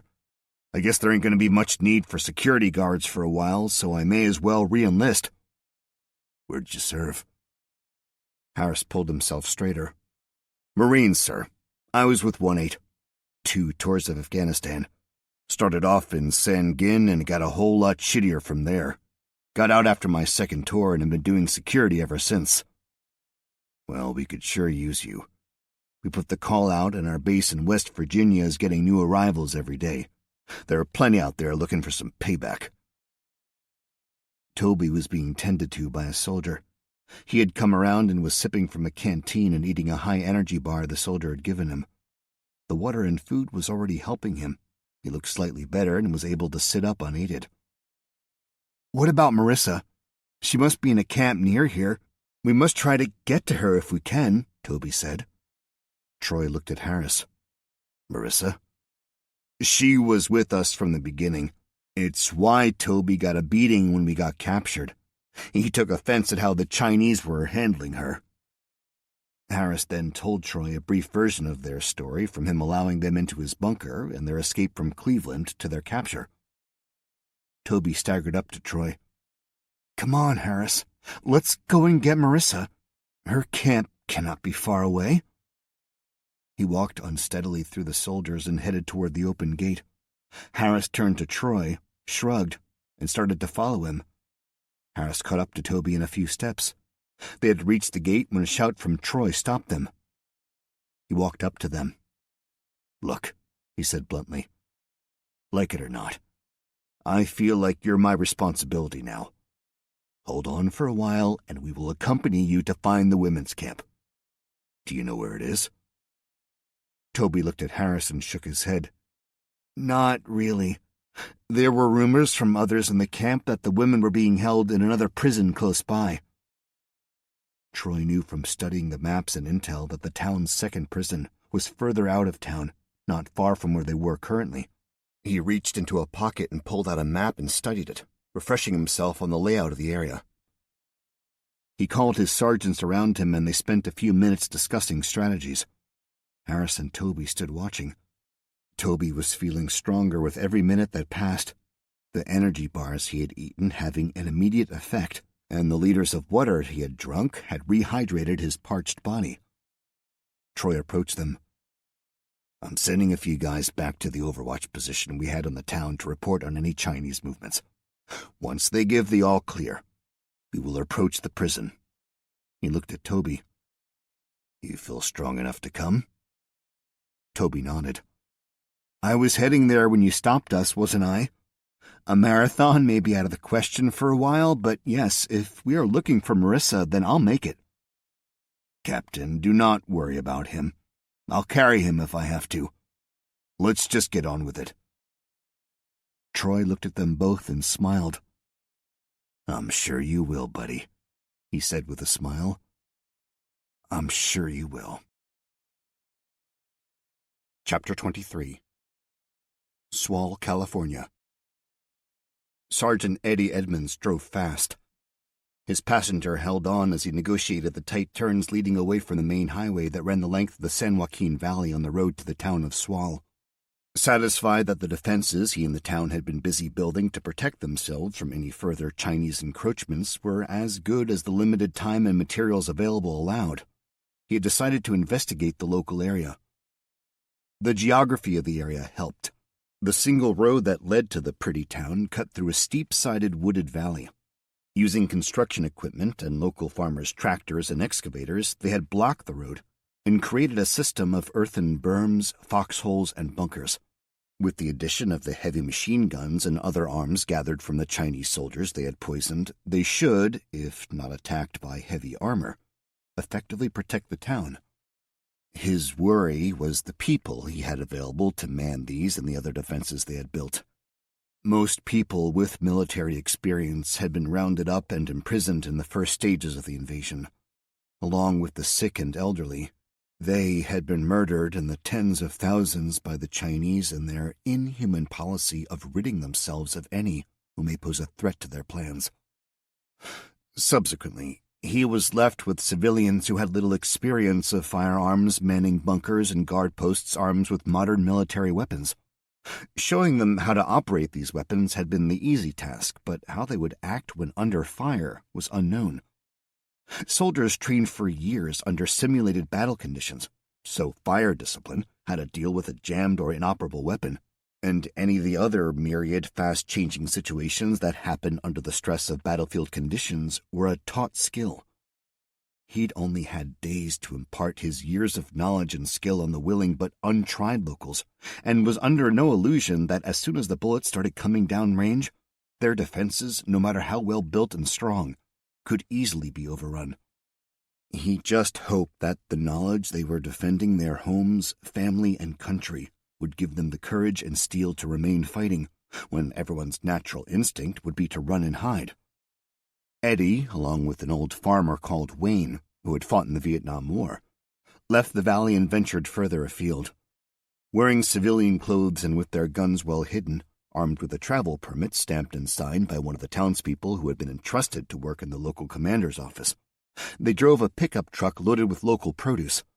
They hoped that if stopped, the cover story that they were transporting foodstuffs to another location would be deemed genuine enough to allow them to pass scrutiny. Happily surprised that they had no contact from any other Chinese forces investigating why their little area of control had gone quiet, they needed more intelligence about what was going on in the wider world. The only assumption he could make was that the administration of linking and coordinating the huge array of men and materiel they already had in country had not yet caught up with the speed they had assumed control. Choosing not to take the main highway, they had driven north using roads that ran parallel. The first checkpoint they came across was 15 miles from their town in a small village. The bored sentries accepted their cover story and barely glanced at the pass Eddie handed over, waving them through with barely a pause. Wayne told him to stop at the small store in the village that sold trinkets to tourists and basic supplies to locals to save them the longer journey to the larger shops in the next town. He knew Bobby, the owner, and wanted to check in on him, telling Eddie he had known him for years and he could be trusted. Eddie parked the truck outside, and trying to look as casual as they could, they walked into the store. The proprietor, leaning on the long counter that ran along one side of the store, looked up as they entered, the small bell on the door unnecessarily announcing their arrival. He smiled as he recognized his old friend. "Wayne, my friend," he called out. "What brings you to these parts? I haven't seen many from Swall since our unwelcome guests arrived." Wayne and Eddie nervously glanced around. A few people were in the store picking goods off the shelves. Noticing their reaction, he waved his arm toward them. "Don't worry, you are among friends here." Eddie, conscious of maintaining their cover story, spoke loudly enough for the others to hear as he shook his hand. "We have been ordered to deliver produce to stores in the area. Do you have need for anything?" Bobby noticed the look on Wayne's face and lifted the hatch on the counter, keeping up the conversation.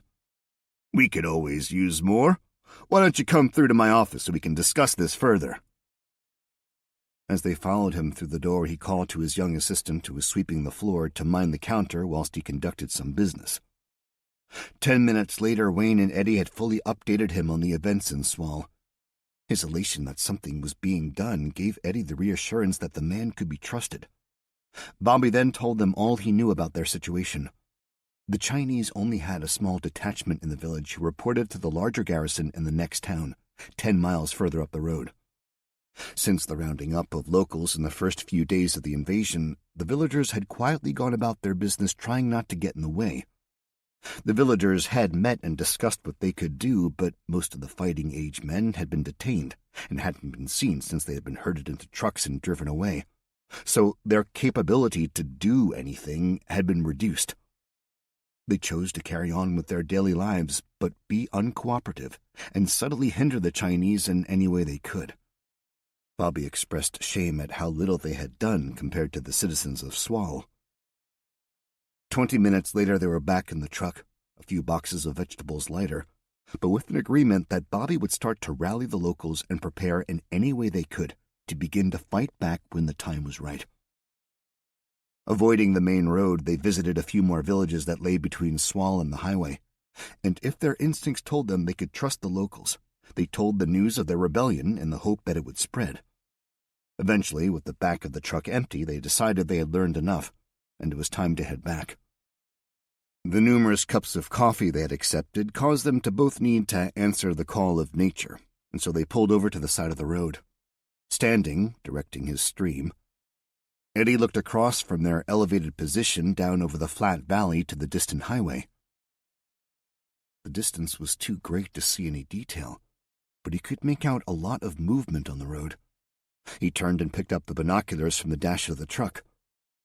To his dismay, he could see the highway stretching into the distance was full of military trucks and yellow school buses all heading up the valley. At every junction, some vehicles peeled off from the convoy and headed along roads that led toward other towns and villages along the valley. Still looking at the magnified view, he called to Wayne. "It looks like they are reinforcing the garrisons along the whole valley. If each of those buses and trucks are carrying soldiers, there must be thousands of them." In silence, they watched the progress of the convoy that distance made look agonizingly slow. "Shit! 20 vehicles have turned off at the Swall Junction. We need to get back now. They could only be heading our way." They both turned and ran back to the truck. Its tires screeched, and with its engine revving, Eddie put his foot to the floor, and the pickup truck shot up the road toward their hometown. Racing along the road, Eddie thought about their situation. He had seen no armor in the convoy, for which he was thankful. They had a large quantity of shoulder-launched anti-tank rocket launchers, which were similar to the ones he had been trained on. Needing to be operated by troops in a battlefield situation, their operation was not hard to understand, and with his knowledge of Chinese, he understood the operating instructions stamped on them. The option not to fight did not exist. If the invaders discovered what they had done, their lives would be forfeit anyway. Their only course of action was to defeat them or die trying. Their truck screeched to a stop by the barricade, and Eddie was pleased to see the locals manning it were alert due to the many guns pointing toward him. He was even more pleased no one pulled their trigger. Not wanting to waste the time opening the barrier to let the vehicle through, He and Wayne, after grabbing the weapons they had hidden in the car, scrambled up the ladder he had shouted to be lowered. All eyes were on him as he stood in the center of the defenses they had constructed. He raised his voice so all could hear him. 20 or so trucks and buses are heading this way. I can only guess it's reinforcements or replacements for the garrison here. We cannot let them through. He let the statement sink in for a moment. Soon they would be fighting the enemy. It's going to get real in a few minutes. We have the advantage of surprise, and we must make the most of it. Do not hold back. We must keep the pressure on them and not allow them to get organized. If they do, then their training will take over and it will be all over for us. We are fighting to protect our families and friends. Once you open fire, do not stop until there is no one left to shoot at. Those with rocket launchers, you know how to use them. Take your time and aim straight. The signal to fire will be when I open fire. Everyone check your ammo and call out targets. Hold your fire and wait for my signal. He turned to the group of men and women who were the designated reserve force, ready to replace their fallen friends or go wherever the battle dictated. You guys hold here. When we need you, though, do not hesitate. Go where you are told and fight hard no matter what you see. He could not add any more. The training he had given was not sufficient and would not prepare them for the coming battle. He had to trust that their courage would last and give them the strength to fight. Faces grim with determination, the townsfolk looked at each other. Handshakes were exchanged, some hugged as longer friendships were acknowledged, but they all hefted their weapons and, carrying extra ammunition or rocket launchers, headed to their allocated positions on the defenses, or waited to be called. The few people who had military experience, whose age or good fortune had spared them from the Chinese purge, had become the captains in Sergeant Eddie Edmonds' militia. They spent their time walking between the firing positions, passing on a few last words of wisdom or encouragement before settling into their own spot. Silence descended. Eventually, the revving of engines could be heard as the approaching vehicles negotiated the final few bends leading to their town. Eddie had laid out the roadblock with careful consideration. Bunkers and trenches lined the road leading up to the barricade, so fire could be brought to bear not just on the lead element of anything that approached, but the flanks as well. Fields of fire had been cleared along the sides of the road to reduce available cover for an attacking force to shelter behind. Standing in a firing position in the center of the line, Eddie had to cast all doubts aside. He had done his best. He had to trust that everyone would do their duty to the best of their abilities. Crouching down, he watched as a lorry appeared around the corner, and slowed as the driver realized the way ahead was blocked. He waited, the tube of the launcher in his hand, primed and ready to fire. It would only be a matter of a few seconds for him to raise it to his shoulder and fire. He could see the driver on his radio, seeking instructions from a superior. The roadblock had caught him by surprise, and he was clearly unsure what to do next. The driver put the bus into gear and moved forward again, getting closer with every second that passed. Eddie still waited. He needed to get as many of the vehicles into the kill zone as possible. Every meter mattered. Luckily for them, the time of day worked in their favor. The sun was behind them, low in the sky, shining straight through the front window of the truck, making it harder for the driver to see clearly ahead. As it got closer, the driver honked the horn, as if to indicate he wanted the gate to open. Judging they had pushed their luck as far as they could, he knew the time to spring the trap was now. Quickly checking the rocket launcher was still live, he stood up and took aim. It only took him a second to aim at the cab and fire. The rocket leapt from the launch tube and sped faster than the eye could follow, to pierce the window of the truck and explode in a deadly fireball. Picking up another launcher, he aimed this time at the rear of the truck. In a matter of seconds, it was a burning, mangled wreck. Bodies, blown from the rear by the force of the explosion, lay unmoving on the road. Seconds later, more rockets flew toward other vehicles further along the convoy, as people recovered from the shock of the first explosion and fired. Gunfire began to tear into the trucks and buses as everyone else opened up, belt-fed machine guns and assault rifles firing on fully automatic, smashing windows and puncturing the thin sides of the trucks and buses.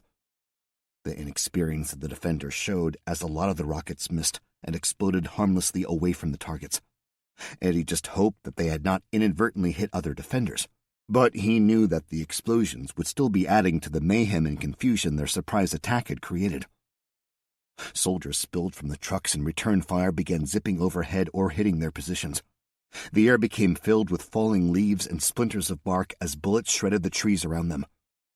The battle now hung in the balance as the untrained, untested defenders fired wildly at the hundreds of trained, battle-hardened veterans who, now recovering from the shock of being attacked unexpectedly, began to get organized and fight back. Outgoing fire began to dwindle as the defenders found themselves pinned down by returning fire.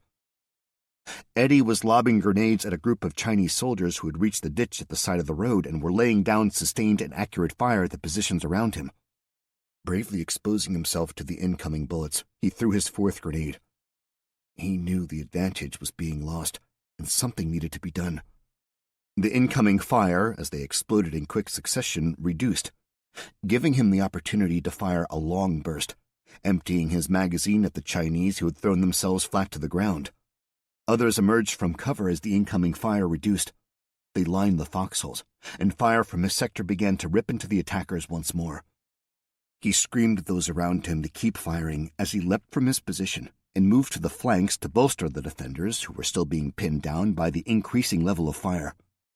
With bullets hitting all around him as his movement attracted unwanted attention, he dove into a foxhole where two terrified townsfolk were cowering, bullets hitting all around their position. Another lay dead in the bottom of the trench. The two alive were covered in the blood that had sprayed from the wound that had killed their friend. An unused rocket launcher leaned against the side of the trench. Risking a glance over the lip of the trench, he identified where the fire was primarily coming from and spotted a group of about 10 soldiers with guns blazing, sheltering under a truck untouched by the rockets. "Stand up and fight!" Eddie shouted at them, berating them for their cowardice. He picked up the rocket launcher, taking a few seconds to aim it, ignoring the fire that was hitting all around them, then stood up and fired at the truck. The rocket exploded, shredding the men under it, and the volume of fire coming toward them reduced significantly. Grabbing the two cowering men, he pulled them up and pushed their weapons back into their hands, screaming at them in his best sergeant's voice to get back into the fight. It worked. Eddie watched as their courage returned, and they both, shouting incoherently, began to fire down on the Chinese again. He slapped them on the back and leapt out of their trench to go to the next one along. Once again, bullets kicked up the dirt and splintered the trees around him as he ran. Every time the defenders responded to his actions and encouragement. Instead of cowering, they stood up and faced their enemy. Slowly, the fight began to swing back in their favor as more and more guns fired at the ever-reducing quantity of enemy soldiers. Returning towards his original position, he stopped at a fallen tree and from a new angle surveyed the battlefield. The increasing fire from the townsfolk had subdued the Chinese, and those he could see were now mainly trying to hide from the bullets being fired from all directions. If one returned fire, it immediately brought a lead-filled response from the townsfolk searching for a target. He watched with dismay as a group of about 20 soldiers broke from the cover of a burning truck and made for the trees on the opposite side of the road to him. It was a coordinated move timed when sudden bursts of accurate counterfire from the Chinese made the defenders duck back into their holes. 4 or 5 were hit before they reached the cover of the trees, but at least 15 made it. Knowing that the defenders would not stand a chance against the highly trained troops, he needed to act quickly. He ran down the line of defenses and shouted at every third person to follow him. It was leaving them thin on the ground, but the counterattack, if allowed to get established, would finish them, so the risk was worth it. Stopping behind the barricade, he addressed the reserve force and those he had ordered to follow him. "They are outflanking the left-hand positions. At least 15 made it to the tree line. We will advance along the left flank until we meet them. Stay in your squads as you have been shown and don't bunch up." He could not explain fire and maneuver tactics to them. The only advantage they had was numerical and weight of firepower they could bring to bear. "If you see something, just keep firing at it until it falls over or you see another target." With no time to waste, he waved them forward and led the group of mainly untried civilians toward the enemy. The sound of fighting to their right was now limited to brief exchanges. As they approached the first position, he again told every third person manning it to grab their spare ammunition and join them, and those remaining to keep the Chinese and the convoy pinned down and to watch their left side, but not fire unless they were certain it wasn't them. Indicating for everyone to spread out, they advanced, gathering more from every foxhole until a series of explosions and screams of pains ahead in the woods made them stop. Hand signals would not work, so all he could do was shout his instructions and hope that his voice was mistaken by the Chinese as coming from the defenders calling to each other. Finding cover behind trees, both standing and fallen, the 40 townsfolk got ready to hold the line. It was only when gunfire ripped into their single line of defenders, hitting 4 of them, that they saw the Chinese advancing in small squads, overlapping each in the classic fire and maneuver discipline. "Fire! Hold the line! Do not let them get through us!" Eddie bellowed with more than a hint of desperation and panic in his voice. For every Chinese soldier he saw getting hit, at least 3 or 4 locals went down screaming in pain, clutching hands to wounds or, more ominously, lying still and silent. He knew they were in a desperate position, but was unable to do anything more than keep fighting until either they or their enemies were all killed. A blow to his left arm knocked him over. Looking at it as he lay on the ground, he knew he had been hit by a bullet but felt no pain. Regaining cover behind a now bullet-splintered tree, he held his rifle out in one hand and emptied the magazine toward the enemy. His left arm was useless, making it impossible for him to insert a new magazine once he had ejected the spent one, so he let it fall to the floor. He pulled his sidearm from its holster strapped to his leg and held it out in front of him. He knew it was all over, and they had been defeated. Understanding they were dead anyway as soon as the Chinese found out what they had done to their fellow countrymen, he decided he may as well take as many with him as he could before the end. Every single one he killed would be one less for another American to kill before they could take their country back. The sounds of firing and voices cursing and screaming at the advancing Chinese told him a few others were still in the fight. A soldier emerged from cover behind a tree, and Eddie raised his pistol and took aim. But before he could pull the trigger, a red mist of blood and brains blew from the side of his head and he crumpled to the floor. Another came into view, not pointing his weapon in his direction, but away to the left, further up the hill in a direction he knew no one should be. Again he fell to a well-aimed shot to the head. More distinctive booms of heavy-caliber hunting rifles rang out. Hope began to rise in Eddie. Someone was on the enemy's flank, firing into their exposed sides as they advanced toward them through the trees. Another broke cover, knowing he was outflanked by an unseen marksman. He tried to run back down the slope to the convoy, but was brought down by Eddie, emptying his pistol at him as he ran past. As he fumbled trying to reload his gun one-handed, a voice called from further up the slope. "Don't shoot! We are approaching from your left. We think we got 'em all, but there could still be 1 or 2 we haven't noticed." No more fire was incoming, and Eddie, who had eventually managed to reload his handgun, called back, "Okay, but watch your front for incoming rounds. There are still Chinese down on the road." Holding his gun in one hand, Eddie kept pointing it forwards. Pain from the gunshot wound in his arm, that until now he hadn't felt, hit him like a hammer blow, and he staggered. His left sleeve was soaked in blood, but he couldn't look at it yet. There was still more fighting to do. Captain Li Wei looked around himself in despair. He could hear no more firing coming from the direction of the counterattack he had ordered in a last-ditch attempt to subdue the ambush they had driven into. Most of the men under his command lay dead or injured around him, and he had no idea if any other officers had survived. Incoming fire still rang off the metal sides or hit the ground around the smoking truck he was under. The 2 soldiers still with him were out of ammunition, and he only had a few rounds left. He shouted out, calling for any soldier to respond, trying to figure out how many were still capable of fighting. He could hear his command being repeated by a few soldiers further down the convoy. He had no radio to issue or receive orders. The last orders he had received were when they boarded the huge convoy of vehicles that drove away from the port where they had arrived. They were being driven to a town already under Chinese control where they would strengthen the garrison and await further orders. The mood on the bus, until the explosions and bullets started flying, had been of excitement. They had been told that the American invasion had been an unqualified success. The whole country was under their control, and the mission was more a policing role, so they could begin to reap the rewards of their victory. He and the men in the bus gawked out of the window at the passing landscape, calling out landmarks or city and town names they'd only seen or heard of in movies. Now he found himself lying under a smoldering wreck of a bus, surrounded by dead and dying men, the shame and anger building up inside him in equal measure. He had been misled by their leaders. If they had known the Americans were fighting back, they would have been more prepared and wouldn't have driven blindly into an ambush. He felt shame knowing most in his command had been killed and he had not been able to lead or protect them. He had failed them all. Deciding to do the one action he could to protect his men, he reached into a pocket and pulled out a light-colored silk scarf his mother had given him before he left his native land. Waving it in front of him, he crawled out from under the bus and stood up. Half expecting to be struck down by a volley of fire, he shouted out one of the few English words he knew. "Friend! Friend!" No bullet struck him. As he stood there waving his scarf, more soldiers up and down the ruined line of vehicles dropped their weapons and emerged to stand with their hands above their heads. Tears of shame ran down his cheeks, made worse by the cheering he could now hear coming from the trees around him.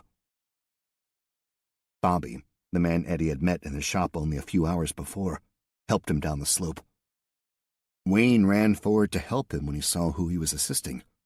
Eddie looked at Wayne and said weakly, the pain and blood loss from his injury making his words slur, "Bobby here just saved our asses.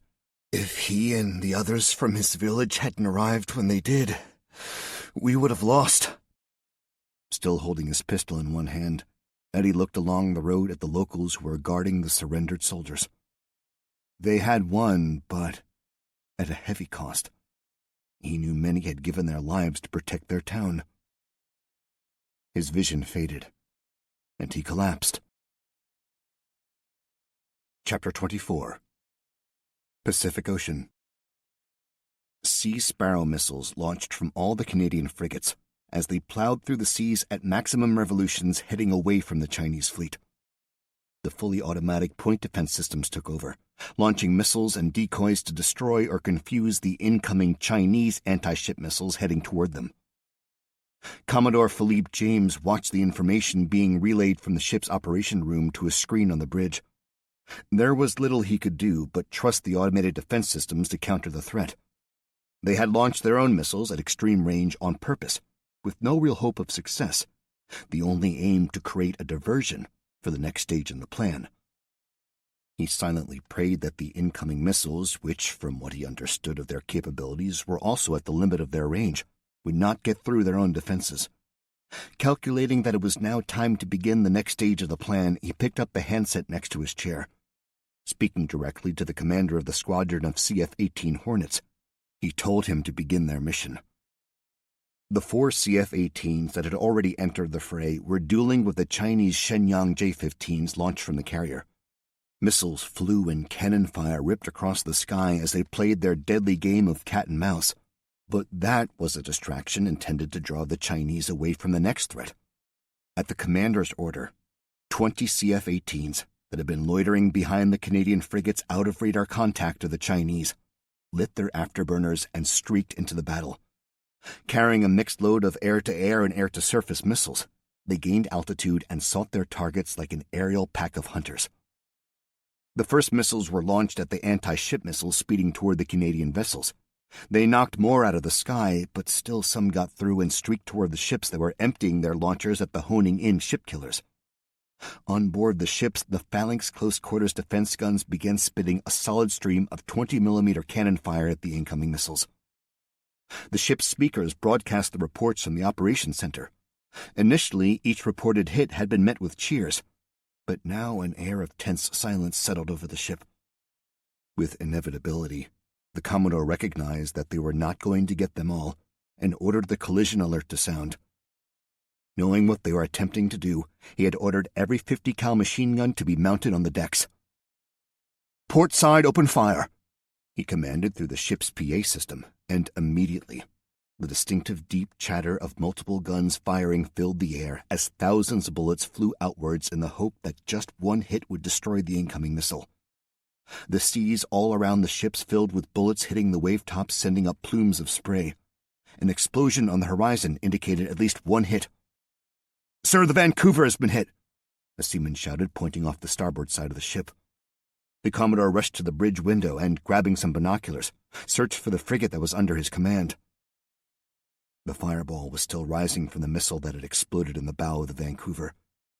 It looked badly damaged, but ships were hard to sink in reality, and as long as the hull was not breached too badly and if the fire could be brought under control, he knew there was chance to save it.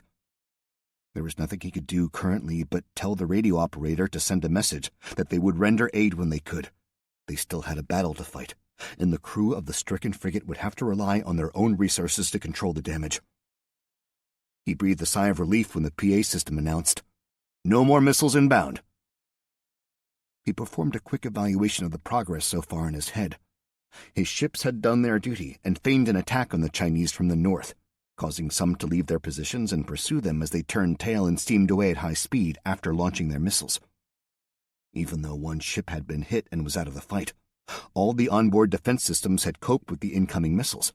The chance that, if faced with multiple targets, one or two might get through was a risk they had had to accept. An old general would have probably said, "You can't make an omelet without breaking eggs." And that was true. But he would have to live with the fact that the eggs were men and women under his command, and most likely many had been killed when the Vancouver was hit. It was time for Phase 3 to begin.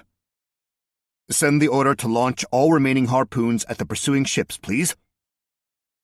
His own ship jutted as more missiles leapt from their tubes and, with engines spouting long jets of flame, shot across the ocean to an enemy he had yet to see. Smoke trails led away from the other frigates, and he experienced an emotional moment of pride as 2 missiles launched from the stricken Vancouver.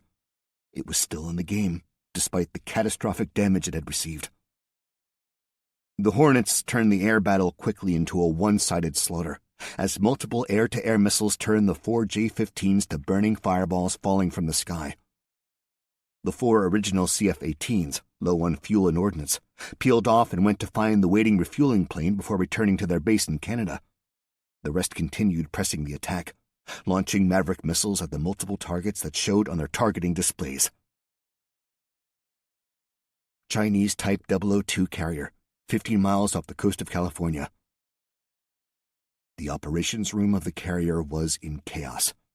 One moment they were tracking their outgoing missiles, the operator calling the countdown to impact, and the next multiple aircraft appeared, flying toward them at supersonic speeds. One by one, the 4 fighters they had launched blinked and disappeared from the screens, and then over 30 more inbound missiles were detected.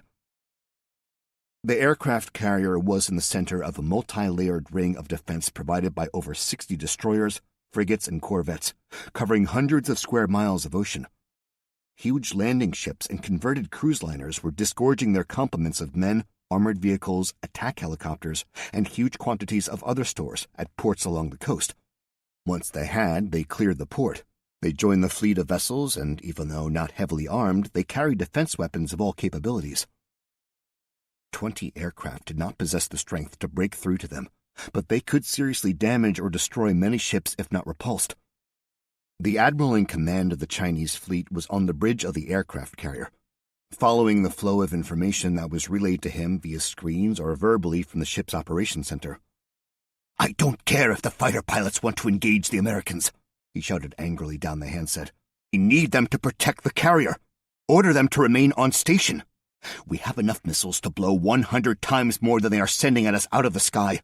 I am not wasting precious planes because they want to show the American cowboys who is a bigger dick." The duel between the incoming missiles and the fleet's defense systems was focusing the attention of the fleet's surveillance systems. Most of their sensor and radar capabilities was directed toward the Canadian attack. Other systems still maintained a 360-degree coverage, but there was so much incoming information, they were struggling to compute all the data. As the battle raged to the north, west, and south, the combined American and Russian surface fleet waited for the order to commence their attack. Deep beneath the waves, each of the detected Chinese submarines had a silent killer tracking its course, with yet more submerged executioners stealthily creeping toward the outer ring of the Chinese ships. Cheyenne Mountain.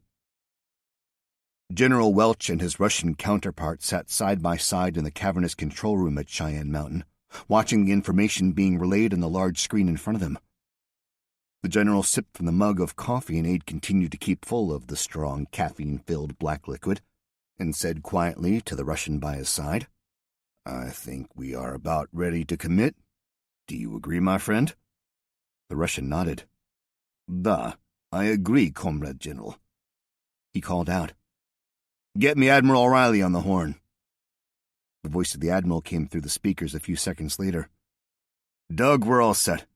Every sub is reporting targets acquired and locked. Those boys are catching up fast, but their tin cans aren't as good or as quiet as they think they are," he said with cruel glee. "All surface assets are in position. I'm just waiting for my gut to tell me it's time to press the button, and then we will give those communist bastards an ass-kicking." "Okay, Jim. Go get 'em." The general ended the call. Not one to waste words, he knew the Admiral had far more important tasks to do than waste time talking to him. USS Ronald Reagan. Admiral O'Reilly sat back in his chair and mentally went through all aspects of the assault he had planned, checking for the 100th time that nothing had been missed. Understanding that no battle ever sticks to the plan after the opening salvo is fired, he knew that the time for planning was over, and it was now time to commit tens of thousands of men and women and billions of dollars of the most advanced military equipment built to battle. He picked up the handset by the side of him and ordered the attack to begin. Chinese Type 002 Carrier Operations Center. "Sir, multiple inbound surface contacts," a sailor shouted. The officer in charge scowled at him. "I know, you fool," he snarled. "Do you think I don't know?" The missiles fired from the Canadian ships and airplanes were wreaking havoc amongst the northern sector of their defenses. As intended, their point defense systems could not cope with the volume of incoming targets. 2 destroyers and 3 frigates had been hit and were calling for urgent assistance, and many other ships had expended most of their munitions when their automated systems kept firing until the last incoming missiles were destroyed. The officer was overwhelmed with too much information and multiple requests for order and assistance that he had not comprehended what the young sailor was telling him. All ships, no matter how technologically advanced, were based around a modern idea of war where they may be attacking or defending themselves, but only from or at a limited number of targets. The concept of a mass sea battle where the fleets of nations slugged it out across the oceans was thought to be a thing of the past, last fought in the Pacific Campaign of World War II, and considered impossible after the end of the Cold War. Those battles of World War II were fought by airplanes and shell fire, both of which could be replenished at sea after the battle. Firepower on modern ships came from their missiles, not their deck guns, which were mainly now limited to 1, albeit powerful and with advanced targeting capabilities. The logistics of reloading the launch systems was a dangerous and complicated process that mostly needed to be done in a dockyard. Many ships on the outer ring of the northern sector of the Chinese fleet, although they had effectively, except for the acceptable loss of a few ships, defeated the Canadian attack, were now low on missiles and vulnerable to another. "Sir, missiles inbound from other vectors," the sailor tried again.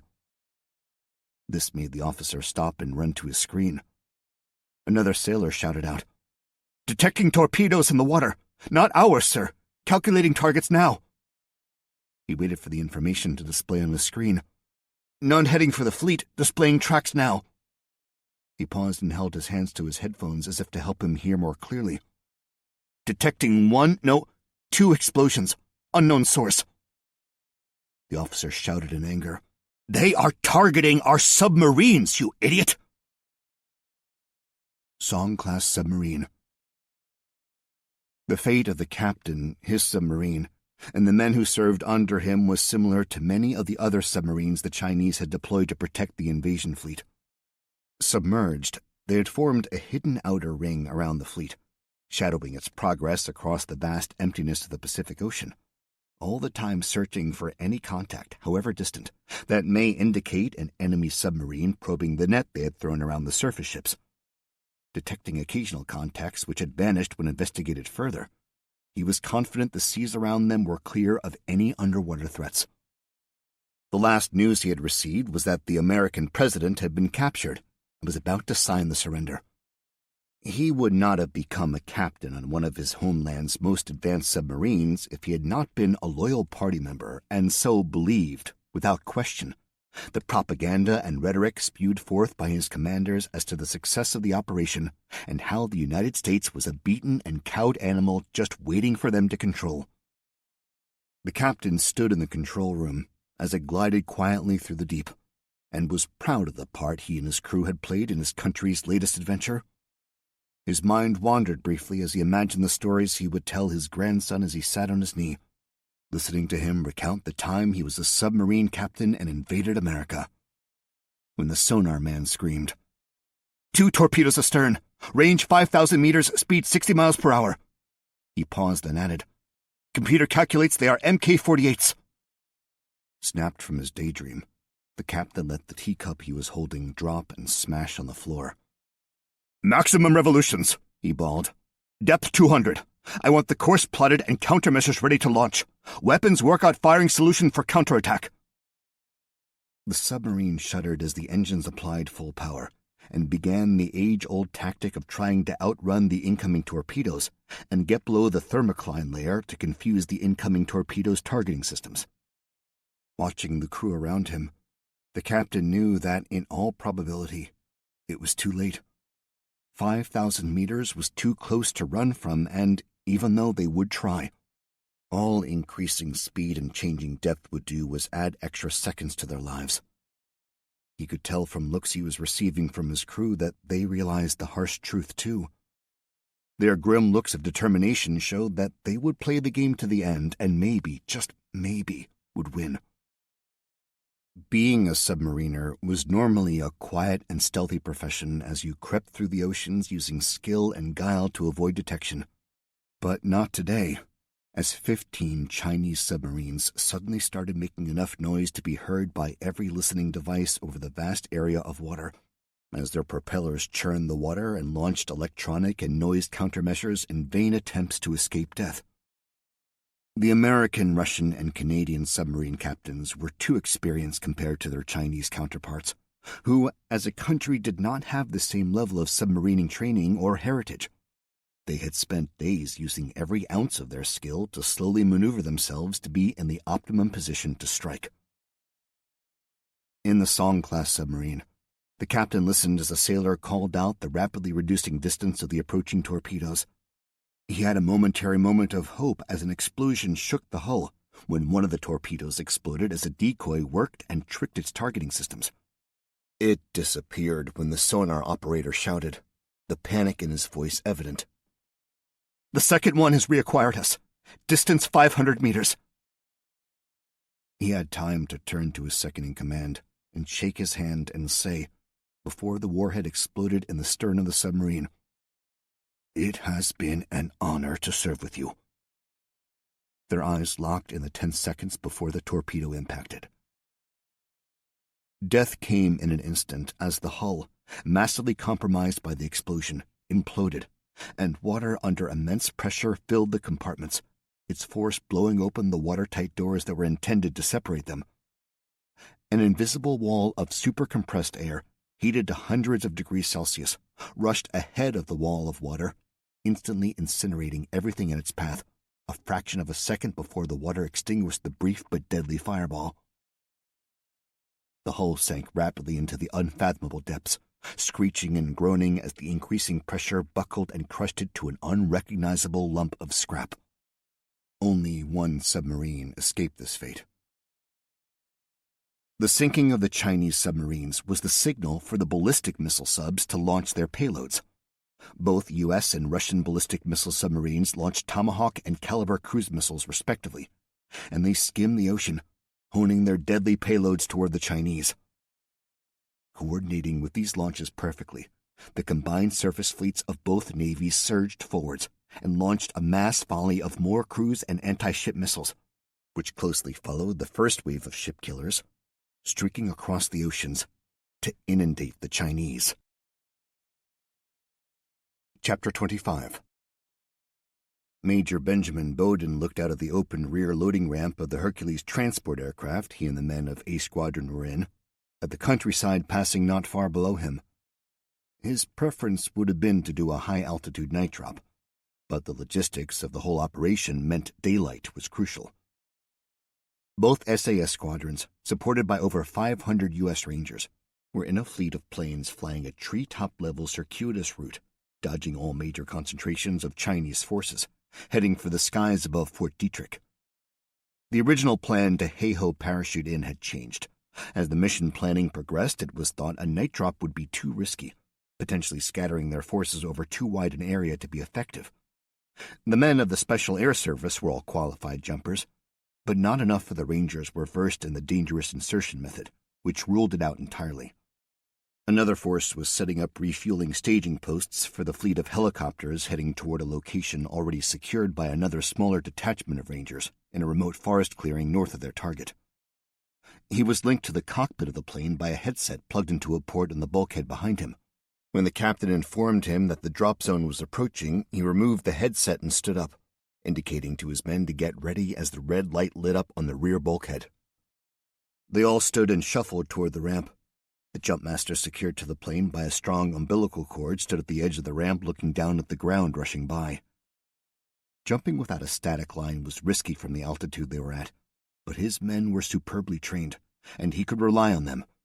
The light changed to green, and without hesitation, Bowden took a few quick shuffling steps and leapt from the rear of the plane.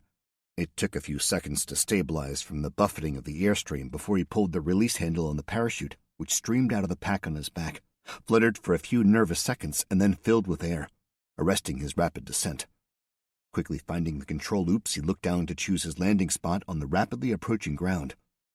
20 seconds after leaving the Hercules, he pressed the release catch on his parachute, loosened the straps that held his weapon tightly to his chest, and raised his rifle searching for targets. Looking around, he could see the rest of his command doing similar. Not far away, the skies were filled with other ballooning parachutes as the skilled pilots dropped their cargoes over their predetermined drop locations. Pulling a ruggedized tablet computer from a pouch, he checked it as his men gathered in a defensive cordon around him. A Squadron were the rescue squad, and B Squadron were to provide close support and extra manpower if needed. The Rangers had been dropped at 4 points around the perimeter of the base and were tasked with being the first line of defense against any Chinese attack. This was thought highly likely as intelligence placed a sizable force in the town that bordered the science facility. His sergeant knelt next to him. "Which way, Ginge?" He pointed to the remains of a building next to the clearing they had landed in.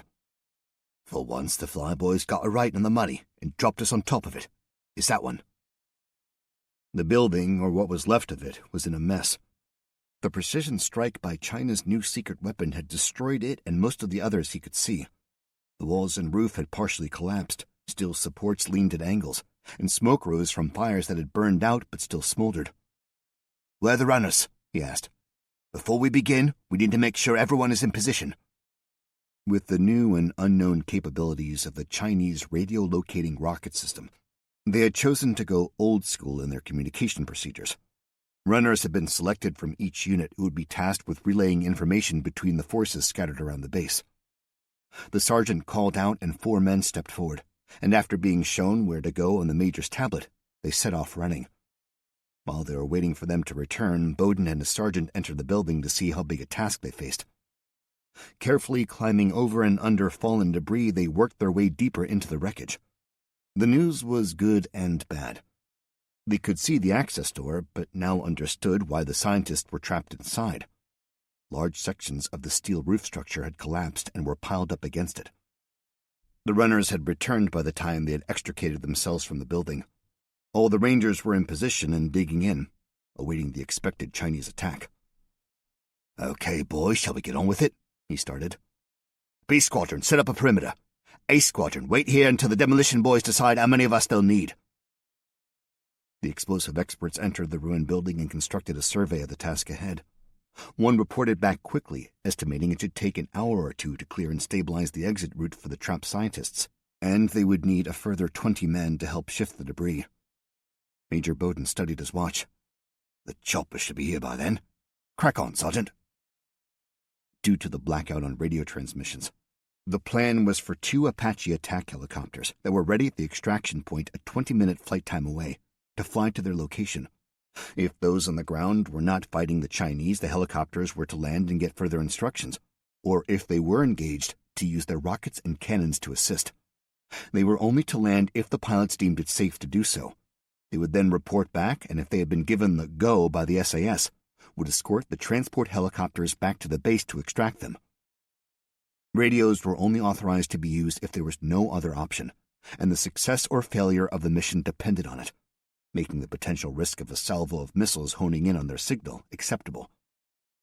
He ordered 20 men to be on standby to help those inside the building, then arrayed the rest around the building and got them busy preparing defensible positions. Soon cracks of explosions sounded from the building as steel beams and other debris were blasted clear. A corporal near him was unpacking and preparing a small drone. It was a new addition to their equipment, and one that many other armed forces and government agencies were beginning to use, giving them the capability to quickly and easily gather intelligence and survey the area around them. The 4 rotors of the drone emitted a shrill whir as it rose quickly and soared away.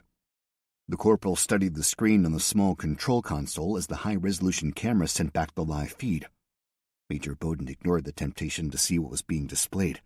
He had a job to do, and if anything was spotted, he would be the first to find out. Clearing the debris from the doorway was progressing. Cutting tools, which would have made the job a lot easier, are heavy, so they had been unable to bring anything but simple hand tools when parachuting in. Using their ingenuity, they were working their way through the mass of twisted and burnt metal, using explosives to cut through beams and whatever they could find and use to prop up and stabilize places that needed it. The scientists knew they were coming and could most likely hear the efforts to rescue them. The major stood at the entrance to the building, watching the soldiers clear the door area, nervously drumming his fingers against his leg. A shout from the drone operator caused him to run over. "We have Chinese inbound," he stated and pointed to the screen. Armored vehicles supported by walking soldiers were advancing along the road toward the base. "How far away are they?" The operator turned the dial and the image zoomed out. "About half a mile, I reckon. The Yanks are going to be busy soon." He turned to the soldier by his side. "Jonesy, run over and warn them they have 4 APCs and approximately 200 on foot heading their way. Tell them we will monitor from here and reinforce if necessary." Turning to look at the sky, he spoke to no one in particular. "I hope those choppers turn up soon. We may have need of them before too long." Even though lightly armed with only small arms, squad support weapons, and some anti-armor rocket launchers, the major knew they would fight with a rage and purpose that would defeat a far greater force. The issue they faced was logistics. They only had the ammunition they carried when they parachuted in, with no chance of a resupply. If the Chinese attack was large and sustained, there was the real and worrying possibility of running out. Everything was going to plan. A Chinese attack was not unexpected, but time was the issue that weighed heavily on the mission. The Rangers and the SAS needed to buy them enough time, fighting any counterattack while the extraction needed to be timed properly to avoid the defense getting overwhelmed by the attack. The rattle of small arms fire and a few explosions began as the runner returned. The drone showed that the attack was only coming from one direction, so Major Bowden ordered the runners to go to the defenders covering the 3 other sides of the base to tell them what was going on and to send a quarter of their men to bolster those engaging the enemy. The drone was a useful asset, enabling him to monitor the battle. The leading 2 armored personnel carriers had been hit by rocket fire and were burning fiercely. The Rangers had stopped the Chinese advance dead, but from his overhead view he could see more troops working their way forward, using covering fire provided by the heavy machine guns on the remaining APCs. 2 troops of SAS were dispatched when a unit of Chinese soldiers were spotted detaching from the main attacking force and began to work their way around the perimeter fence. The drone followed their progress until they were cut down by a volley of fire from his men. The advantage was in the hands of the attackers. Unable to hit the APCs who were firing from behind cover, the Chinese had reorganized after the initial shock of being attacked and were slowly advancing. The outcome was inevitable, but the aim was not to win but to buy enough time. Reports from the runners kept him up to date, and from the overhead images he could see the Americans were doing an excellent job, slowly retreating from the advancing Chinese, making them pay dearly for every yard they gained. There was no point telling the men working in the building to hurry up. They would be working as fast as the conditions allowed, and they would also be able to hear the gunfire and know that the clock was ticking. Feeling rather than hearing the approaching helicopters as they disturbed the air around him, the Major searched the skies until the sound of their rotor blades cutting the sky filled the air, followed moments later by them skimming low over the rooftops. One flared for landing as the other hovered overhead. The pilot opened the window in the cockpit and the Major approached, crouching under the downwash, and put on the headset the pilot passed to him, enabling them to communicate. They had a brief conversation before the pilot applied power, and the helicopter jumped into the air, and the two dipped their noses and sped toward the battle. Soon the sounds of their chain guns firing and rockets exploding filled the air. The corporal operating the drone kept everyone updated on the progress as the helicopters swung the battle once more in the favor of the defenders, destroying the two armored vehicles with Hellfire rockets and strafing the soldiers with machine gun fire and volleys of Hydra unguided missiles. The Major called to his men as a single Apache flew overhead. "One of the Apaches will remain on station. The other is going to lead the others in. ETA about 40 minutes. The corporal operating the drone shouted, "Tanks! Fucking loads of the buggers coming down the road. Looks like a lot of troop transport, too." "Shit," Bowden replied. "Corporal, are they approaching from anywhere else?" "Not that I can see, boss. It looks as if they're only coming down the one road." He turned to the runners who were standing near him. "Get all forces to the front gate. I want a fighting retreat back to here. Tell them we need 1 more hour. The Apache is good, but it will not be able to hold them back for long." He called the Major leading B Squadron and the captains to gather around. "Go and support the Americans. We haven't got many AT-4s, he said, meaning the shoulder-fired anti-tank launchers, so I do not need to tell you to use them sparingly. We need to hold them off for as long as possible. If that armor breaks through, we are going to be on a bit of a sticky wicket." He looked at his watch. 35 minutes, gentlemen, at least until the choppers get here. Good luck, chaps." The men were ready to go, and in minutes had run toward the sounds of firing. Bowden then turned and ran toward the building to help the men inside clear the last of the debris as the corporal shouted, "Helicopters bloody hit, sir! Multiple anti-air missiles! It looks as if it got the lead tanks, though. The other tanks have paused, but the soldiers are still advancing." Inside the building, the gunfire and crump of explosions was muted. The door was almost cleared. There was just one more steel beam to remove, and the soldiers were calculating the best angle to apply their explosive charges. They feared, if they overdid it, the rest of the roof that was precariously holding on above their heads may come crashing down. Judging they had it right, everyone moved to a safe distance before detonating the explosive charge, which to their relief worked perfectly, and the last obstacle was cleared from the door. The roof above looked in danger of collapsing imminently, though, and the few remaining supports swayed and creaked as they fought against the weight bearing down on them. The code to override the door was committed to Bowden's memory, and he inputted the 8-digit number into the keypad, watching with relief as the light changed to green, and he could hear the internal mechanisms on the door releasing the bolts. The door pushed open as soon as it was unlocked, and a woman stepped out. She was wearing a uniform with the insignia of a colonel on her shoulder boards. Major Bowden saluted smartly, safely inside a windowless building and safe from any enemy snipers. "Good morning, Colonel. Major Benjamin Bowden of Her Majesty's Armed Forces at your service. I believe you ordered a taxi. If you could gather your possessions, it will be outside shortly." She looked shocked. Shaking his hand, she introduced herself. "Colonel Mary Wordsmith. You're a Brit? The last communication we had before getting cut off was rescue was on its way. We could hear the explosion, so we knew something was up, but I never reckoned on being rescued by you lot. Anyway, you are here, and that's all that matters. It's not just us, Mum. There is a He stopped as bullets peppered the building, punching holes through the thin metal sheeting. More guns joined in, and the volume increased. A fight was raging just outside the door. Major Bowden turned to his men and ordered, "Get out there and see what's going on." He turned back to the colonel. "If you could just wait here, please. I better check what on earth is going on. Some of them may have sneaked through the perimeter we are trying to maintain until the choppers get here. If you could get everyone inside ready to depart along with whatever stuff you need to bring, I'd be grateful.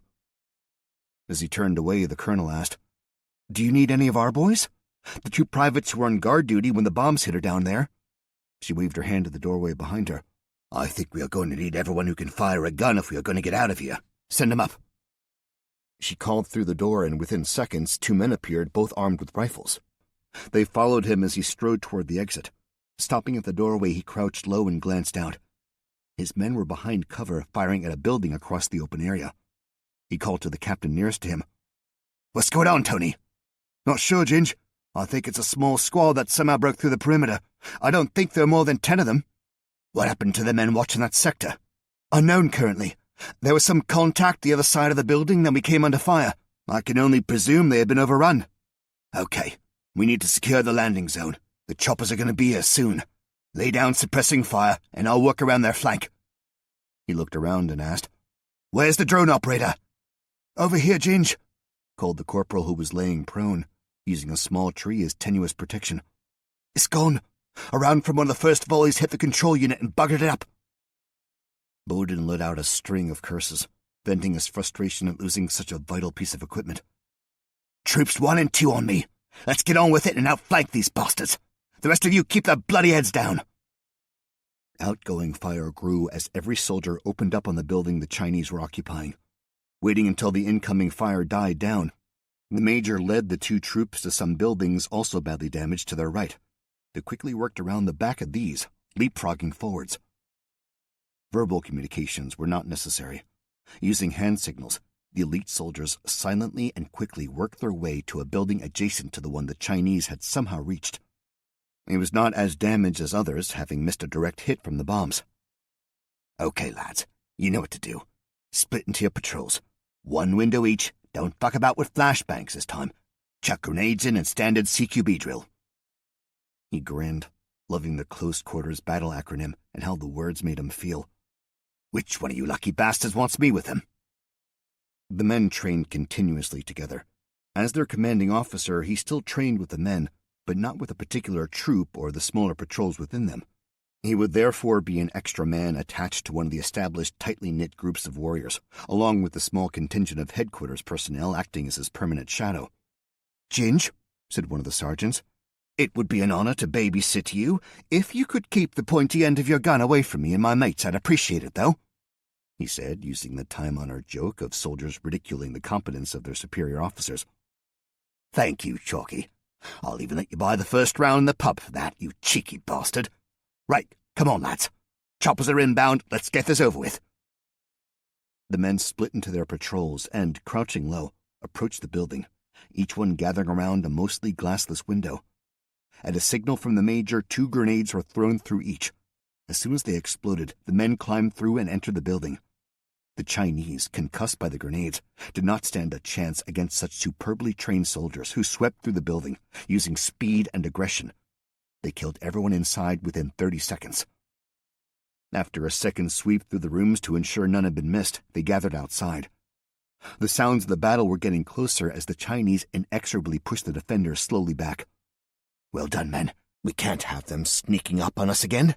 If you lot could stay here and watch this sector, I'll go and see how the others are doing. The recall signal will be my whistle. Indicating 4 men to follow him, he ran toward the ever-closing sounds of gunfire. He found the major in command of B Squadron. He, along with his men, was protecting the right flank of the line of defenders. Ginge, how's it going back there?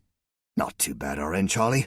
We've got the scientists out and the chopper should be here soon. We just had a little trouble with a few of our little friends sneaking up on us. Got a few of us, I'm afraid, before we dealt with them. Yeah, sorry. I thought a few got past us, but I couldn't send a runner. We were too heavily engaged. I can't spread the boys out any thinner, or we won't be able to hold the main force back. We have taken out their armor and they don't seem to want to send any more at us, but they are tough little buggers. There are just too many of them, and to top it all off, we are just about out of ammo. Ben looked at an injured soldier being treated by another. How many casualties? Charlie replied, his voice suddenly somber and full of emotion. 3 dead, 5 wounded, and I don't think 2 of them will make it. These scientists better be able to do what they bloody promised for the price my lads have paid. Ben nodded his head sadly in agreement as he briefly thought how many more letters he would need to write to wives or mothers before they were safely back in Canada. He slapped Charlie on the back. "Come on, mate. There's still plenty of fight left in our boys. It won't be long now. I'll get you wounded back to the extraction point and get ready for the recall. I think when I call it, it's going to get a little interesting around here. I'm going to check on the Rangers and then gather up the wounded." It took him a few minutes to find the colonel in charge of the Rangers. His story was no different to Charlie's. His men had fought above and beyond his expectations, repulsing attack after attack by hugely numerically superior forces. They had made the Chinese pay dearly for every inch of ground they had yielded to them, but at a heavy cost to themselves. His depleted forces were low on ammunition, but not low on courage, stating they would fight them with rocks and fists before they would let them get any closer. Ginge told him to start getting his own wounded back, as they would be the first on the helicopters after the scientists, and to start planning and preparing for a rapid fallback when the order came. Each carrying or helping a wounded man, Ginge and the men with him ran the few hundred yards back to their original location. The scientists were gathered outside, crouching behind any cover they could find, each carrying bags or rigid cases containing the materials and documents they would need to continue their work. "Why aren't you inside, Colonel?" he asked the lead scientist. "The building will at least offer you some protection. I cannot guarantee your safety as it is." "Major, I understand, but I asked your men to set explosives inside the lab.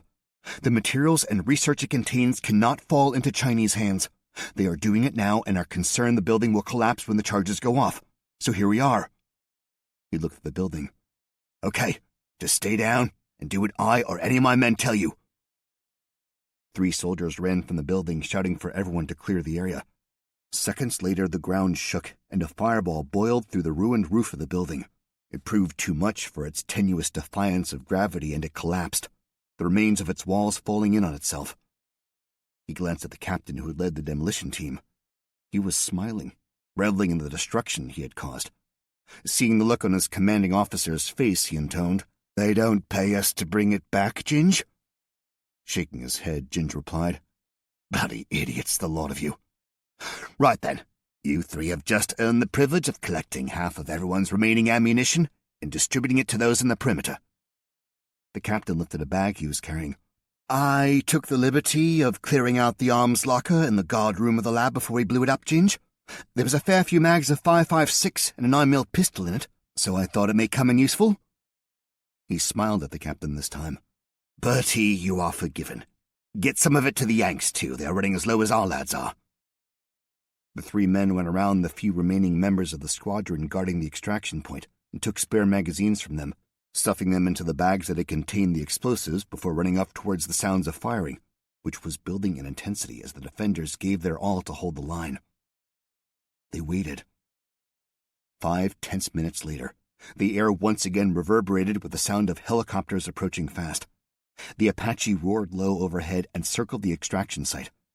Ginge ran into the open, waving his arms to get the attention of the pilot. Using basic communication by waving his arms around, he conveyed the mission was successful and for him to support the soldiers on the perimeter. Giving the thumbs up, the pilot banked the helicopter steeply, and seconds later the sounds of its chain gun firing and rockets exploding rose above the continuous clattering of small arms fire. Seconds later, the distinctive heavy whop-whop-whop of Chinooks approaching cut through the air, as 3 of the large twin-rotor helicopters swooped in low and landed quickly and heavily. The 4 Black Hawk helicopters that had been flanking them remained hovering overhead, their door gunners firing toward the attackers. Spent bullet casings poured from the sky as a solid stream of heavy lead was sent toward them. Running toward the scientists, he got a few of them to help the wounded soldiers. Dragging the slower ones, he and his men quickly got them all on board and gave the signal to take off as he stepped off the ramp. Buffeted by the downwash, he watched as it sped away over the ruined base, the crewmen operating the rear gun blazing away in the direction of the Chinese. He stood, listening to the continuing roar of battle, trying to judge from the noise how it was progressing. Right then, he thought. Mission accomplished. We are fighting for ourselves now. He turned to the runners. Hopefully the choppers will give us the breathing space we need to pull back. Go and tell them to start extricating themselves. We will hold the inner perimeter to cover them. This is going to be a close-run thing, so tell them no fucking about or they may get left behind. Positioning themselves in a cordon around the helicopters, He and his men placed spare magazines within easy reach and prepared themselves for what they fully expected to be a desperate few minutes. Within minutes, the first Rangers appeared. They were the walking wounded, some helping each other as they staggered bloody, battered, and filthy toward the waiting helicopters. Some, Ginge noticed, had their main weapons slung and were holding their sidearms in their hands, showing they had expended all their ammunition and were down to holding back the advancing horde with only pistol rounds. The next Chinook, filled to above normal operating capacity, applied full power and slowly heaved itself into the sky with its guns firing. Ginge looked back with relief when one Sea King and two Sikorsky Cyclone helicopters flew in low and landed hard. They must have been loitering nearby, waiting for the next few Chinooks to depart before committing themselves. The Chinooks and Blackhawks, he knew, would not have had the capacity to take them all. With the new arrivals, he knew they would have. If they were still alive, that was. The next Rangers to stagger past were each burdened by the weight of one of their comrades carried over their shoulders. From the way their arms and legs hung limp, it was clear they were dead. Leaving them behind to not be honored and buried was never an option, and they would take priority over the living. Next, in small groups, came the men still capable of fighting. Most bleeding or limping, they filed on board the waiting helicopters, which lifted off as soon as they could fit in no more. The colonel was the last to appear. His face bleeding and his arms supported by a makeshift sling, he stopped, told the men with him to get to one of the helicopters, and crouched down next to Ginge. "It's just your boys now. The helos are just about holding them back, but they must know we are pulling out. Soon there's going to be a shit ton of them heading our way when they realize there ain't anyone firing back." Ginge raised his whistle that hung from a lanyard around his neck. "Get yourself on a chopper, Colonel. As soon as I blow this whistle, my lads will be running faster than Usain Bolt with the shits for the last lift out of here." There was something in the way he had said it that made the colonel look at him. "And what about you?" He shrugged. "I got myself a nice spot here. I figure the Chinese will come racing around that corner over there soon. I'm reckoning I can bag a brace or two of them and buy the lads some time to get away." He was offering to sacrifice his life to give his men enough time to get away. The colonel kneeled next to him behind the pile of rubble, using it as a makeshift firing position. "You have indeed got a nice spot here. Would you mind if you had some company?" Both knowing what they were resigning themselves to do, he said nothing but nodded.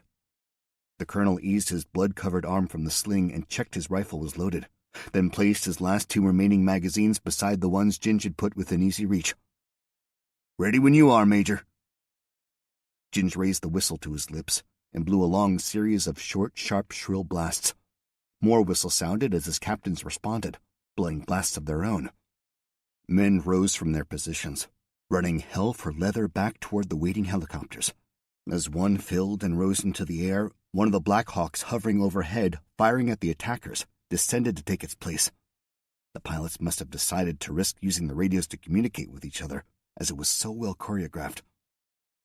The last man to pass their position was one of his captains, who, on seeing his commanding officer and the American colonel together, skidded to a halt. "Come on, Ginge," he shouted. "Smithy, get on the chopper," he indicated upwards. "We'll hold them off and get the next lift." He looked at him and the colonel next to him with a worried face. "Sir?" Giving the captain an apologetic half-grin, he replied, "Don't you look at me in that tone of voice, Smithy. Someone needs to do this, and I will not ask it of anyone else. So that's the end of it. Now be a good chap and give me any spare mags you have, then kindly fuck off and get on the chopper." The colonel fired at a group of Chinese who had rounded the corner, stopping any more debate or protests the captain might have tried. They dived back behind cover, leaving two of their number lying on the ground. Reaching into his pouch, he pulled out two magazines and handed them to Ginge.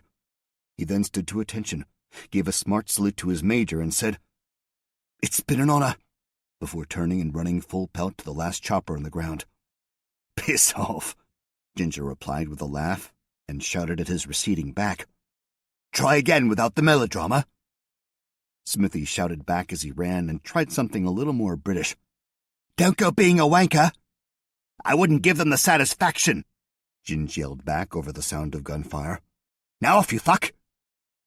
Before Smithy reached the helicopter, the Chinese came around the corner in strength.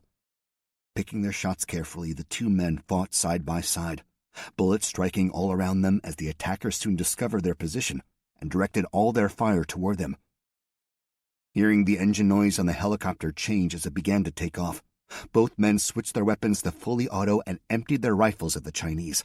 A final short burst of cannon fire from the Apache blew apart a larger group that rushed into view before it peeled away and followed the Black Hawk. Flinching involuntarily from the incoming fire that hit all around them, they fought their last stand. Surrender never entered their minds. Both knew they would keep fighting while they had breath in their body. Bleeding from dozens of wounds caused by razor-sharp brick splinters and other shrapnel that continually swept over them, they kept firing, bodies mounting as they beat off attack after attack. The colonel threw his rifle down as he fired his last bullet and pulled out his pistol. Ginge did the same when he emptied his last magazine at a group who were trying to outflank their position. For the first time, the incoming fire made them duck down and take cover. Ginge looked at the colonel and said, "Well, that was fun whilst it lasted. One more time, old boy?" "Sure, son," he said with resigned satisfaction. "This sure has been one hell of a fight. As the ranking officer here, I could order you to try and make a break for it. But I think, my friend, I'd be wasting my time." "That you would, sir," Ginge said. "That you bloody would." In between lulls and firing, Chinese voices could be heard shouting commands. You didn't need to understand the language to know it was the officers urging their men forward for one final assault. Ginge reached into his backpack that lay open by his side and picked up his last grenade, pulling the pin as he held it in his hand. "Ready?" he asked. Not waiting for the reply, he threw it over the battered and much-reduced wall of rubble. As soon as the grenade exploded, they jumped to their feet, pistols held out ready in front of them, searching for targets. After firing off only 2 shots each, they were both knocked off their feet by a blast wave of an explosion directly in front of them. Debris rained down on top of them as they lay there, senses dulled by the shock until another explosion, this time slightly further away, followed by a sound they both knew well, made them gain their feet and stare forwards. The area that seconds before had been filled with Chinese soldiers was empty of the living. Bodies lay scattered from the force of the explosion. 30mm cannon fire ripped into the ground, destroying anything it touched. It could only be coming from an Apache. Nothing else they had that sort of firepower. The noise of another helicopter approaching made them turn around. One of the Black Hawks was approaching, flying low and crabbing in sideways, its door gunner firing over their heads. They did not need telling twice to run toward the rapidly descending helicopter, both diving in before it touched down. They clung on as the pilot expertly turned and at high speed raced at ground level through the base using the ruined buildings as cover, before eventually gaining altitude, and raced away across the Maryland countryside. Getting to his knees on the hard floor, Ginge was helped into his seat by his grinning captain nicknamed Smithy. He was handed a headset so they could communicate. "Thank you, Smithy, but when I told you to fuck off, I meant all the way off, and not to embark on some bloody half-assed rescue mission." "Well, boss, there was no way we could allow the Victoria Cross you'll probably get to be posthumous. As you well know, the penalty for getting one is unlimited drinks in the mess for those involved in the action and managed not to do anything as stupid as get a medal. Also, the Yanks were not keen about leaving their colonel behind, so we had a little chat and decided to swing on by and see if we could get your backside out of the pickle you got yourselves in." Ginge smiled at the loyalty his men had shown to him.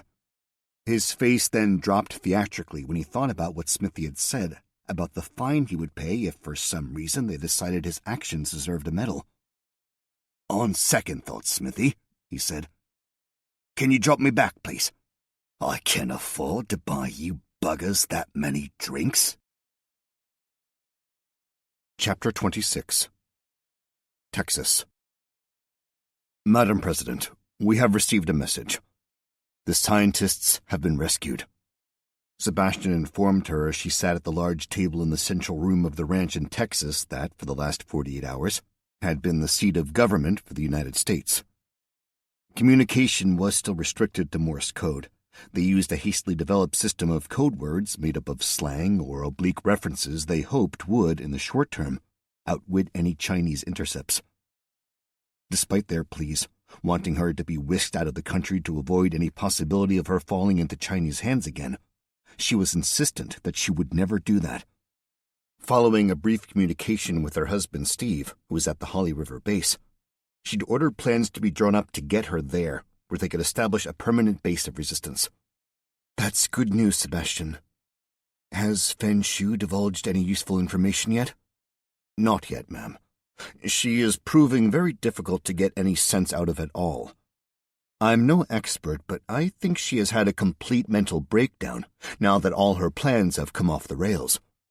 No matter what I have tried, and trust me, apart from pulling her fingernails out, I have used every technique I know. If I could get a hold of a few vials of drugs that I know will loosen her tongue, I may have a chance. She has periods of lucidity where she is back to her usual vicious self, and then she loses it, wailing on about a lost brother and how she let him down and wants to make it right again. I honestly do not know what she is on about. I have checked, and General Liu does not know anything about her brother.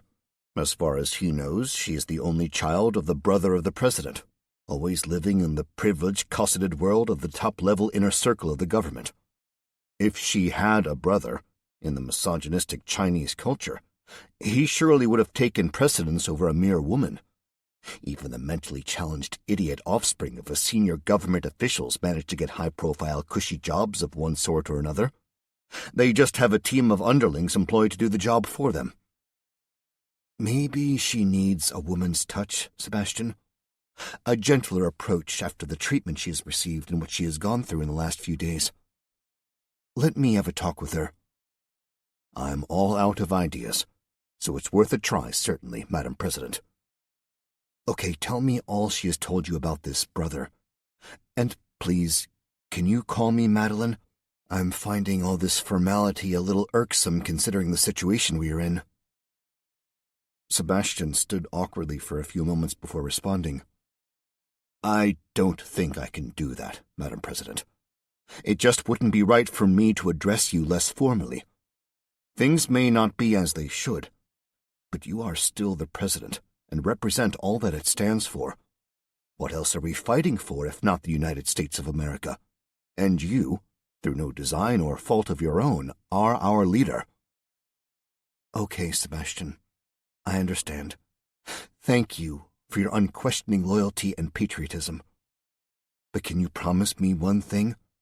When this is all over and we find ourselves sharing a bottle of bourbon, sitting in some comfortable chairs in front of a blazing fire, I order you to call me Madeline. He smiled and nodded his head. Yes, Madam President. I can see that would be the occasion to drop the formalities. Now let me tell you all that she had told me about this brother. Madeline walked down the steep stairs that led to the basement and asked the guard to unlock the door. Fen Shu was locked in a windowless, dusty storeroom in the cellar. She was shackled by her arms and legs to a length of chain padlocked to a fixing bolted to the rough stone wall. Kept in total darkness to disorientate her, her chains clinked and hampered her attempts to shield her eyes with her arm when the door was opened and the single light bulb hanging from the ceiling was turned on. The cellar was cool and smelled musty from disuse. It had most likely been designed as a cold store for storing foodstuffs and had become redundant over time as refrigeration replaced its need. There were no comforts in the room. A blanket lay on the bare earth floor and a single bucket was in the corner for her toilet needs. This had been knocked over, and its contents created a stinking damp patch on the dusty floor. Fen Shu, her face dirty and streaked with tears, screamed, "Get me a new bucket! I cannot see it in the dark! Send someone in to tidy it now!" Her eyes looked wild, and her face, which had usually been a mask of calm and confidence, now looked scared, desperate, and more than a little unhinged. Madeline studied her. Sebastian's summary looked accurate. Her composed and confident outer shell had been stripped away. She was going to be the person who delivered America to her country, and she probably thought that they would still be successful. But she herself had failed, allowing not only for the president to escape but for herself to be captured. Failure in her country was not an option. Even her uncle would not be able to save her from the disgrace that had befallen her. The only power she held now was the location of the virus antidote. Her warped mind, twisted further beyond the realms of reality, believed she could use the information to turn the tables on her captors, recapture the president, and return in triumph to continue her mission and wipe out the shame she felt. "Get out, you bitch!" she screamed when she recognized Madeline. "I will not tell you anything. That pathetic man you sent could not get me to talk, and you will not either. I demand better quarters," she screeched petulantly. "You will all pay for this when this puny rebellion of yours gets crushed." Madeline stood her ground, wanting nothing more than to silence her with a chair to the face. She could have vented once again the anger she felt toward this woman, who was responsible for the deaths of millions, and the millions more who were dying slowly from the virus. Instead, she spoke softly. "No, Fenshu. I am not here to question you, but to ask for your help. I have had contact from someone who has the most wonderful news for you." "There is nothing I want from you. The only news I want is that your country is defeated, and you are offering me your surrender." "You're probably right." Madeline looked over her shoulder theatrically, as if to check they were not being overheard, and lowered her voice. "I shouldn't tell you this, but you are winning. Every uprising has been crushed by your soldiers. It is only a matter of time before we too are captured." She could see hope building in her. It was now time to deliver the lie. "But that is not why I am here. Your brother has been found in one of your camps. He identified himself to someone with the Red Cross who was doing an inspection. He had tried to tell your soldiers, but they did not believe him." Madeline watched her face. Anyone with a sound mind would have questioned the story's validity, but it hit a spot in Finn's brain that wanted it to be truth so very much that it subconsciously countermanded any doubts. Her face changed from shock to hope to happiness in a few seconds. Tears of joy ran down her face. "Where is he? I must go to him immediately." "I will have to see if that is possible. Maybe we can have him brought to you here, but he is a long distance from here, and with the country at war, it could be difficult." Fenn thought for a few seconds. "I can get him. I have full authority to travel anywhere and to use whatever resources are available." Madeline held up her hands to silence her. "The problem is, we have learned that he is desperately ill from the virus. He may be too ill to travel." She let the statement hang in the air like a lure. Fenn's current mental state made it easy to lead her on. She looked at Madeline, unable to separate truth from fiction, and she believed her. She calculated that if they were soon to be overrun by Chinese forces, then it was irrelevant if they got hold of some of the antidote. It did not matter how it got there, through her own people or through the Americans.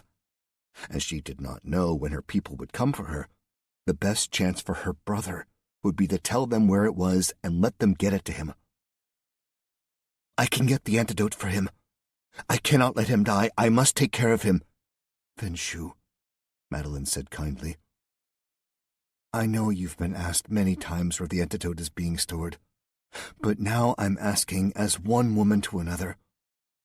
Please tell me where it is so I can get it to your brother before it's too late.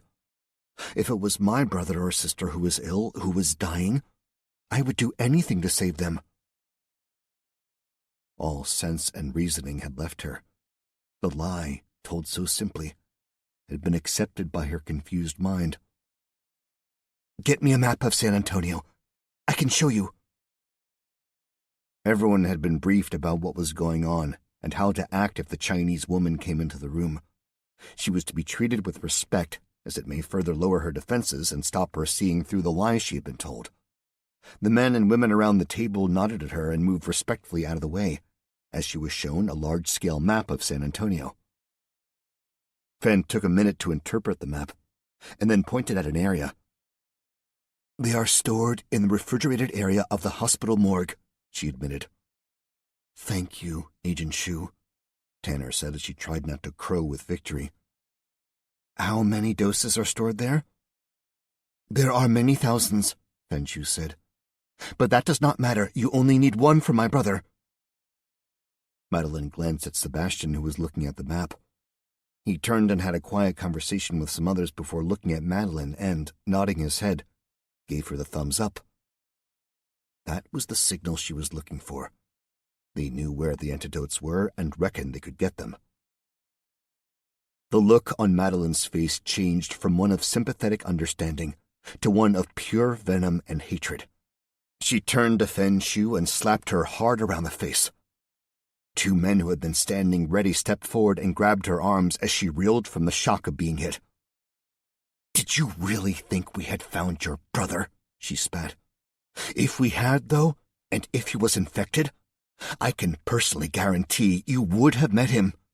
You would be tied to a chair with your eyes glued open, so you did not miss a second of the suffering he would be going through. You would sit there and watch him die, and then maybe, just maybe, you'd realize what thousands of Americans are doing right now as their children and loved ones lie dying from what you have released." She leaned back away from the horrified Chinese woman.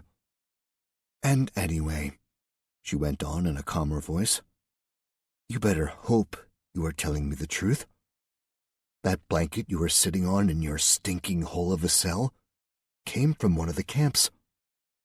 I think you will be the first person we test the antidote on, just to make sure it isn't another lie." Fenshu slowly began to comprehend that she had been duped. Fear spread over her face at the thought she had been in touch with a contaminated blanket, and then it dawned on her. She had been lied to about her brother. They had not found him. He wasn't ill.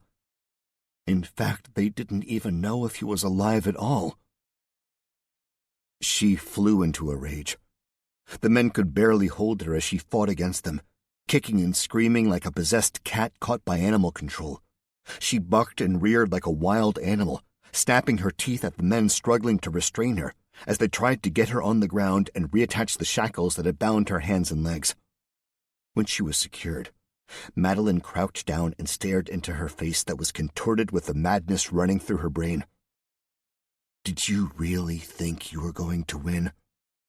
We will destroy anyone that is trying to take our country from us." She laughed in her face. Fenshu stopped struggling and spat at the president with a look of hateful satisfaction at her empty gesture. Madeline leaned away with her eyes closed as she produced a handkerchief from a pocket to wipe away the spittle. "Don't worry," she crooned menacingly. "I plan to keep you alive long enough to witness the utter ruin that will befall your pathetic nation. The shame you will feel, knowing it is all your fault as your country falls apart, is something I cannot begin to imagine. Take her back to her cell, please, gentlemen." She deliberately turned her back as Fenshu was dragged away. Sebastian approached her. "That was excellent work, Madam President. We're just finishing off the plans for attacking the Missile Command Center, and then we will get straight on to the best way to retrieve the antidotes." As she was talking, Sebastian, I could not help but think she could still be of use to us. She has the authority to go wherever she wants. We have General Liu's car. Why don't we just try and use it and con our way in? Why fight our way in when we could just walk straight through the front door? Sebastian looked shocked at the simplicity of the plan.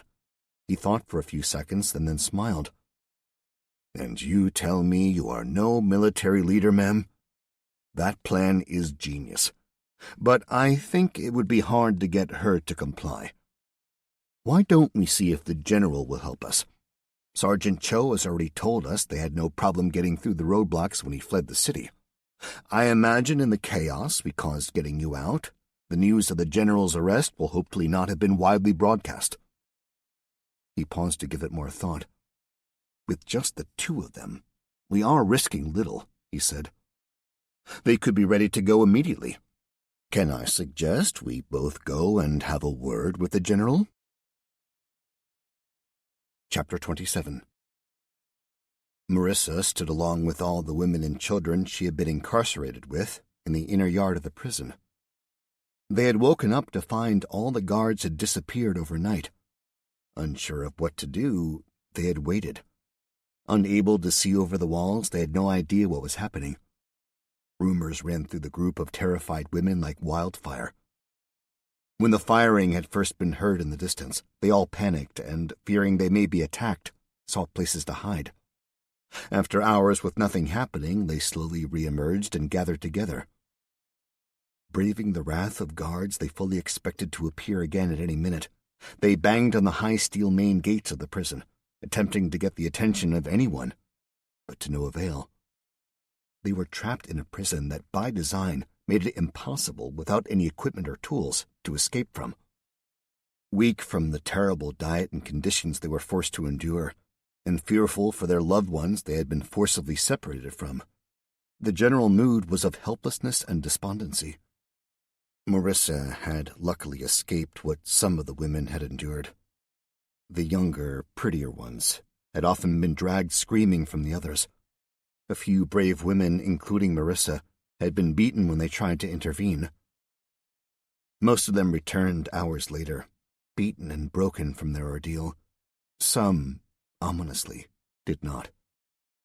The commander of the camp took great delight in continually informing them in broken English they were now the possessions of the Army of the People's Republic of China, and as such should be proud to be able to offer themselves as recreational items to the conquering victorious soldiers. Two women who had, at the beginning, fought against their captors so viciously and desperately that one soldier was killed, had been made an example of. They were forced to watch as the two women were brutalized and beaten by a mob of willing Chinese soldiers. More dead than alive, they were then hung from some hastily erected gallows and left as a reminder of what the price of non-cooperation was. Suicide had unfortunately become commonplace, as some, unable to cope with what they were being forced to do, chose to end their own lives rather than allow themselves to be used in such a cruel and barbaric fashion.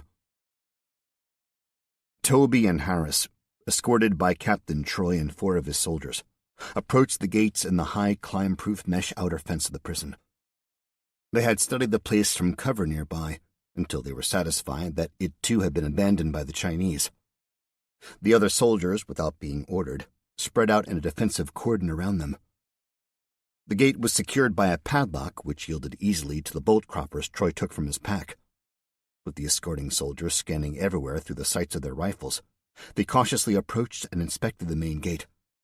It was made from solid steel, with no visible locking mechanism. Troy turned to one of the soldiers and pointed to the gate. "Dylan, if you wouldn't mind, please." Dylan nodded and approached the gate, slinging his rifle over his shoulder as he ran his hands across its smooth surface. "No problem, sir. I'll have that open in no time. Couple of charges in the right place should crack it open." Shrugging out of his pack, he reached inside and retrieved the last few blocks of high explosives he had been carrying since they had resupplied at White Sulphur Springs. Troy walked back a safe distance. Dylan attached, placed, and molded the soft compound around several places on the gate and inserted the detonators. Trailing wires from them, he indicated for everyone to stand clear. As soon as everyone moved to the side and pressed themselves against the high walls of the prison, he pressed the button on the box he held in his hand. The crack of explosives detonating was followed by the screeching and groaning of stressed metal, and one leaf of the gate slowly sagged forwards and came crashing down, raising a cloud of dust. "Good job, Dylan," said Troy as he slapped him on the back. Indicating for Toby and Harris to hang back, he led the men through the dust and smoke and entered the prison. The women inside were completely unaware of what was happening until the sharp crack of the explosive shocked them into activity. Screaming and shouting from the fright, they all ran to the far end of the yard and cowered, staring into the impenetrable dust and smoke cloud that had been thrown up. Mothers covered their children with their own bodies.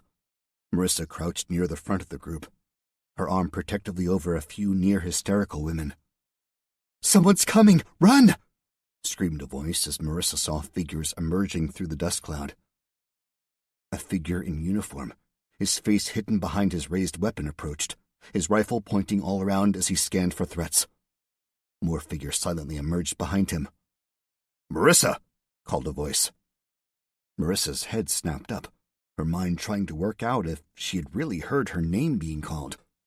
Another voice began calling her name, a voice she recognized. It couldn't be, though. They had never been far from her mind, but knowing her position was hopeless, she had given up all hope of ever seeing them again. "Toby?" she shouted, raising herself up, her eyes searching everywhere. Through the settling dust, she made out the shapes of two more figures, this time running in her direction.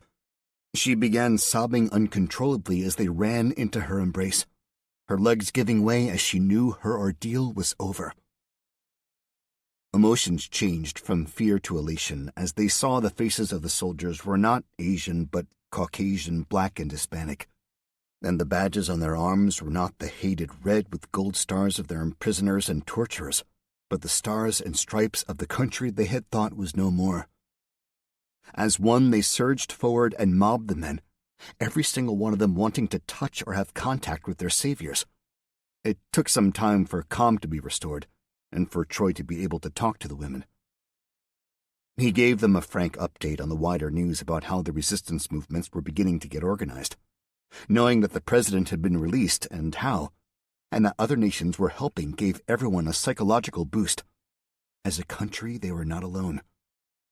The propaganda continually broadcast through loudspeakers, telling them that as a nation they were defeated, and all other countries were quaking in fear of Chinese power and refusing to get involved, had always been treated with suspicion. But as time passed, they could not deny that there must be an element of truth to them. Why else would they be treated as they were? If China had any fear of reprisal, they would never be acting with the callous impunity they were. As Troy talked, he could see hope building up once again in the faces of the women. He gave them two choices. They could make their way to the towns and villages they knew were clear of Chinese forces, where they would be made welcome and accommodated the best they could, or they could return to their base at Holly River.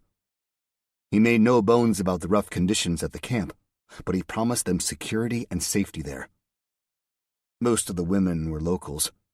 Knowing now that their husbands possibly had been in the other camp and could be amongst those who escaped, they did not want to leave, but go and try and find them. They knew they could not return to Caldwell itself, but if they remained in the local area, then there was a chance they would be reunited. Leaders emerged from amongst them, and they began organizing the women into groups. All the local women wanted to stay and go to the nearest Chinese-free areas. Those whose husbands might still be alive chose to stay, whereas the others decided to return to Holly River with Troy and his men. Troy asked for volunteers from amongst his men to stay with the first group and escort them to their destination.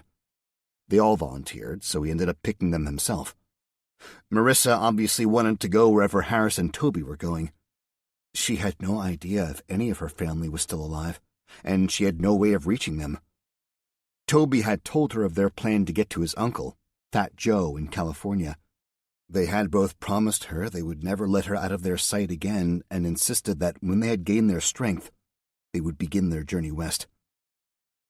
He sent a runner to recall the soldiers he had dispatched to keep an eye on Caldwell. They reported very little activity. Patrols had restarted after they had shot and killed the two men they had witnessed entering the town. They had been forced to watch impotently, as again the same patrols found the latest escapees from the camp. As before, no quarter was given, and they had been annihilated by the Chinese. Troy desperately wanted to organize an attack on the base. He knew that with the force he had with him now, even though they would not be able to destroy it, they could perform enough mischief to force the Chinese to keep on lockdown as they were, and dissuade them from venturing further afield. Reluctantly, he knew it would have to wait for another day. His priority was to those they had freed, to ensure they got somewhere safe. There was little point in delaying further. He had a final word with the men who were staying to escort the locals. They had studied maps and worked out the best routes to take across the heavily forested hills and valleys, avoiding areas of population until they knew they were in a free zone. His soldiers were instructed to make sure the women and children were safe and being cared for before making their own way back to the base, gathering intelligence and only attacking enemy forces if they could guarantee complete success. The last thing they would want is a pursuing force of Chinese endangering any civilians or following their trail back to the base. Troy led half his men and 30 women and children through the woods to where they had hidden the trucks. Harris and Marissa supported Toby between them as they all set off back to Holly River. Sitting in the lead truck, Troy noticed many more vehicles, including a yellow school bus with Chinese markings stenciled on it, had arrived in his absence. "It looks as if some of the militias have arrived," he said to the sergeant driving. "If you let me out here, can you see to the passengers, please?" As he stepped from the truck, a man stared at him, detached himself from the group he was talking to, and approached. Recognition flashed across Troy's face. It was the Englishman he had sent into Caldwell. He held out his hand, and, both smiling, they shook hands. "Mr. Calhoun, I never thought I'd get the chance to see you again, and thank you for all you did. The intel you sent was invaluable." "It was nothing," Cal said in his self-effacing British manner. "It was the least I could do. Those bastards needed to pay for killing Louise." He swallowed, pushing down the lump in his throat. "They told me you'd be back soon after you had persuaded them to let you return to the camp. Tell me, how was it?" "The men's camp was empty apart from the 2 who stayed. They remembered you. You gave one of them some peanut butter. They reckon you saved his life. We did, though, free the women from the prison. Some of them have come back with us." "Ah, yes, I remember them. They were asking about a friend of theirs, Melanie or something. Marissa is her name.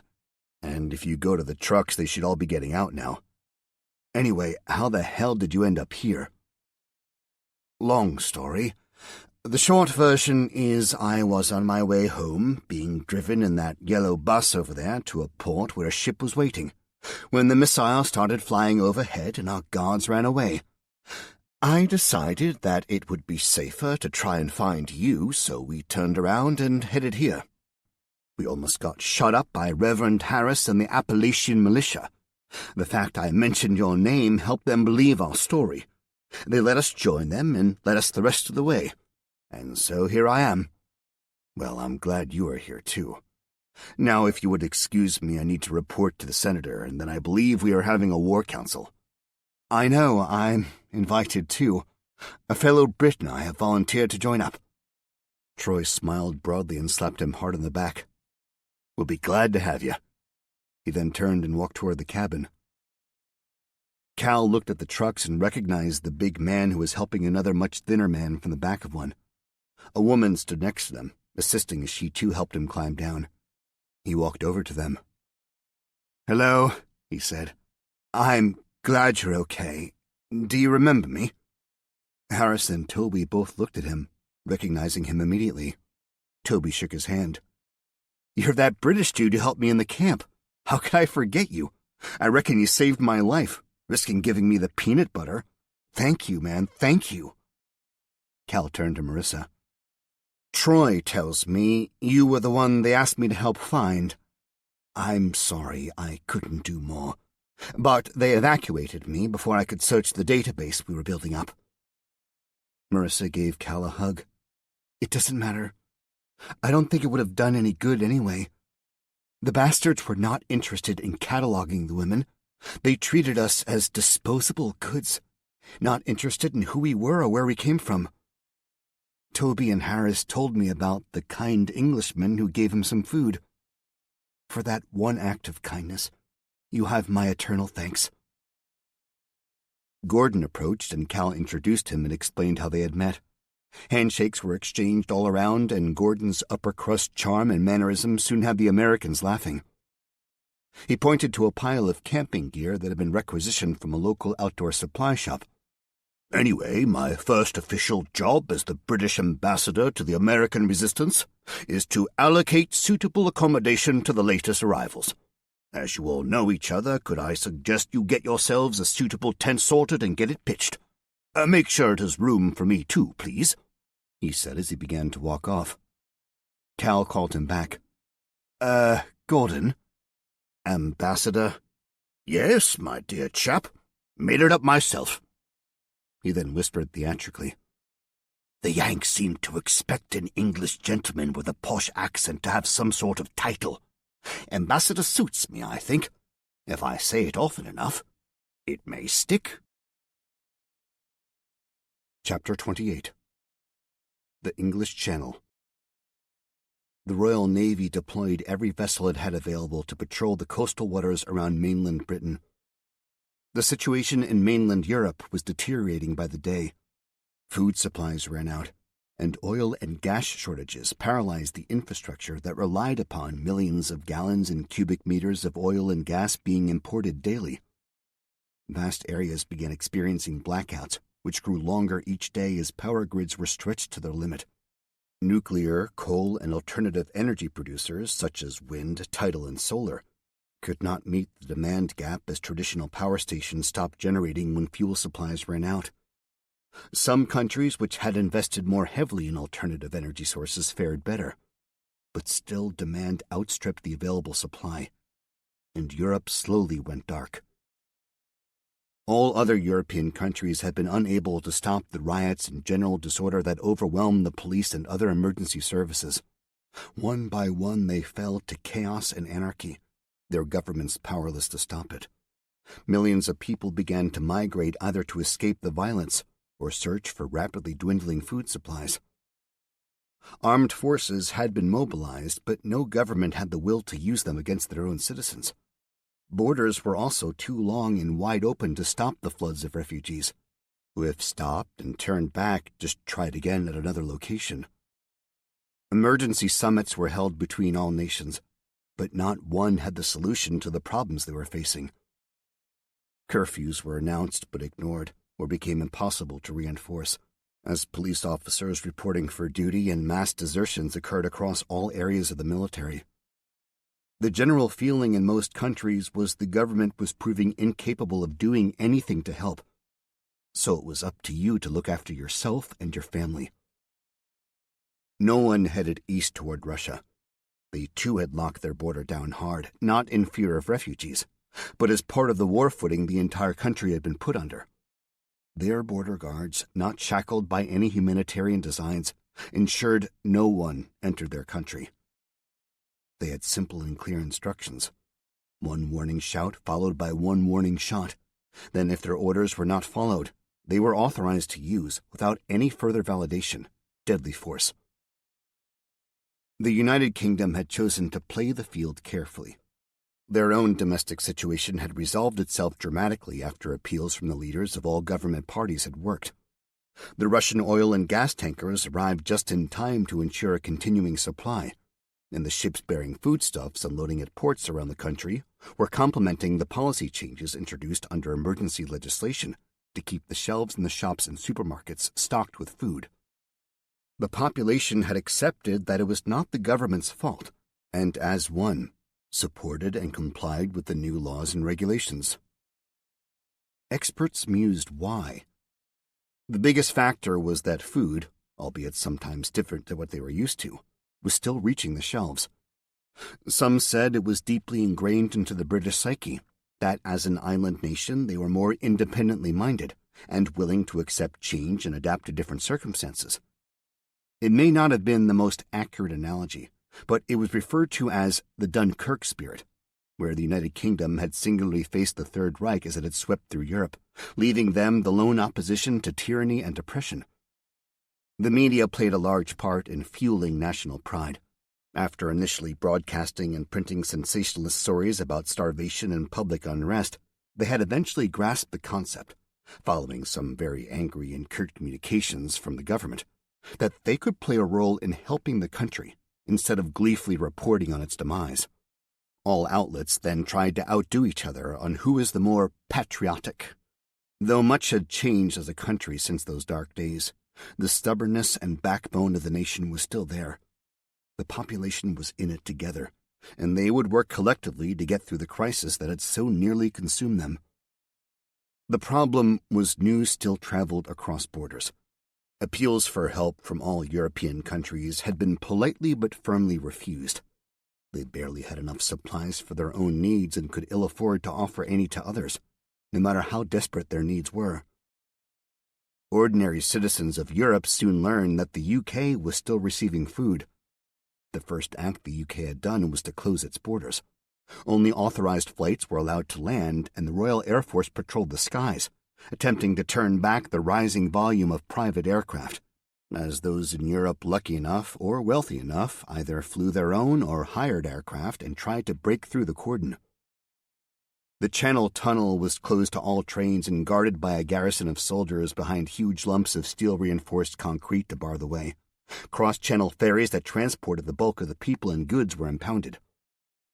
The most difficult task was to patrol the seas. Thousands of boats, both pleasure and commercial, left from hundreds of European ports filled with desperate refugees. When the Royal Navy attempted to stop these boats entering UK waters, the situation became critical. Firing across the bows of most was enough to persuade them to give up and turn around. Some, though, persevered. Despite orders for no vessel to be allowed to pass, it proved impossible for captains and commanders to order their crews to fire upon boats containing women and children. If possible, they were shepherded to a port where the passengers were detained, their boats confiscated, and they were flown back to Europe on military transport planes.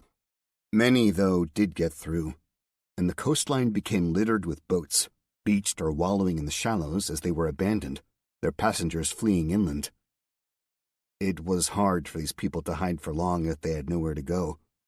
A phone line set up was continually inundated with calls from people reporting illegal refugees. Many enterprising coastal communities saw an immediate benefit in all these abandoned craft, and hundreds were claimed under salvage law.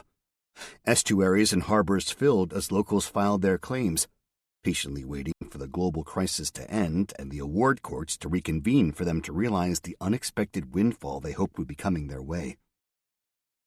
European navies, wanting to protect their own citizens, did try to escort some of the boats. Here, the rules changed. The Royal Navy may allow a private craft filled with women and children to get through, but there was no way they were going to allow a foreign naval vessel to enter their territorial waters in breach of the clear warning they had issued to all nations. Warships postured against each other across narrow gaps of sea. Insults were exchanged. But conflict was mainly avoided as restraint was shown by both sides. The European naval commanders were unwilling to test the resolve of the British, who, they had been briefed, had orders to open fire if necessary. In a few cases, fire was exchanged, as frustration got the better of a few hotheads. Ships were damaged, and a few soldiers were killed or injured, but all-out battle was avoided for the time being. The main battleground so far was the furious diplomatic exchanges, as protests were lodged about British actions. The British ambassadors and diplomats, for once, had a clear, non-negotiable position to stand by. Most were actually enjoying the unusual experience of avoiding the niceties and formalities of diplomatic conversations. The message they reinforced was clear. Our borders are closed. Naval vessels that enter our territorial waters may be fired upon. All European citizens who enter British territory will be turned away. If any land on our soil, they will be immediately returned without process or appeal. Downing Street. Adrienne sat in her private office with the heads of all three armed forces sitting across the antique table from her.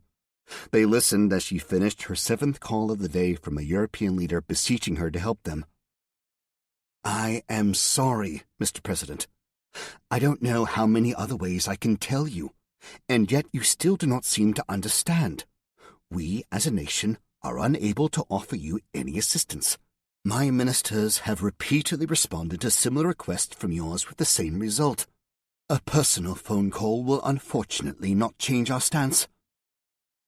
She pulled the phone away from her ear, the shouts of the person on the other end of the line clear for the room to hear. She waited for him to finish ranting before responding. Her voice full of steel, she spoke slowly and clearly. "I'm sorry you feel that way. Maybe if you had not kowtowed to the Chinese in the first place, and put your own greed above everything, then you wouldn't be in this situation. Now I must go. We have a war to fight." She slammed the receiver down and looked at the men sitting in front of her. "Sorry about that, gentlemen," she said formally, in contrast to her angry outburst. "The one thing that irks me That is the umpteenth call I have had today demanding, not asking, for help. But not one of them has said we or us, as in Europe as a whole. It has all been about them and their country, which I obviously know is their main concern, but I get the feeling if any help was offered, they would rather keep it quiet and not broadcast widely to save them having to share it with their European cousins. Now, Admiral, Air Chief Marshal, and last but no means least General, let us discuss the way forward. Can we cover the domestic situation first, please? The Admiral, who is head of the Royal Navy, spoke first. We are stretched, but we are dissuading most from entering our waters, Mum. Some craft are unavoidably getting through, but the numbers are acceptable, and as we know, most who land are being detained and returned. I have been in constant contact with my European equivalents, and hopefully the few skirmishes we have had will not recur. They are under incredible pressure from their political leaders. They are facing mass desertions, and one confided in me about the worry of a coup, as their domestic situation is unraveling fast, and elements within the military are getting frustrated about governmental incompetence. All in all, we are currently coping. As people get more desperate, though, the situation could change fast. Thank you, Admiral. Air Chief Marshal? Similar report, Mum. We are turning most away, and I believe those that get through are detained and returned. Our repatriation flights to Germany are being harassed by the Luftwaffe, but as they contain civilians, they are nothing more than an annoyance at the current time. No foreign air forces have tried to enter our airspace yet. We will remain on full alert with our airborne and ground monitoring stations operating a combat level of operation until ordered otherwise. Thank you, Air Chief Marshal. General? All Army Reserve soldiers and regular reservists have been called for duty. We are using them as our main coastal patrol force, deploying them mainly across the south and east coast to assist local law enforcement in their duties. All regular forces are on full alert and are ready to be deployed wherever needed. This level of activation is unprecedented, though, Mum, and logistics are proving to be problematic, but we are working hard to solve the issues. I am confident that soon we will have what we need, where we need, when we need it. Thank you, gentlemen. Can we look further afield now? General, can you convey my thanks to all in the SAS for their key part in the mission to rescue the scientists? I believe a major has been put forth for both a Victoria Cross by his commanding officer and a Medal of Honor by the Americans. I have read the after-action report, and frankly, I can see why. I know it is insignificant to what is going on, but I do hope the hierarchy does not see fit to delay or quash it. She looked at the general pointedly. He nodded in reply. He would ensure the award process would not get bogged down before it reached the Secretary of Defense's desk for it to be then laid before the monarch for approval. Please tell me how the American plans are progressing. Mom, thank you. I will pass the message. The SAS are back in Gander after their mission. The scientists have been transferred to facilities inside Canada where they are continuing their work. Apparently, President Madeleine Tanner is still very much involved with resistance in Texas. Plans are being made to evac her to somewhere safer, but she is insisting she will not leave American soil. For security reasons, they are being tight-lipped about where they plan to locate her. The 2 Guard regiments are beginning to deploy, initially to Gander and then to wherever is required. 2 regiments are only a small fraction of what will be required to mount a serious and sustained attack on the Chinese. The Americans do understand that with our potential domestic situation, it is all we dare send and are grateful nonetheless. The general paused again, clearing his throat to give him more time to phrase his next words. Currently, they are having communication issues due to some new anti-radio missile the Chinese have deployed. It is slowing the organization process down somewhat. The last I heard, they are trying to organize the militias still active around the country to get them to band together and neutralize this threat under some kind of centralized command structure. I will update you when I know more on that. The US, Russian, Canadian, and UK coalition's command structure has been agreed and is being set up. The scale of the mission is, as you well know, of monumental proportions. The Chinese have, through some master stroke of planning and organization, got troops in strength in all states. More are still arriving by sea and air, although I believe that door will be closed soon. Adrienne interrupted him, picking up some papers from her desk. Yes, I have just received an intelligence update from General Welch. The naval action in the Pacific has pushed the Chinese fleet back toward the coast.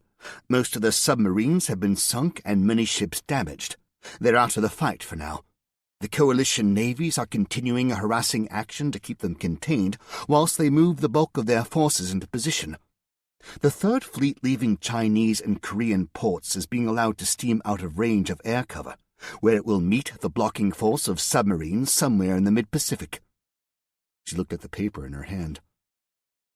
General Welch seems to be enjoying the lack of formality he is now using to expedite communications. I will read verbatim this section, as I suspect it might amuse you. Once the bastards cross the dateline, the communist cocksuckers will be blown straight back to Uncle Mao. She waited for the chuckling to stop. The report goes on to say they are beginning to target the passenger planes ferrying soldiers. A general aviation warning is being broadcast, warning that any aircraft originating from either China or North Korea and tracked heading east will be targeted without contact or notice. So, yes, I believe that door is being closed. Admiral, is our aircraft carrier in position? Yes, Mum. The Queen Elizabeth and its accompanying ships are coordinating with elements of the Russian Black Sea Fleet and the U.S. carrier fleet from the Persian Gulf. The east coast of the U.S. is now closed to all shipping and aircraft. Very little activity is being reported, and they are positioning themselves for when the plans for the next stage have been finalized. She looked at the head of the Royal Air Force. How is the repositioning of our aircraft progressing? Mum, the Tornado squadrons have arrived in Canada, and we are setting up the logistics to support them for extended operations. Initially, they will support the Canadians and Russians in the anti-air operation, and then will change to a ground combat role. The one positive note is it seems the Chinese have not committed any of their own fighter planes. It would seem they were relying on their bombing campaign, followed up by their ground forces to gain control of all U.S. air bases and assets. This they have achieved, but it does leave them potentially vulnerable to air attack. The issue we have is the task is large, and the combined number of aircraft is relatively small. The logistics guys think there are not enough missiles stored to complete the job. Resources will have to be husbanded carefully to ensure we complete the task before the cupboard runs bare. The telephone rang on the desk. She glanced at it in annoyance before picking up the receiver, speaking briefly before disconnecting the call. Gentlemen, could you hold on, please? I have the Secretary of Defense coming in with an urgent communiqué. He is asking if you could all remain too. An aide was just refilling their cups of tea as the Secretary of Defense burst into the room. Everyone present could immediately tell he was not the bearer of good news. Adrienne looked at the expression on his face and said, Please, Mr. Secretary, tell us what is so urgent. The Israelis have been in touch, and I have had it confirmed by the Saudis. Tehran has gone on the offensive. The Prime Minister leaned back in her chair and covered her face with her hands. She stayed immobile for a few seconds as she processed the news. Uncovering her face, she leaned forward, fists clenched, and placed them on the desk, asking the question she knew the answer to. Which direction? Columns of tanks have entered Iraq in force. They are heading towards the major cities. Now the coalition forces have departed, there is nothing to stop them. Iraqi regular forces are in full retreat. It's a complete rout. How far do you think they will go? Mum, he said with an exasperated look on his face. It's the Iranians. They won't stop until they have the whole Middle East under their control. The Saudis may be able to stop them. They were already mobilizing and are surging forward to protect their borders. But they will not be able to stop them in Iraq.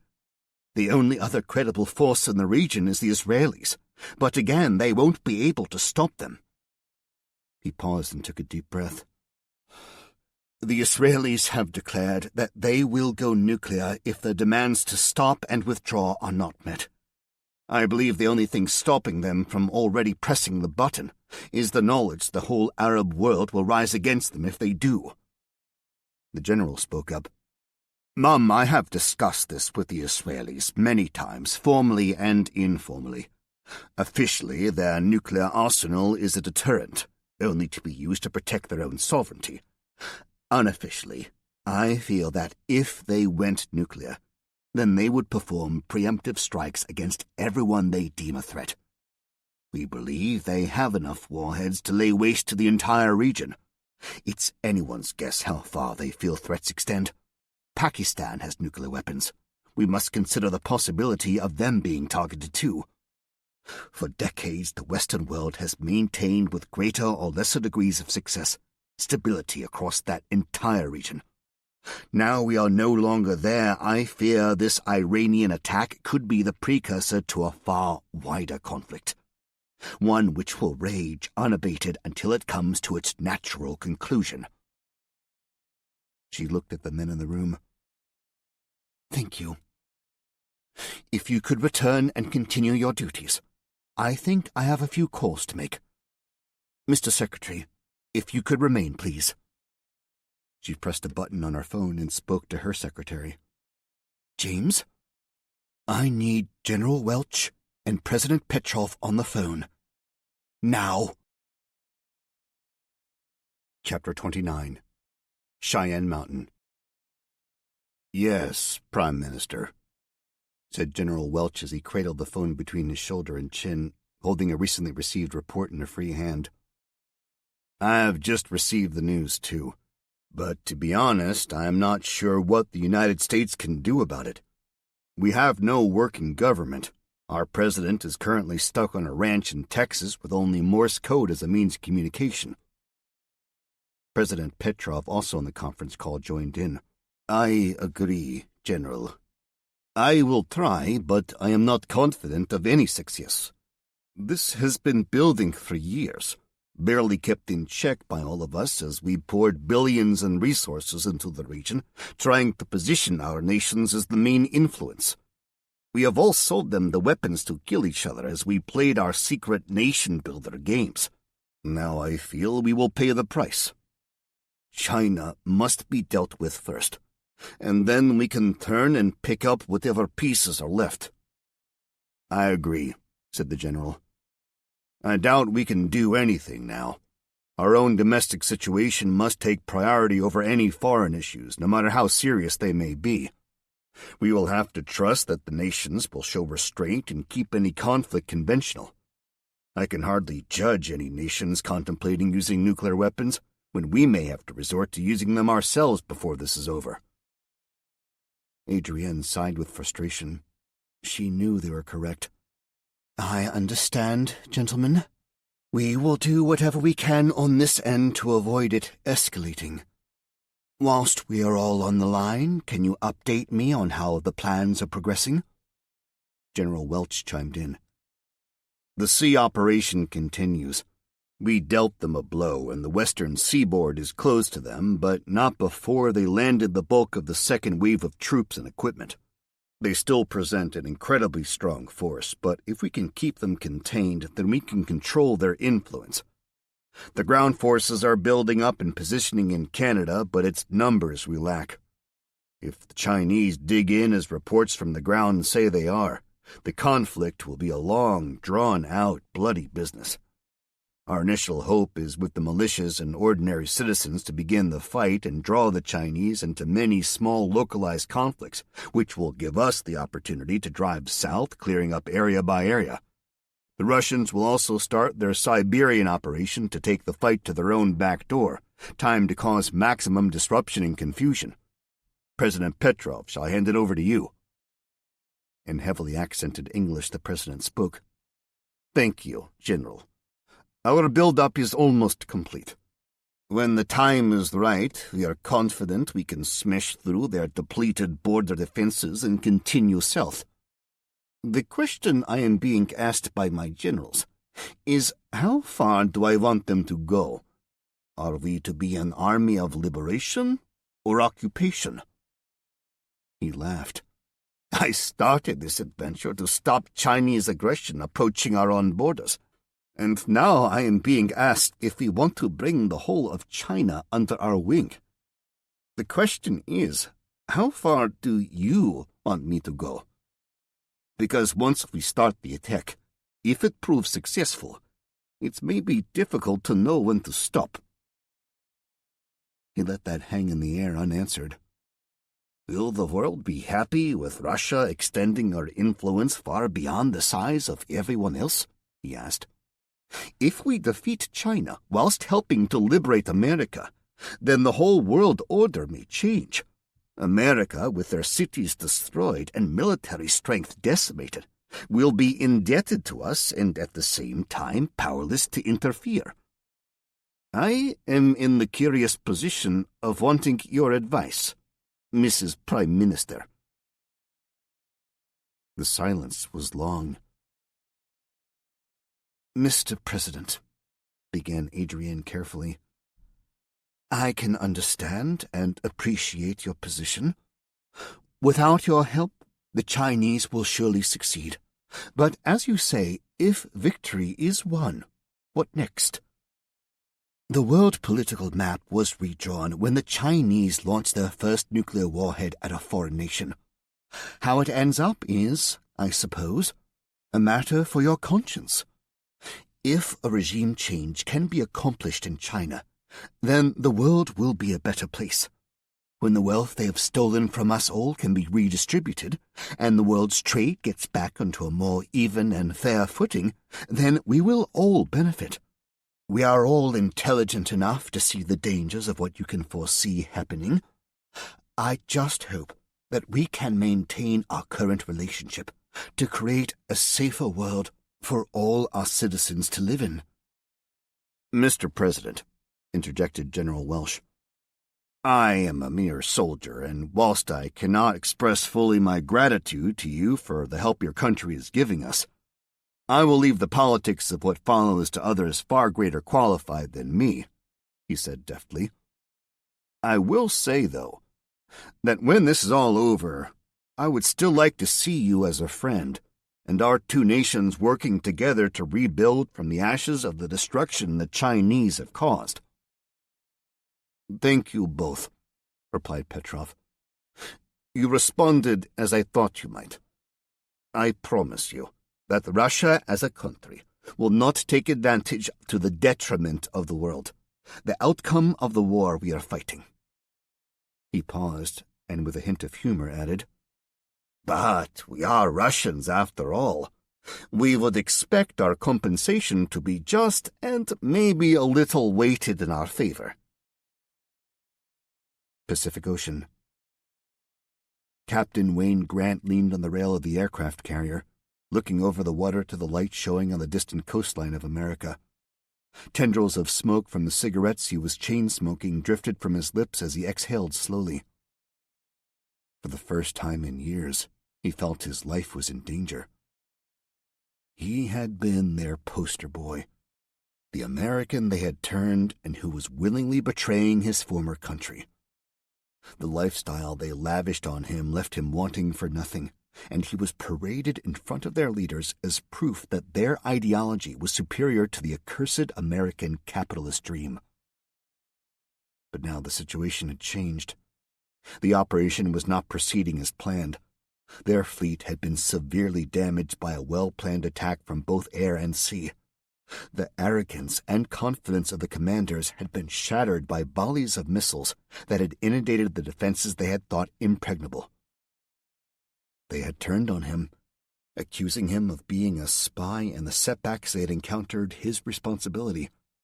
Stripping him of all privileges, he was banned from all sensitive areas of the ship, and was told they were awaiting a decision by the leaders in Beijing for what was to become of him.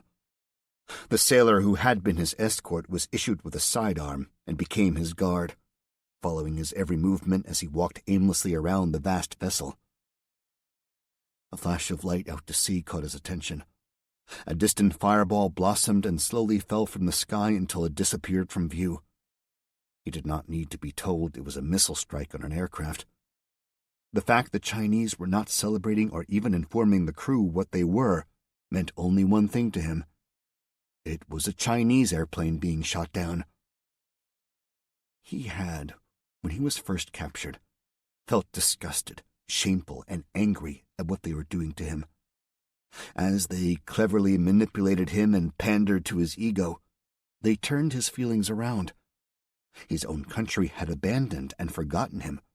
Piece by piece, they turned his anger around and directed it toward the United States until he became a willing collaborator. He had always known and felt deep down who and what he had become. Leaning on the rail, looking toward the country he had betrayed, he reached a decision. One way or another, either by Chinese or American hands, he knew his life was forfeit. The one factor he could still alter was his legacy and his conscience. If he met his maker knowing he had tried to right some of the wrongs he had caused, he would let the higher authority judge him. Being involved in the development of some of China's newest secret weapons gave him valuable intelligence. It was why the Chinese could not let him live. His own country, on the other hand, would let him live for as long as he still had information they could use. There may not be much difference in the timescales, but he wanted to live for as long as possible, and that future lay on the distant shore. He just needed a way to lose his guard and make good an escape. Swall, California. Sergeant Eddie Edmonds sat at the table. Against the advice of the town doctor, who had ordered bed rest to allow him time to recuperate from the gunshot wound to his arm, he was attending the town meeting. They had defeated the Chinese, but at a heavy cost. 25% of the townsfolk involved in the fighting had been killed or injured. The local doctor, more accustomed to dealing with minor injuries and viruses, had performed miracles. Working way beyond his skill set, he had operated on and patched up, saving many more lives, the townsfolk he had tended to for decades.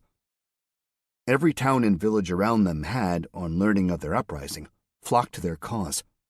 Overpowering and killing their small garrisons, they had taken their weapons and converged on the town of Swall, where they had all pledged to do whatever was needed to rid their country of the invaders. Eddie now found himself in command of a small army of Americans who looked to him for the leadership to continue the fight. Holly River. 1,000 miles away, Cal sat around another table with militia leaders, a senator, and serving soldiers. He had been given army surplus clothing to replace his dirty and tattered civilian wear, and now felt like he fitted in more with the camouflage and uniforms adorning his companions. Gordon, similarly attired, sat by his side. Troy had given him and Gordon access to the small armory they were creating from all the weapons they were gathering in the local area. Gordon had been overjoyed to find an L1A1 SLR rifle, the same version of the one he had used when he was in the Royal Marines, ignoring many more modern rifles he could have chosen, and claimed it for himself. Whilst Cal had also been surprised to find an SA-80, the rifle the British Army had upgraded to when the SLR was withdrawn from service. Both rifles leaned against the wall behind them as Senator Gus Howard started the meeting. Gentlemen and ladies, thank you for all making the difficult journey. You are true Americans who I know will never let this country be ruled by another nation. Now let's decide on how we are going to blow the bastards back into the sea. Texas. Sebastian approached Madeline as she sat on the wide front veranda of the ranch. She had not moved from the spot where she had watched General Liu and Sergeant Cho leave in the general's official car as they began their mission to obtain the virus antidote from right under the Chinese's nose. She knew getting the sample was critical if they were going to mass produce it and get it to the suffering millions who desperately needed it. Madam President, as soon as they return, General Welch will send transport to collect it. We have cleared the fences from the pasture land out back. It will be more than long enough for a plane to land and take off. I am instructed to make sure you get on the plane along with the general, and once the antidote is safely in Canada, he will ensure you get to your husband at Holly River. He has told me to carry you on board and tie you to the seat if necessary."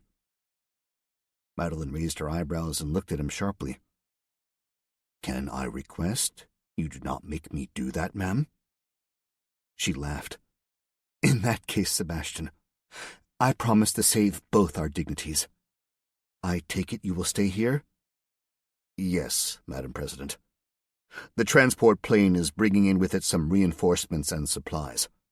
The Russians are going to stay as well.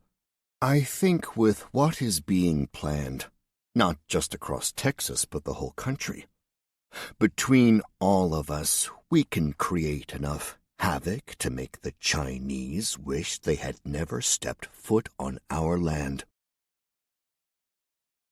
This concludes